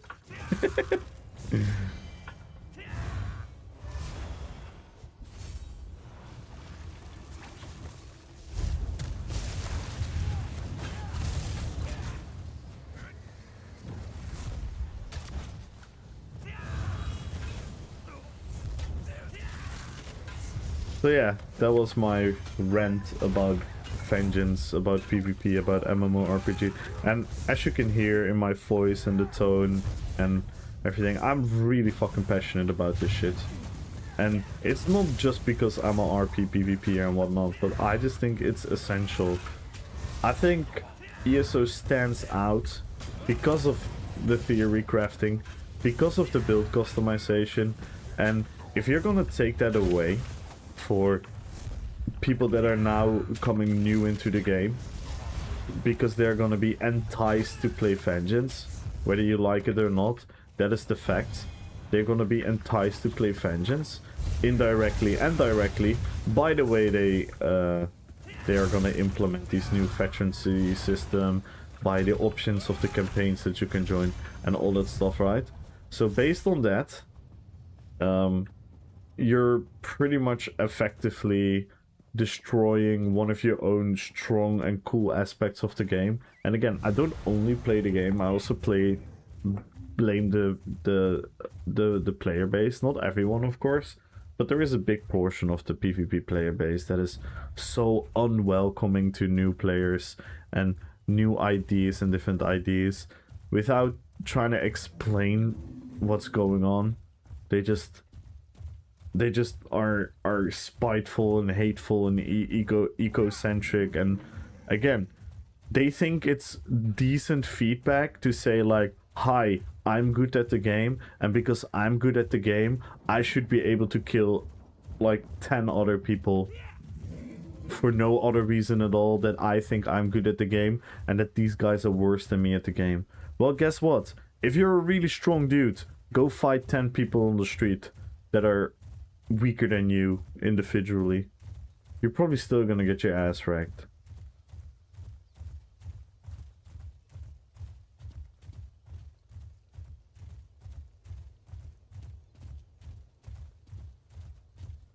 Yo, what up, Goofy? So yeah, it's a lot of conflicting feedback from the player base, which isn't... I think it's still the responsibility of the devs in the end of the day to recognize what is good, proper feedback about the game, about like a healthy, functioning PvP environment for everyone. But yeah, it's a shit show when it comes to feedback in this game. And again, I do take... I do hold the player base accountable for that regard as well. So I do want to keep planting, and I know I'm gonna sound like a fucking CD that's stuck on repeat, but I do really want to plant the seed in everyone's head. And if you want to give feedback about this game, if you want to have a discussion about this game, if you want to have a conversation about this game, the intention is 9 out of 10 times the right intention. People just wondering stuff, brainstorming stuff. People are just, you know, seeing problems. But so many times the feedback is not a solution or not a beneficial thing for the game. It's just a solution for like some weird niche individual preference, yes or no. And that's why I keep trying to educate people. Take the ego out of your feedback. Think about what's good for the game. Can you imagine if I'm gonna give egotistical feedback about this game?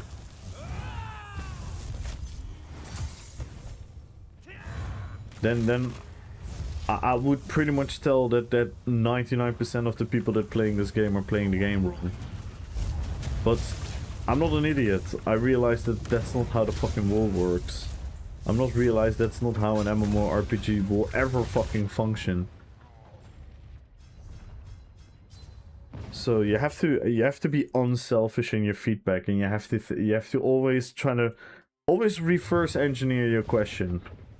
Always reverse engineer and be like, what does this have an impact on all the other players? And if your answer is, I don't give a fuck, then I don't know what to say. Because I think, again, we're playing a video game, we're playing an MMORPG, we're playing a game where people have to play the game. But so many people approach this game as like a theme park. And guess what? Any MMO ever already has been a theme park. Every MMO you can step into, you can treat it as a theme park. But guess what? The only difference is if you play the game as a theme park versus if you play the game as a gamer, then certain aspects of the game... Are you guys ready for the most mind-blowing fact about video games? That if you don't put any effort towards learning, towards practicing, towards getting better at the game, then guess what? Then a low percentage, very low percentage of the entirety of the game will be difficult for you. Maybe at a level of difficulty where you cannot overcome it. And again, from an unselfish perspective, you have to realize that that is totally fair because you make the conscious decision to not trying to become better. And I get all the people that say like, I just want to play video games for fun. I don't want to take it serious. I don't want to see it as like a job or a sport or anything. That's totally fine. Play the game at a casual pace. There's so much stuff to do. Hundreds and hundreds of hours of quests. All the normal trials. All the normal dungeons. You can still go into BGs and do your thing. You can still go into Cyrodiil, shoot your siege weapons, join a big group, capture keeps. None of that changes. Everyone can experience the game fully, but guess what you cannot experience? You cannot experiencing winning a 1v1 against someone that does put in the effort. You're not gonna experience the game where you're gonna do a fuck ton of DPS in a veteran dungeon, because guess why? You haven't put in enough effort into the game. And that is a huge distinction that people should fucking realize, in my opinion, because the people that are the theme park enjoyers, that are the casual players, which again, I will repeat, there's nothing wrong with that. The opposite, actually. The game needs those players. It's the core of an MMO. It's the core of an MMO to just enjoy the game on a casual level as well. The game shouldn't be all about like performance, about crazy fucking skill level esports. No. Of course, the majority of the game should be accessible. And guess what? It already was. It already was. Or are we going to pretend that when ESO had more players than we had right now, years ago, that the game then was at such a difficulty level where all these players, again, more players than we have right now, could not enjoy the game? No, they could enjoy the game. They could enjoy the game. But once people are giving feedback about stuff being too hard, and they're saying like, oh, this is inaccessible, this is too much, and then the game is listening, guess what's going to happen? The game is going to make things easier, the game is going to make things more theme parky than ever before, and guess what those people that don't want to put an effort into the game are going to be? They are going to be used to the new standard of stuff being easy. So now we're at a level that the second someone talks about, I mean, the night market, perfect example, the night market comes into the game and thousands of ESO players are scared that it's going to be too hard. It's not going to be too hard. Just join a big ass group, do your shit with a big ass group, do it with your guild, with your friends. It's an MMO. If you want to do the night market solo and you think you're gonna blaze through there by holding heavy attack because that's all you've been learning yourself, teaching yourself for the last couple of years, then yeah, the night market should be hard for you, because that is what the night market tends to be. But because there is a new thing in the game, everyone just wants to be like a fucking god in there. And yeah, like again, like you can hear in my voice, it's and again, I hold the game accountable. I hold the game accountable for making the decisions that they make, but I almost equally as much hold the player base accountable, because the player base is horrible at communicating realism. All of them communicate a fake idea of what MMO gaming should be about.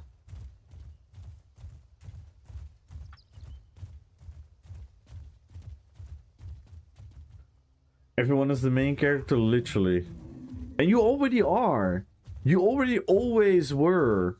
There hasn't been a time in ESO where you're not a fucking overpowered character inside of the world.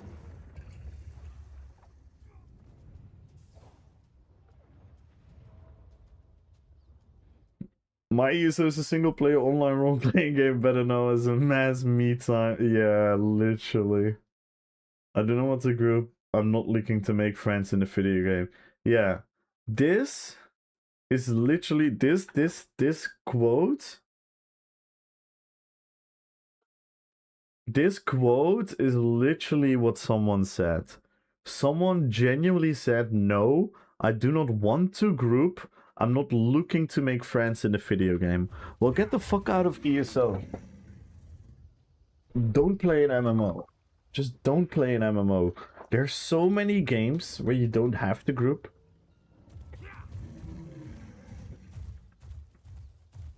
Don't implement your idea of an environment in an environment where it cannot be that environment. I think you have a good point, mate. I reckon Vengeance could be a training area, but the reward should be very limited. Yeah. Yeah. I would be fine. I would be fine if you open your campaign menu and you would have Grey Host, Blackreach, CPIC, no CPIC, and then you would have Vengeance, brackets, PvP tutorial thingy. You could go in there. You could learn the basics about PvP. You could entice people to PvP. Because I would even argue that something like Vengeance should actually be a smaller form of PvP and not a huge big scale version of the game. Because a lot of people tend to forget that Cyrodiil was the end game.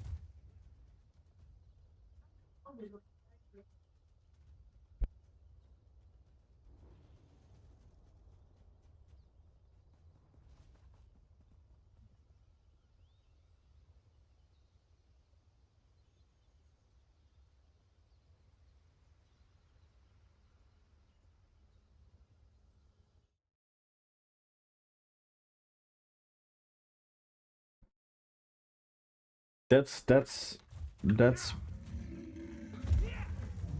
yeah, and again, I maybe sound a bit harsh. I maybe sound a bit like dismissive of other people, but again, for the people that are listening to me for the first time, I hope you can understand why I'm saying this, where I'm coming from. I don't ever mean this in a disrespectful way. Like I said, I will never ever be the guy that's gonna hate on casual players. It's the stupidest thing to do, because every MMORPG ever exists because of casual players. Because guess what?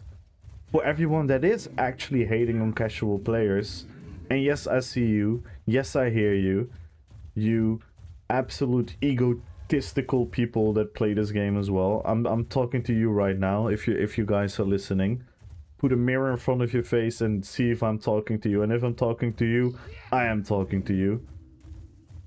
If you think that this game would be fun if everyone was a tryhard, then I don't even know what to tell you. You might actually be the most stupid person to ever touch this game. If you think an MMORPG with only tryhards will be a fun experience, I don't know what to say. I really don't know what to say. I think you truly really don't understand how an MMO works then. Cause name me them. Name the successful games. Name the successful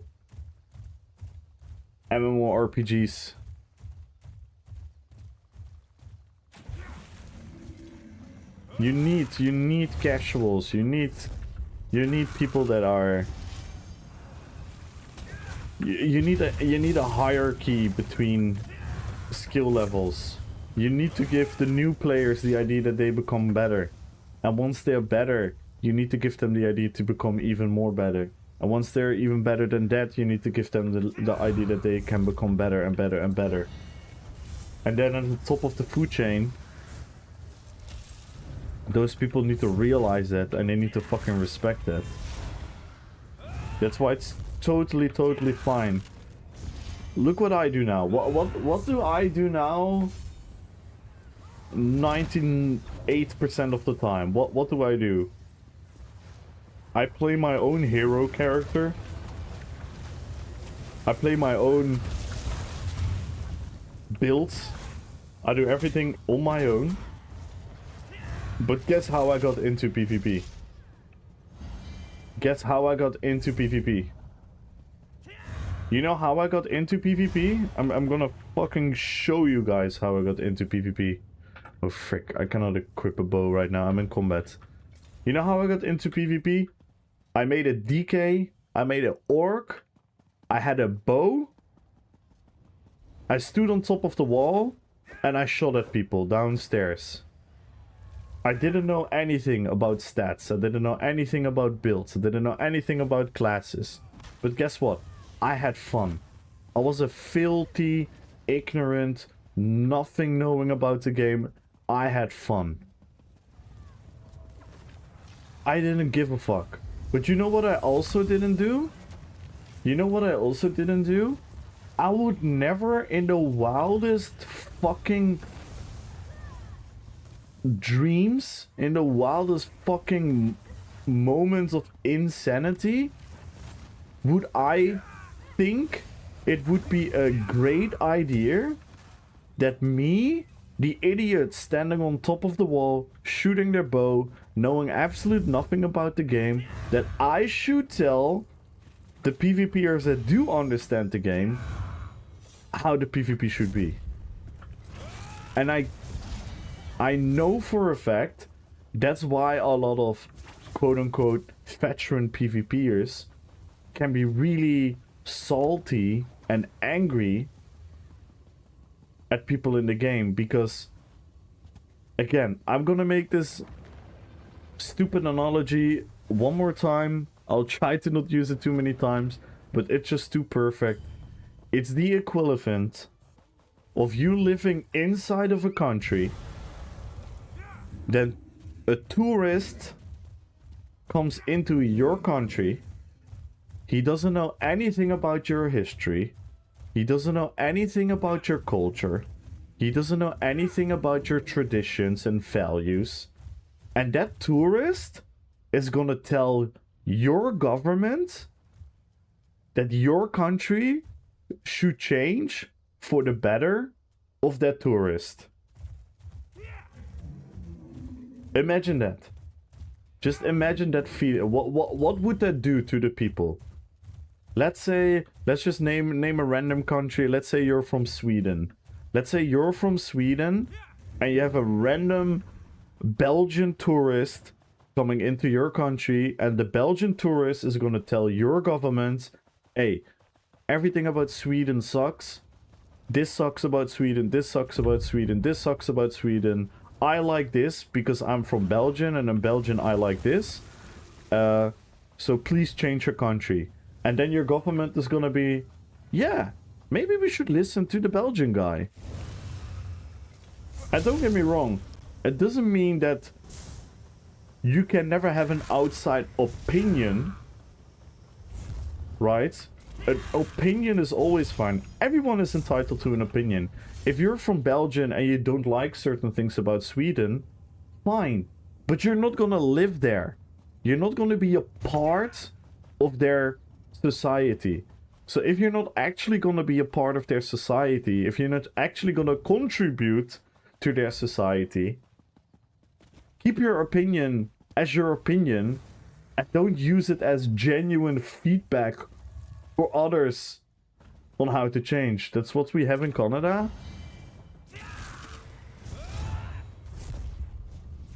I mean, I don't think in the end of the day countries are really doing this quite literally.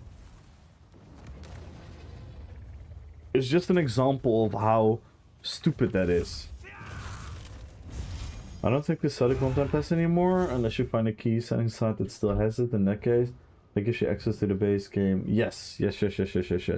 So yeah, I miss you, Caprichava.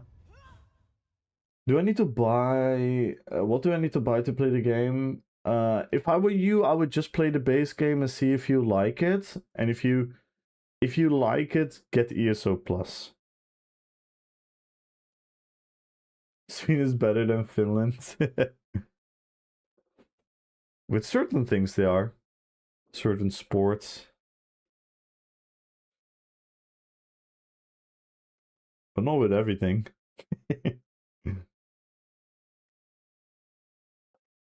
Name one. Football.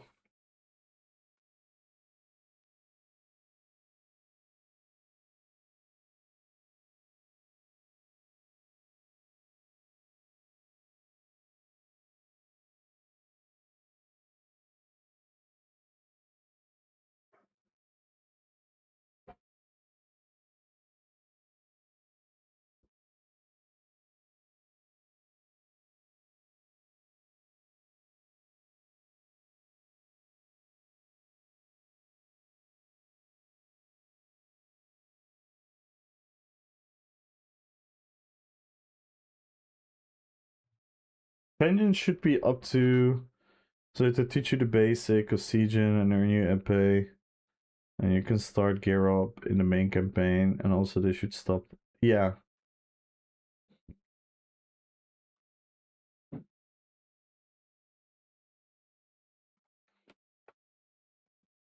Yeah. I would kind of agree to that, Wuxing. And that's why I said, that's why I think Vengeance shouldn't even be Cyrodiil. I think Vengeance should be a smaller version.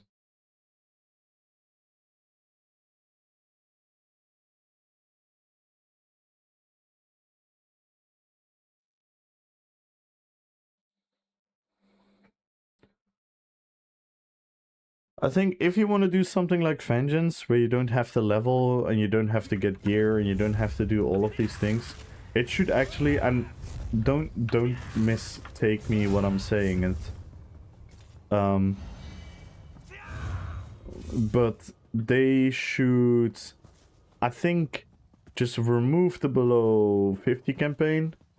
I might actually agree. I think making it CP 160, making their level would be a great point. Put Vengeance as a below 160 CP mode and make that a mid-size PvP experience with sieging. So you're gonna learn how to siege, you're gonna learn how to fight in bigger fights, and all these things, but still with the simplicity of learning the game. So you learn the fundamentals, and then after that, the game should just always be the game. Because if there is anyone who thinks Vengeance, as it currently is, so not being a tutorial mode, but being an actual PvP mode, if you genuinely think that this is a great idea, I want to counter-propose that we are going to have a Vengeance dungeon mode, a Vengeance trial mode, a Vengeance arena mode, a Vengeance overland mode. And then we're gonna talk about, again, how many people will like that for the game.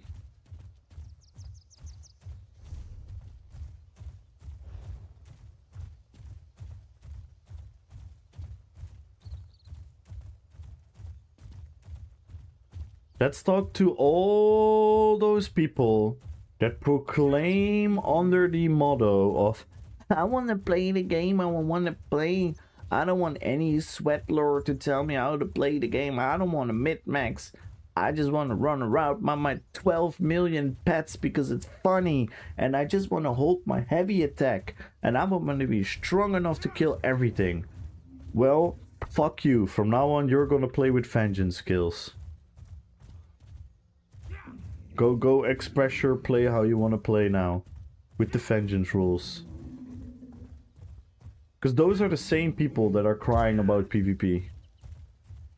There's a huge overlap between those people.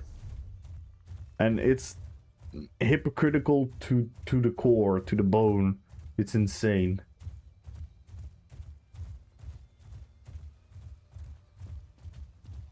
And again, I say it again, if you don't want to play the game how other people tell you to play the game because you don't want to comply to a min-max DPS group, you don't have to. If you don't want to meta in PvP, you don't have to. But guess what? Your end result is going to be affected by it. Can you enjoy the game without your end result being the min-maxed version of the game? Yes, absolutely. ESO is the one of the most acceptable MMORPGs for people thinking outside of the box. Go try. Go try. Most MMORPGs, go try and not follow the status quo meta. And go try to enter the hardest endgame there. Please go try. Please go try and see how those communities are gonna treat you. And how the game is gonna treat you. People don't realize how already blessed and privileged they are in this game. And don't get me wrong, there is toxicity in this game. There is gatekeeping in this game. There are people that are absolutely fucking dickheads. I think certain levels of PvE, certain levels of PvP mindsets are absolutely fucking ridiculous, and they don't make any sense towards like a healthy environment for everyone to just, you know, enjoy and play the game at their own level. But my god, ESO is by far one of the easiest, most casual friendly, most laid back, most even time doesn't matter in this game. Even time doesn't matter in this game. You know that 99% of all the MMOs that have ever existed live in a timeline where you have to level, where you have to gear up to participate in the end game. And once the end game is over, after months or a year or sometimes 2 years, you have to level again, gear up again, participate again, to then again be part of the new end game. ESO doesn't have that. You can just chill the fuck out. You can play the game, level to CP a couple hundred. You can start doing veteran dungeons. You can start doing a couple veteran trials, maybe not all of them. So you're already part of most of the end game. And if you just chill, you're automatically going to get levels. If you're automatically going to participate in like the tomes and like the events and all these things, if you're just gonna do dungeons and just chill and gather sky shards, level up your skill lines, you're gonna have enough levels. You're gonna be at that level where you're comfortable at genuinely participating in all the end game potential. And guess what? If you then quit the game for a year and you come back to the game, you're still there. You maybe have to farm a new set. You maybe have to farm a new mythic. Which also, let's be real, is also piss easy compared to farming gear in a lot of other MMOs out there. The ESO community has it so good and they don't even realize it. And don't get me wrong, it's not perfect. There are things about this game that should 100% be better. I think the new player experience should be better. There are many things that should improve in the game, but my god, you have it easy in this game. This game is so forgiving, is so chill, is so laid back. It's not pressuring you to level. It's not time gating you for end game content. It's ridiculous, the mindset of so many people in this ESO community, and they're just demanding. Just think about, like, what is like a good example? The Veteran Arena. The Veteran Arena came out and it was a hard solo content. It was relatively hard to what we would know at the time, right? We already has gained a little bit of power creep. If you would listen to the people that know how to complete it, and you would listen to how to set up your character in order to complete it, the most casual player would be able to do it. Now we are fast forward at such a more higher power level, and yet we're demanding for more. And yet we're demanding for more. No? At least not the trifecta? The fuck you mean a trifecta? Who the fuck talks about trifectas?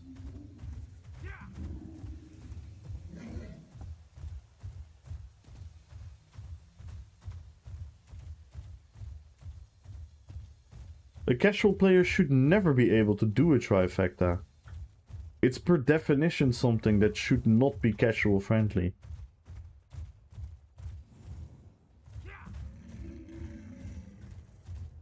I was talking about normal fetish run.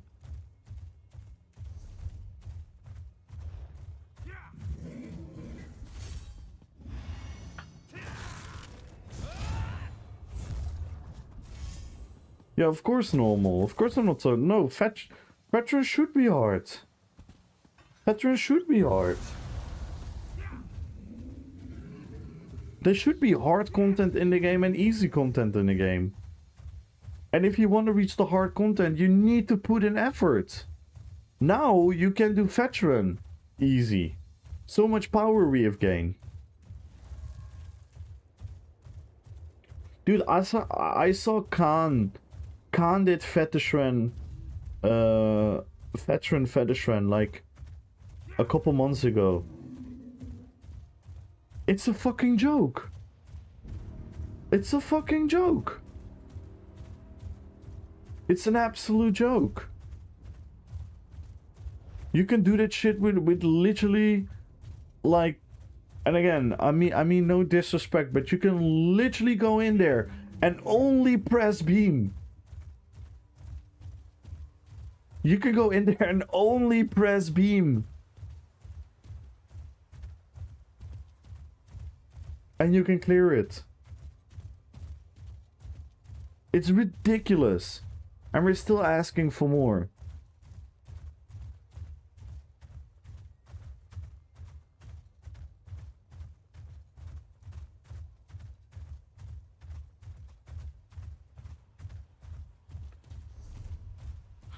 We reached an absolute silly point of demanding what we should be able to do as a player. I did make a 22 pad build a while back. Yeah. No, like, and those things should be like that is the fun of this game. You have so many sets in the game, so many skill lines in the game, so many skills, so many classes.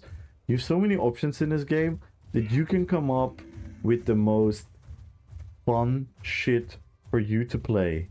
And if you're a player that puts in a decent amount of effort, I'm not talking about crazy min-maxing. I'm talking about a decent amount of effort. If you put a normal, healthy amount of active realization of, hey, what is this skill doing? Hey, what is this move doing? Hey, what is this boss mechanic doing? What is this doing? You should be able to reach a level where you can play 95% of the game.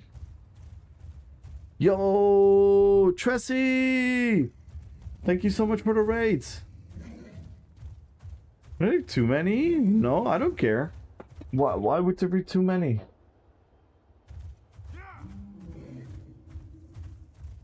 We're playing a 12-year-old game. Of course there are many sets.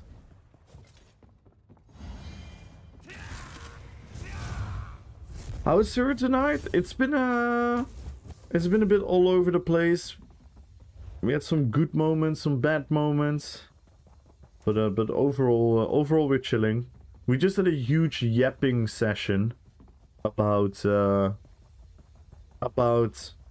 mindset of the player base, and maybe you have some 2 cents on it as well, and the people coming in, because we're playing an MMORPG, and in an MMORPG it's still a video game, right? We're still actively playing a video game, and I'm not asking for ESO to be like a crazy esports try-hard video game, absolutely not. But the game has been accessible, is accessible, and yet there is a portion of the player base that is still demanding for more and more and more and more. And my argument is, if you're chill, if you just play this game at your own pace, at your own effort, at your own time, I think it's kind of fine that there are a couple aspects about the game that are kind of like too hard for you, because there should always be a little piece of the game, a little percentage of the game, where people that really want to put in the effort can do that as an option.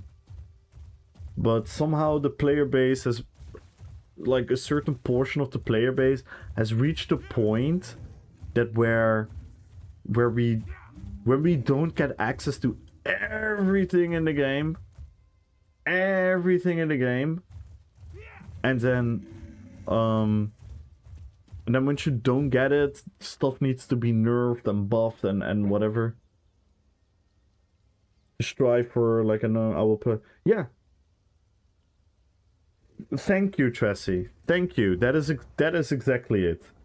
That is exactly it. And I'm from the same club, because I'm like not good at PvE at all.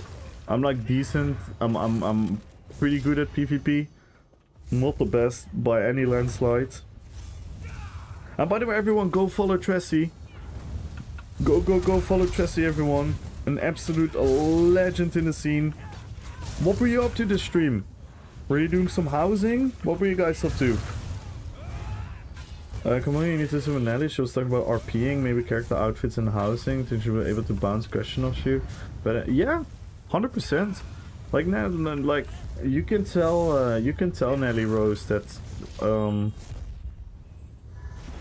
pretty much like always approachable on Discord. You can just always message me.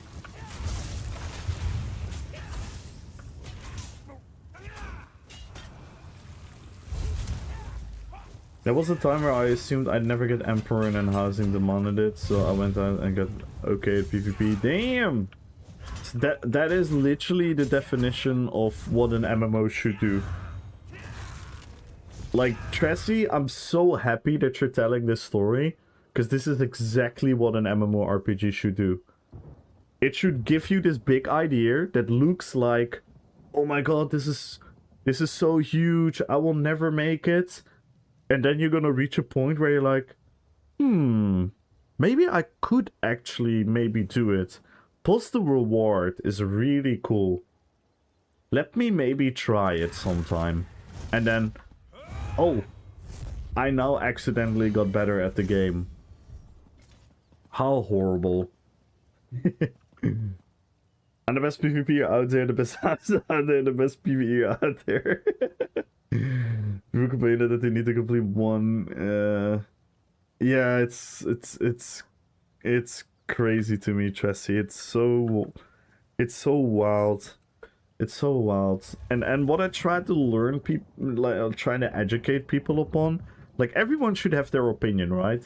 If people want to say, I don't like PvP, I will not enjoy PvP, that's fine. That's your opinion. But that's not feedback towards the game. Because you don't like PvP, giving feedback about, oh, we should just remove PvP from the game because I don't like it. And this goes for all directions, right? Certain PvPers are like, oh my god, the game is putting so much effort into housing. I wish they would just get rid of housing and put in this effort in PvP. Even though I can understand the mindset where people coming from if you just don't like that other thing, why would that ever be feedback to take something from others? It's ridiculous to me. It's absolutely ridiculous to me.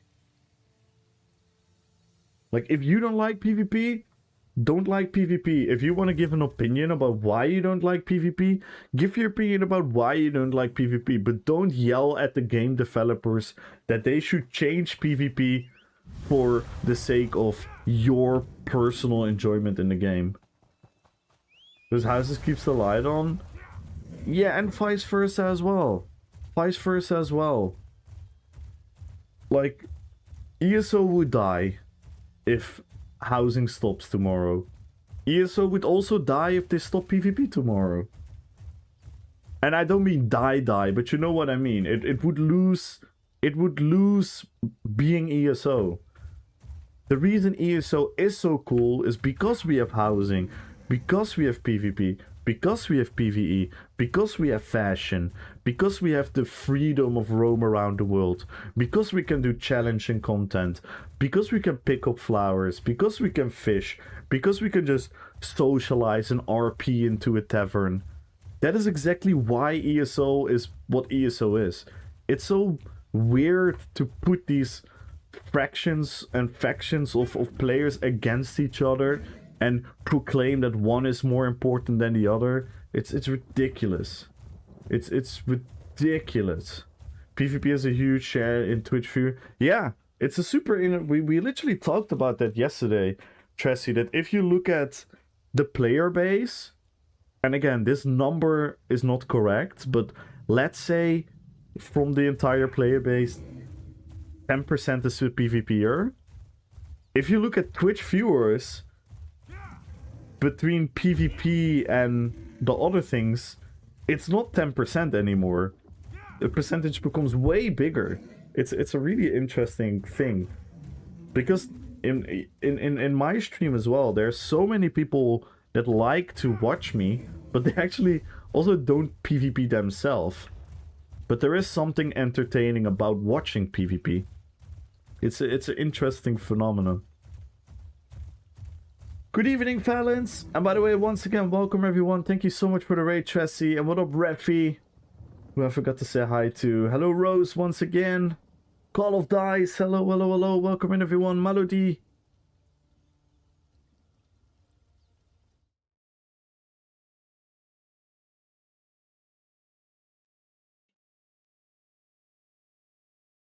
I feel like the kind of attitude you're describing has become more and more persistent in a lot of scenes. 100%. It's in the world.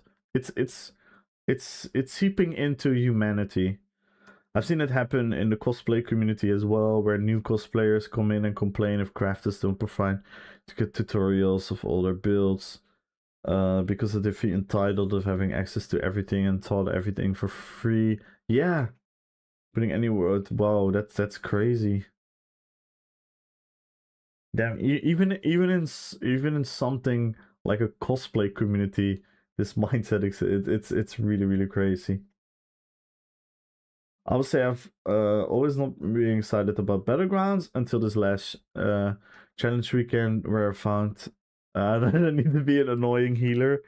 Yeah, that's Refi, that especially in an MMORPG environment, more often than not, the reason for not enjoying a certain game mode is because that they are not playing the right thing that fits them. A lot of people think they want to be a certain playstyle, but it actually doesn't fit them. Or it actually doesn't work for them. Or it actually... For them to achieve them, they have to take a certain journey. And if that journey is a little bit too steep, then people are going to give up. But if... That's why I always say to new players... that are like, what should I do? What should I level? Should I do the... Well, what's the best way? What's the most efficient? What's the best class? What's the best raise? What's the best subclass line? What's the best gear? I'm always like, just chill. Just chill. Learn the game. Educate yourself. Find what you like. Find what's comfortable for you. And like Desi said it like a long time ago. He put it like perfectly in words. Like, making a great build on paper, it's not very hard. It's not super hard to make a very good build that should work. The hard thing about a build is making that build work for you. So you can look at a build on YouTube and be like, oh wow, this build is strong, this guy kills everyone with it. Even when I watch his live streams, he's doing really well on the build. That doesn't mean anything. That doesn't mean anything. Do you work at a complaint department in real life? Me? What? What do you mean? Like a call center where people would call me with complaints?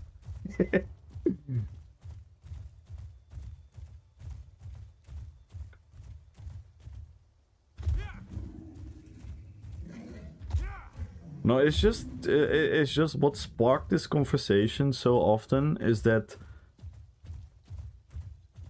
like a lot of people confuse opinion with feedback.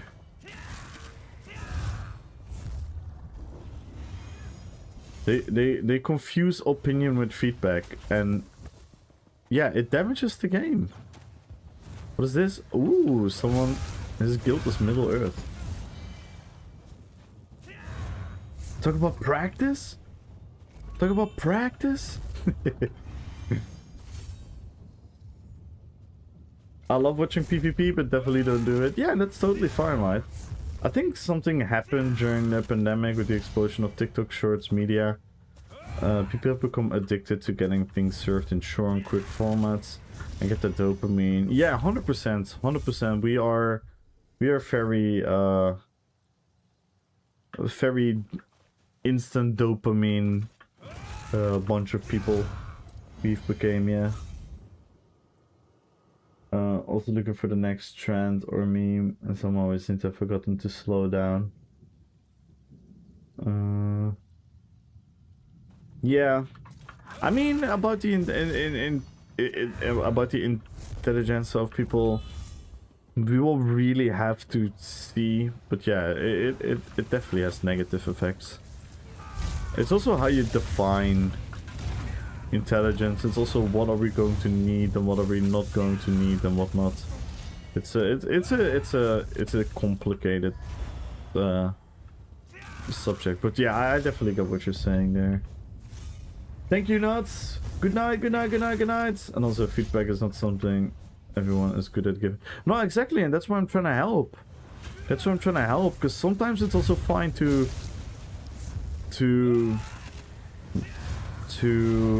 just voice your opinion. Because I do think every single human being's opinion is important.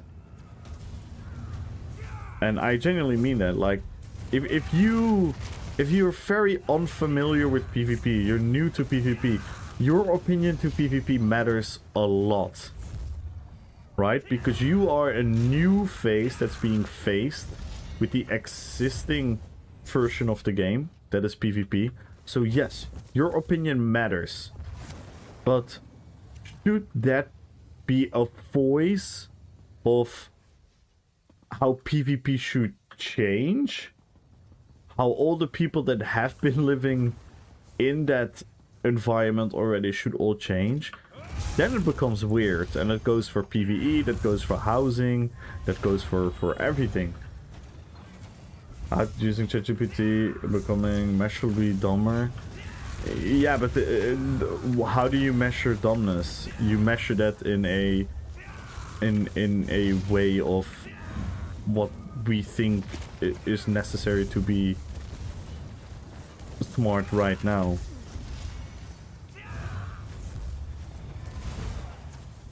Like, don't get me wrong, I get what you're saying, but it's definitely something we need to be really, really, really careful for.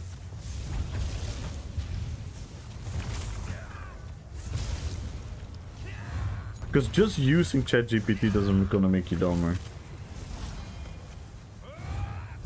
It's how you use it, the amount you use it, what you do with the information, how you absorb the information, how you remember the information, how you implement the information into what you're gonna do about it. So it's a bit of a blurry, broad concept. But hey, you're not wrong in general. You're not wrong, but that already went for the internet in general. That already went for calculators and all these things. But I don't get me wrong, like, you're not wrong, but it's not as black and white as like, oh, use AI and you're gonna become dumb or something. Or if you use AI for a lot of things, that you become like less skilled of a human being. Like, it doesn't need to be like that at all, actually. It all depends on all the other stuff, what you're doing as well. Like I said, it is really, really complicated. It is really complicated. Like, it's not that you're wrong, but it's also not the full, entire black and white truth. There's a lot of nuance there. There's a lot of room for like different narratives into different directions.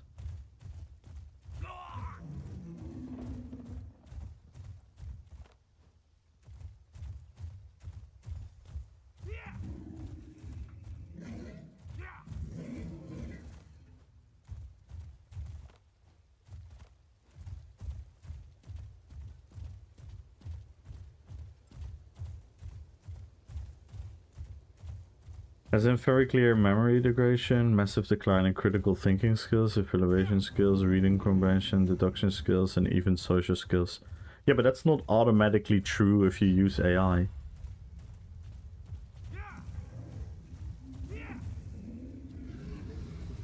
Just because you use AI, that isn't all necessarily true.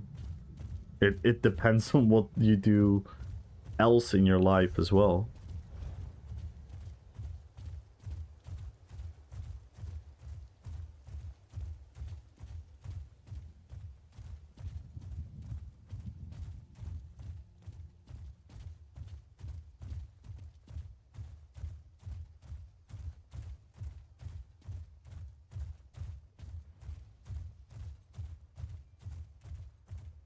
Because we already gone through a lot of that.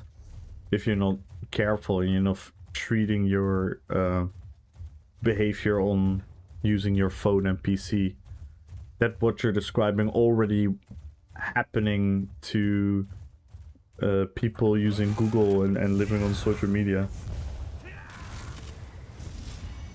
Outsourcing their thinking to ChatGPT. Oh yeah, that's true. It's the same that there are a lot of people that. And that is already a concept of many times. And actually, if you really want to go in deep with it, it's a concept of all time. It always happens, because before that you had people who never thought for themselves and only used Google. They only whenever there's a thing going on in the world, they're waiting to their favorite TV program, late night show with their favorite host. They waited for their favorite YouTuber to come with a video for them to make up their mind on how to think about things. It's been a longer lasting idea. And even before that, you had a lot of people who didn't really think for themselves because they just thought what their newspaper was telling them to think. They were just thinking about what their politician was telling them to think. So it's not isolated to AI only. Definitely, like you're saying, if you're fully outsourcing your brain capacity to not function in a normal way, and you're just gonna use, yeah, obviously that's gonna be damaging, but that doesn't necessarily mean that using it automatically is like horrible for you or something. It's the same as like you can read all the books in the world and you can obtain all the knowledge in the world, and you can have like a quite literal photographical memory. That doesn't necessarily also means everything, right? Because you could still be socially unintelligent. You could still be emotionally unintelligent.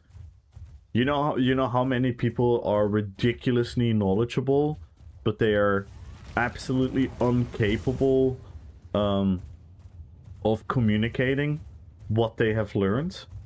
So they are extremely intelligent, extremely smart. They can come up with the greatest solutions to the hardest problems, but they can never communicate on how to do it. So the end result is also very, very numbing. And for those people, sometimes tools that exist can actually help them, and vice versa. So there's always like a huge nuance to everything. But again, in general, you're not wrong at all. It is a very dangerous thing. It's a very dangerous thing. It's a very real thing. We have to be really, really, really careful for that. 100%. Like, undeniably true. But there's always more nuance to everything. ChatGPT can you use, but you have to be open separate tabs with different physical frames, and the answer like Scottish alignment frame, science frame, world politics, or whatever frame. They decide what you think over after the comparison. Yeah. It's the way you prompt is really, really important. I find that the most fun thing about when I use ChatGPT to ask questions. I like to frame questions in very very obscure ways to see if they're gonna understand me and understand the nuances of it. And if they don't understand the nuances, I try to see if I can correct them by still being very obscure. It's really funny, yeah, to create like a different framework, like a different way of prompting your questions. But yeah, it's like the human brain is kind of programmed to take the path of least resistance. That is how most humans have always been programmed. But back in the day, those people, they would just comply to what other people told them, which is effectively the same damaging, the same unintelligent way to go upon your life. But that's just how a lot of humans live their life. That's always been a thing. But right now the danger is that those people will go on the internet and lose the human filter of a normal human conversation, where you can hear emotion, where you can hear the doubt in someone's voice, where you can hear the stutter, the insecurity of someone portraying a point to you, instead of being written in a comment of being like a well scripted YouTube video. So the whole interaction between ideas, the whole exchanging of world ideas, like I talked about this before as well, like before social media, before communicating through text and comments, specifically when you're not directly talking to each other in real time, but you talk to each other in delay, you miss such a huge human context to what the conversation is about. You miss such a filter. And the sad part about this is that normally you would go to a filter of people looking you into the face, staring you into the eye, and asking you, but can you explain why you would say that? And then you would be tested to explain why you think a certain way. Then the other person can criticize your conclusion making and all of that stuff. And then you would you would like educate yourself to come up with better points. You would educate yourself to think harder about what you were thinking. You would be subconsciously self-critical about your own opinions and stuff. Right now, with social media and everything, if you just blare some stupidity up in the air, it's almost guaranteed that there are gonna be people that'll be like, yeah, you know what, you're right. So they're gonna live in like a confirmation bias, or they're gonna read the internet and someone else said something along the same lines and go, yeah, see, this is what I always thought as well. So it must be fucking true now, because my feeling, my emotion, my this is now being validated by this person on the other side of the world. And on the other hand, if someone is disagreeing to you, the way people disagree with each other on the internet, by me saying, oh, you're just fucking stupid, you must be a bigot, you must be ignorant, you must be this, by being spiteful and hateful in my way of treating you, you're also not gonna be helpful towards progressing the conversation into anything, because the person that is wrong is just gonna see you as, oh, this guy is just hating, this guy is just like from the other side of the spectrum, this guy is from the other camp, from the other faction, so fuck them. And you're not gonna have like a normal human conversation that you would like normally like to have and learn from. And that's a sad thing that a lot of people just refuse to realize. And that's why I also am sometimes endlessly just yapping and having conversations with people in chat, because I'm not afraid of confrontation. I'm not afraid to being told that I'm wrong. But we have to be sincere, and we have to explain each other why we think certain things. And luckily on a Twitch stream you actually kind of have the room to do that. Even though I'm at a big advantage because I have a microphone and I can yap. And guess what else superpower I have as a streamer? You want to see how much power I have as a streamer? Okay, are you ready? Now I'm a sincere streamer. Version 1, I'm a sincere streamer.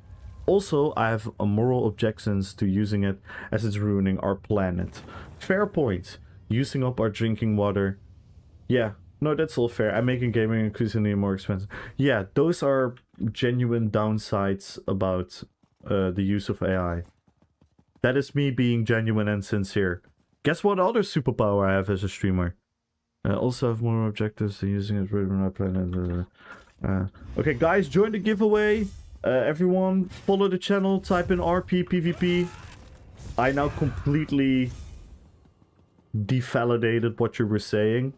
I did not treat your point as an actual point. I just blurred over it. I gave you 2 seconds of energy of attention because I maybe subconsciously don't want to agree with you. That's the superpower you have as a streamer, and I'm very aware of it. So I'm always trying to do my best to be as sincere and real as possible. But some people don't realize that it's a genuine superpower you have as a streamer. You can absolutely steer the opinion towards whatever you want to hear, right? And again, for the people that watch me a lot, they know I'm usually trying my best, sometimes to the annoyance of people too, where everyone in the chat is like, can we just move on from this conversation? And I'm like, no, because I want to take this person serious. You know how often people in my chat say like, oh, just ignore the guy, he's just a troll, he's just trying to rage bait you. And I'm like, yeah, but it's still a human being, we can still have a conversation. I can still explain why I think this person is wrong, and I'm still gonna give this person room to tell them, to tell me why I could be wrong. But a lot of people are like, and again, that's also like a effect of the day and age we live in. A lot of people are so afraid of conflict. They're so afraid of confrontation. They're so like, oh my god, we disagree. Oh no. Oh no. Oh no, the streamer is raising his voice. He must be so angry right now. He must be punching a wall. It's like, no. We're just human beings communicating. Like, it's all good. I find it very important to be able to discuss things with people who I don't always... Yeah, it's the best. It's the... Like, you know what I always say? You know what I always say about genuinely discussing with people that disagree with you? It makes you better at making your point.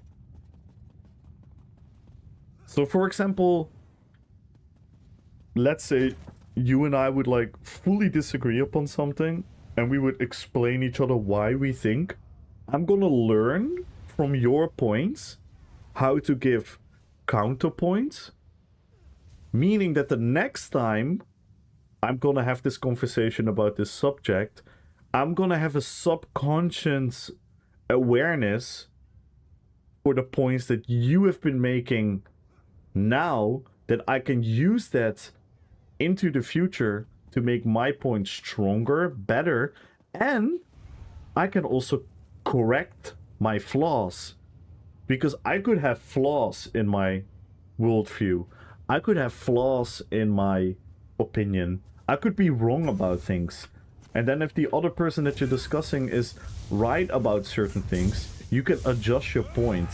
And if you keep doing that, you will actually realize that you're often, more often than not, actually gonna have a better understanding of the subject.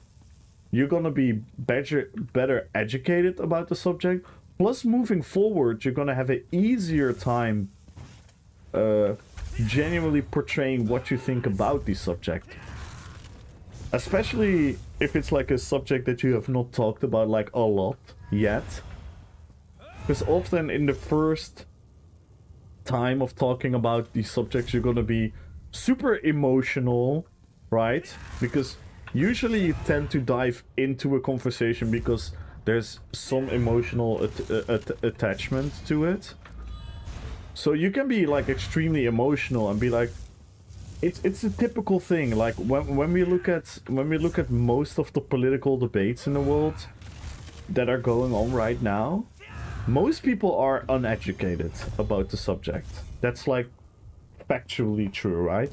Most people are like very uneducated about the subjects. Like, and again, I'm not gonna talk about these subjects, but because then we're going into then we're gonna get into demonetization, and people will become very passionate. But just look at all the conflicts that we have in the world right now. The stuff in Iran, the stuff around Israel, Gaza, Sudan, Ukraine, Russia, Taiwan, China, Pakistan, India.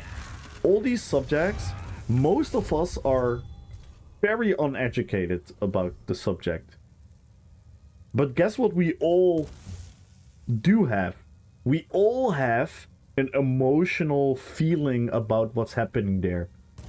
We think something is unfair. We don't want to see people die. We think that one of the two parties is evil. We think the other one is a fake. We all have these feelings. So it's very normal that in the early stages of having these conversations, you're gonna be like super emotional. And even though you could be totally convinced from your own right, you could be wrong about a lot of things because you're factually uneducated about the subject. And if you then be open-minded and be willing to listen to people to disagree with you, even though if they're wrong about everything, by them being wrong, you can educate yourself more about the subject, because proving them wrong or making sure that what they're saying is factually incorrect is learning you how to be factually correct moving forward about that subject. So you can become more educated about the subject by being open-minded, by being willing to listen to people who are completely disagreeing with you. And that is an aspect I think a lot of people just don't have the patience for to do so. So they're just gonna live in that primal emotional instinct of like their first feeling towards the subject. Wait, what am I wrestling? I'm wrestling someone up here. Crazy aiming system.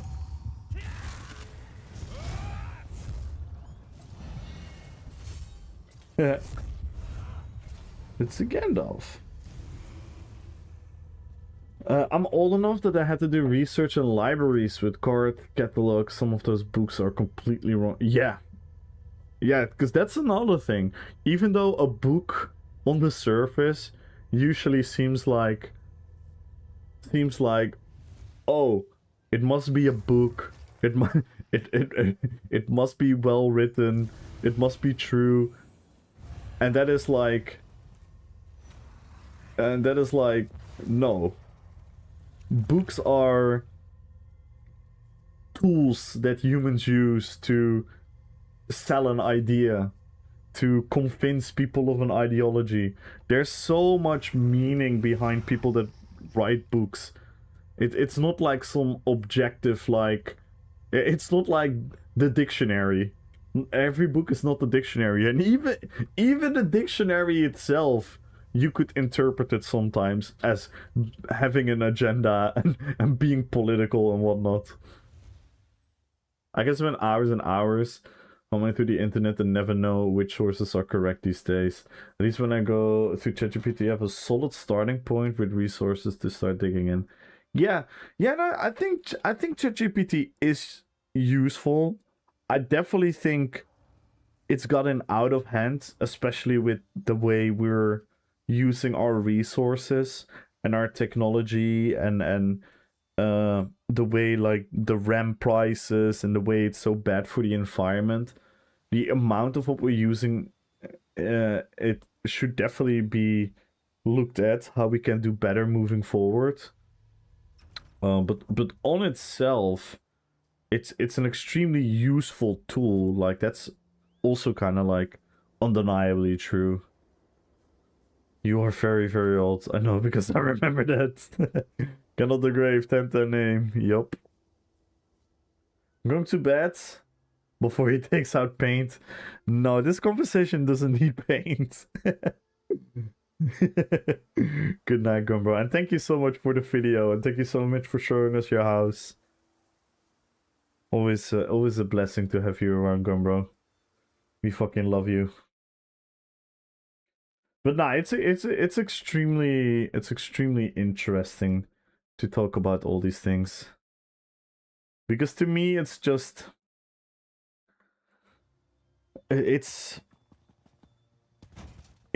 again like it's not about believing in humans are superior to anything else, or you know, that's like a whole nother debate. But in sorry, but in and on itself, it is a superpower that we have as humans. we have the ability to have a conversation with each other and to learn from each other. And I think we should always try to min-max that. We should always try to min-max that. You know how blessed I am that I can sit here behind my PC and be absolutely ignorant about a thing, and I could literally be asking you guys, and then through a genuine conversation I can learn about how something works in a different country, how something works in a different aspect of the game that I never play, instead of me having to go through websites and articles and videos and all of that. It's such a cool thing. It's such a cool thing to be able to do. I think the PvP is kind of very much slowing down right now. Plus, it's getting late. It's getting hella late on PC EU.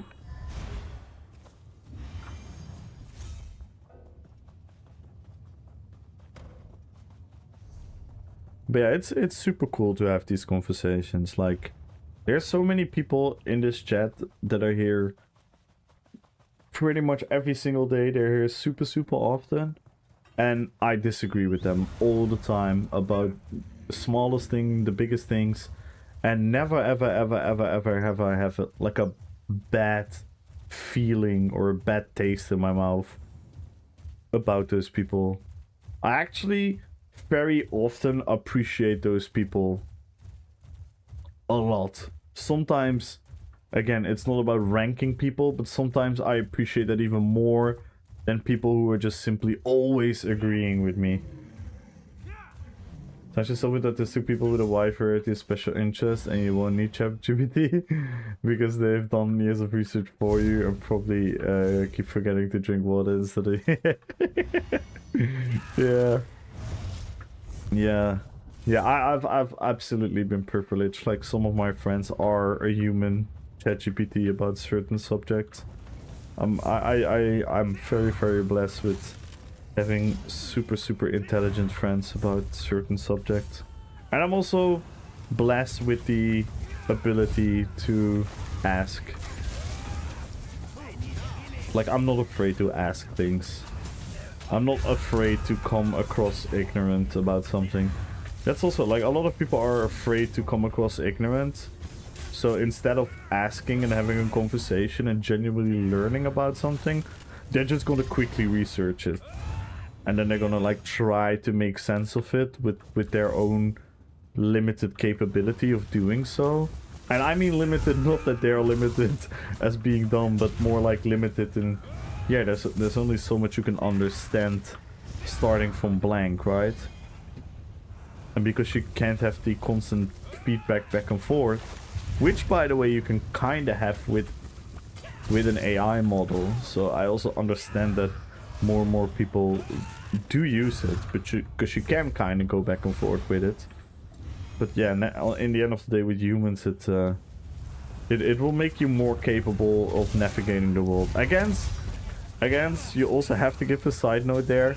This is all in the context if we think that being coexisting with other human beings is the way to go, then yes, those things are extremely important.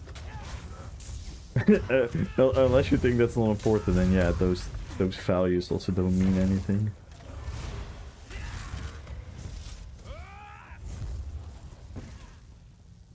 We need to look into EU because Lex will be less, nobody's around.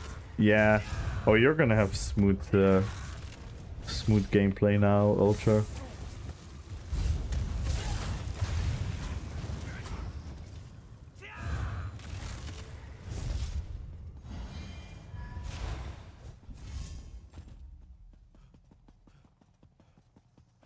Rather stay ignorant than admit not knowing something. I think that's kind of humility combined with the curiosity as... Yeah, it is. I believe it's extremely important. That's why I'm all like... very often people come into a chat and they're like, oh, this must be like a stupid question, but how does this work? And I'm always so happy because I'm like, oh, this was probably bothering this person for a while, and they finally found like the courage to ask him. So I'm like, oh, this is good. This is good. Let's absolutely help this person. Let's help this person and more. To also give them a feeling of like, hey, it's actually just chill to ask questions. But sadly, there's also the other side of the story where people come into chats, come into communities and ask questions, and people shut them down or be like, oh, dude, are you dumb? And that also happens, sadly. So it is understandable. Give me 1 second. I'm quickly gonna grab a drink. I am gonna pick a winner soon, by the way. I am gonna pick a winner soon. Enjoy the giveaway, guys.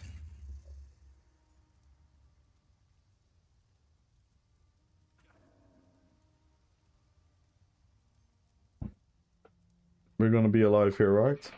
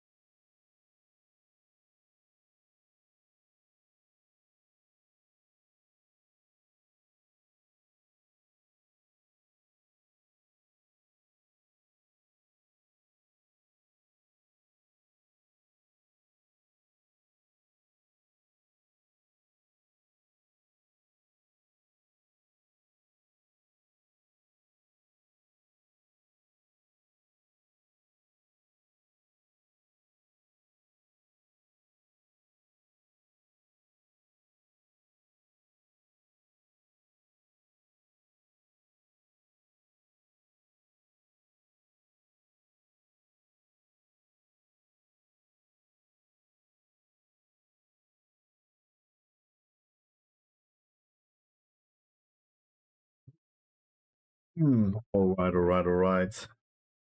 Everyone join the giveaway. Follow the channel. Type in RPPVP.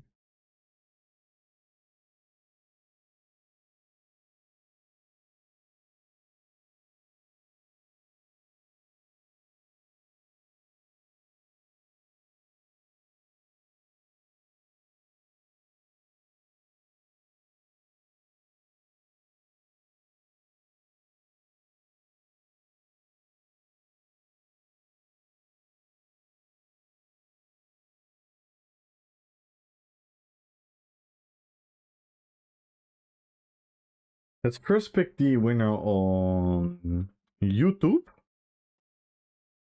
So everyone join the YouTube giveaway.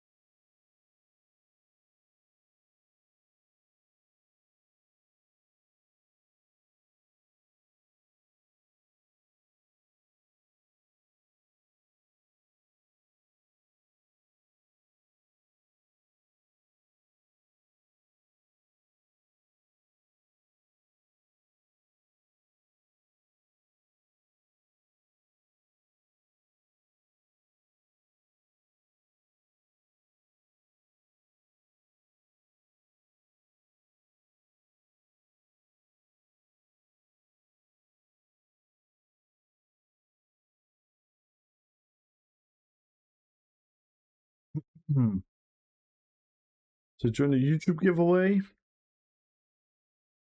And join the giveaway on Twitch. Check out the new video as well. Join the Discord if you want to.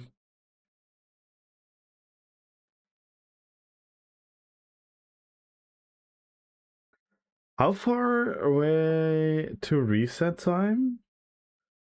What you mean reset time, Revi?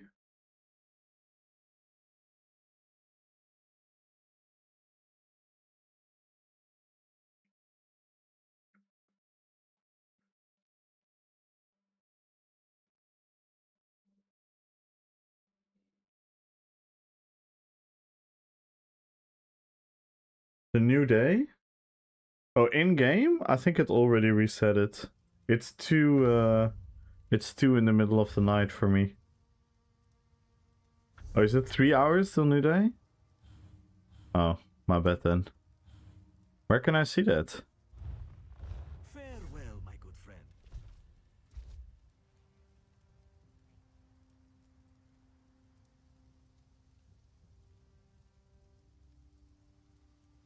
Where can I see the reset time? I've never looked at it. Yo, Tony, good luck on YouTube.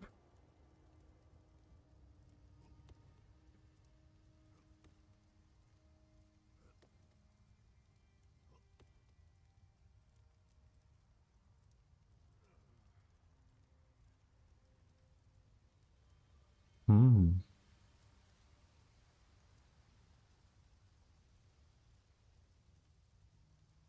Oh, the cake. Can I see that, the cake, maybe? No. Oh, I cannot use it even. I actually wouldn't know how to check that. Oh, we do have the thingy, by the way. Let me check that real quick. I haven't checked the golden fender yet. Sometimes I completely forget about it. But since I'm an absolute PvE newbie, I should check out the golden fender in Cyrodiil. Oh yeah, with the mount it shows, yeah. I just got into Magic the Gathering. It made me fall in love with Lord of the Rings again. Yeah, I can see that, yeah. Magic the Gathering is... That stuff is insane as well.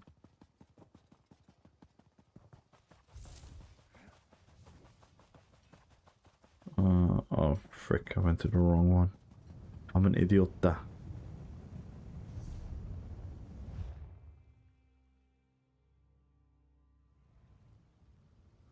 In 2 hours and then 9 hours. I see.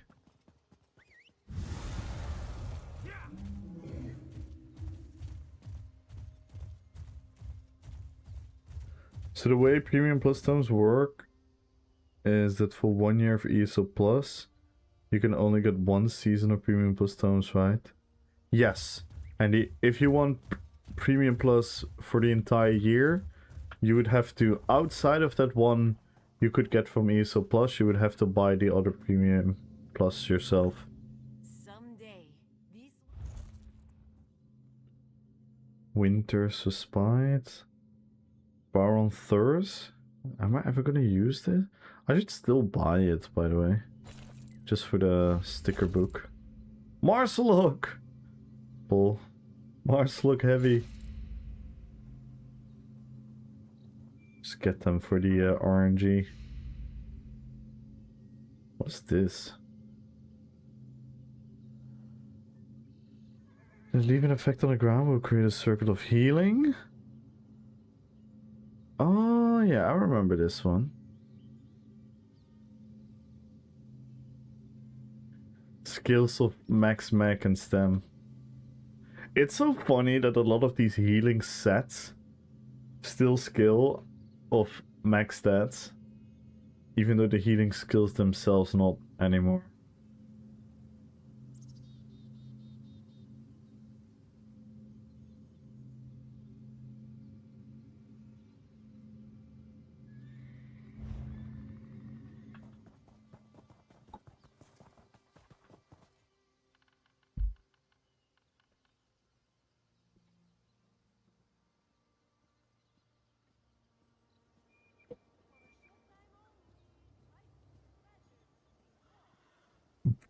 But yeah, the Premium Plus is something you should really carefully make the decision for yourself, because, for example, I can show you. I haven't got the Premium Plus yet because of the Premium. Because Premium Plus is, by the way, something else. Premium Plus is you get even more, but even the Premium, I'm not even sure if I'm not even sure if I want Premium.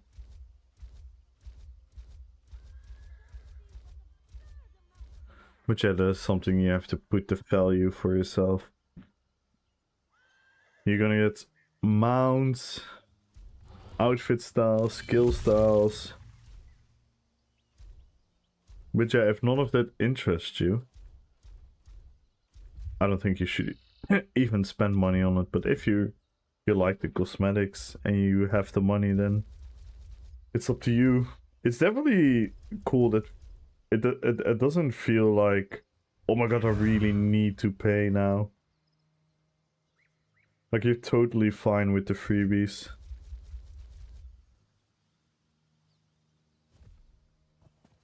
Alright, let's pick the winner on YouTube. In 10, 9, 8, 7, 6, 5, 4, 3, 2, 1. And the winner on YouTube, 100,000 golds.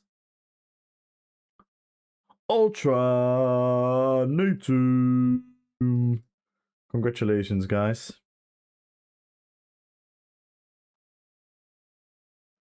And now the winner on Twitch.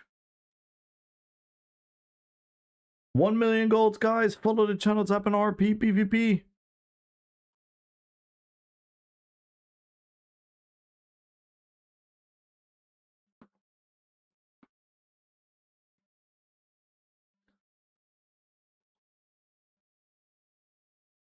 Nudayami, good luck on the giveaway. Goofy, good luck on the giveaway.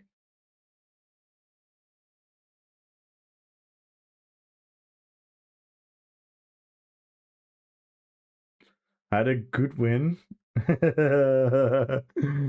No, I would have left. If you would have said that, I would have left.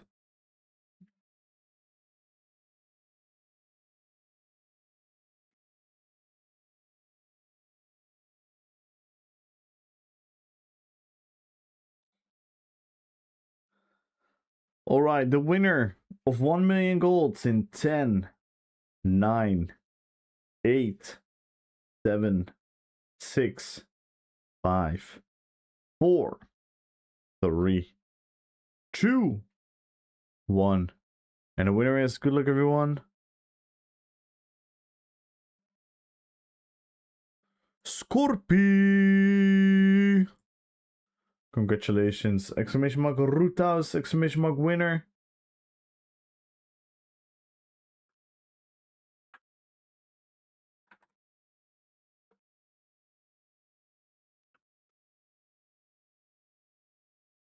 Oh, you're here. Nice. Perfect. Scorpy, can I get your in-game name and your region?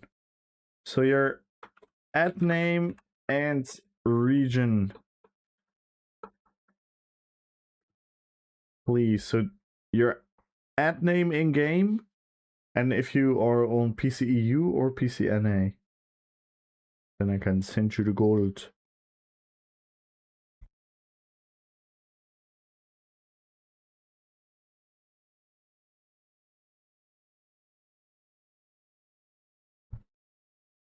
Open EU? Nice. We should be able to do that right now.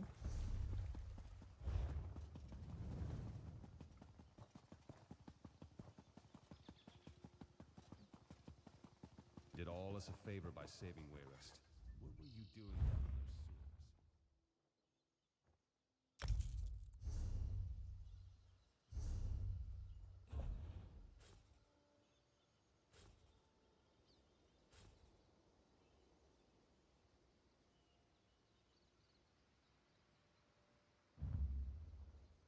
Let's go. Congratulations. Thank you, everyone. Thank you for the great conversations. Thank you for sticking with me, even though the game is sometimes not liking what I want to do. It is kind of working against me, and then I get frustrated and grumpy. But thank you guys for sticking around and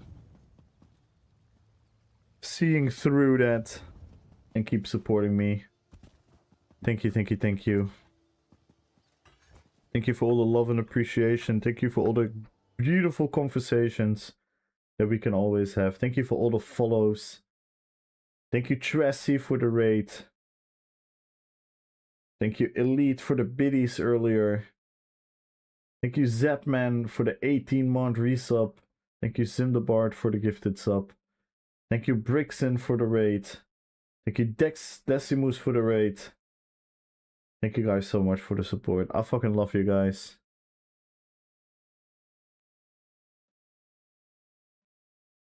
Once more. Nice. GG's, Red. Let's quickly check who we can raid.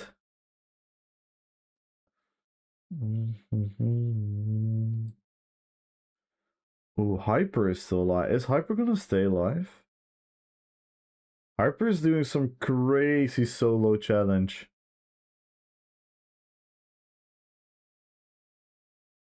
Let's raid Hyper. We don't very often get a chance to raid him, because he usually ends before me.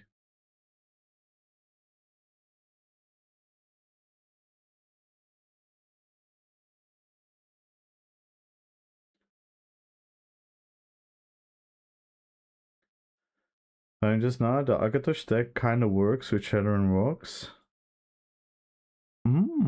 Interesting. Gap close, swap, flame lash, Shadowrun Rocks. Guarantees to see. Oh yeah, that way it's probably gonna be guaranteed, yeah.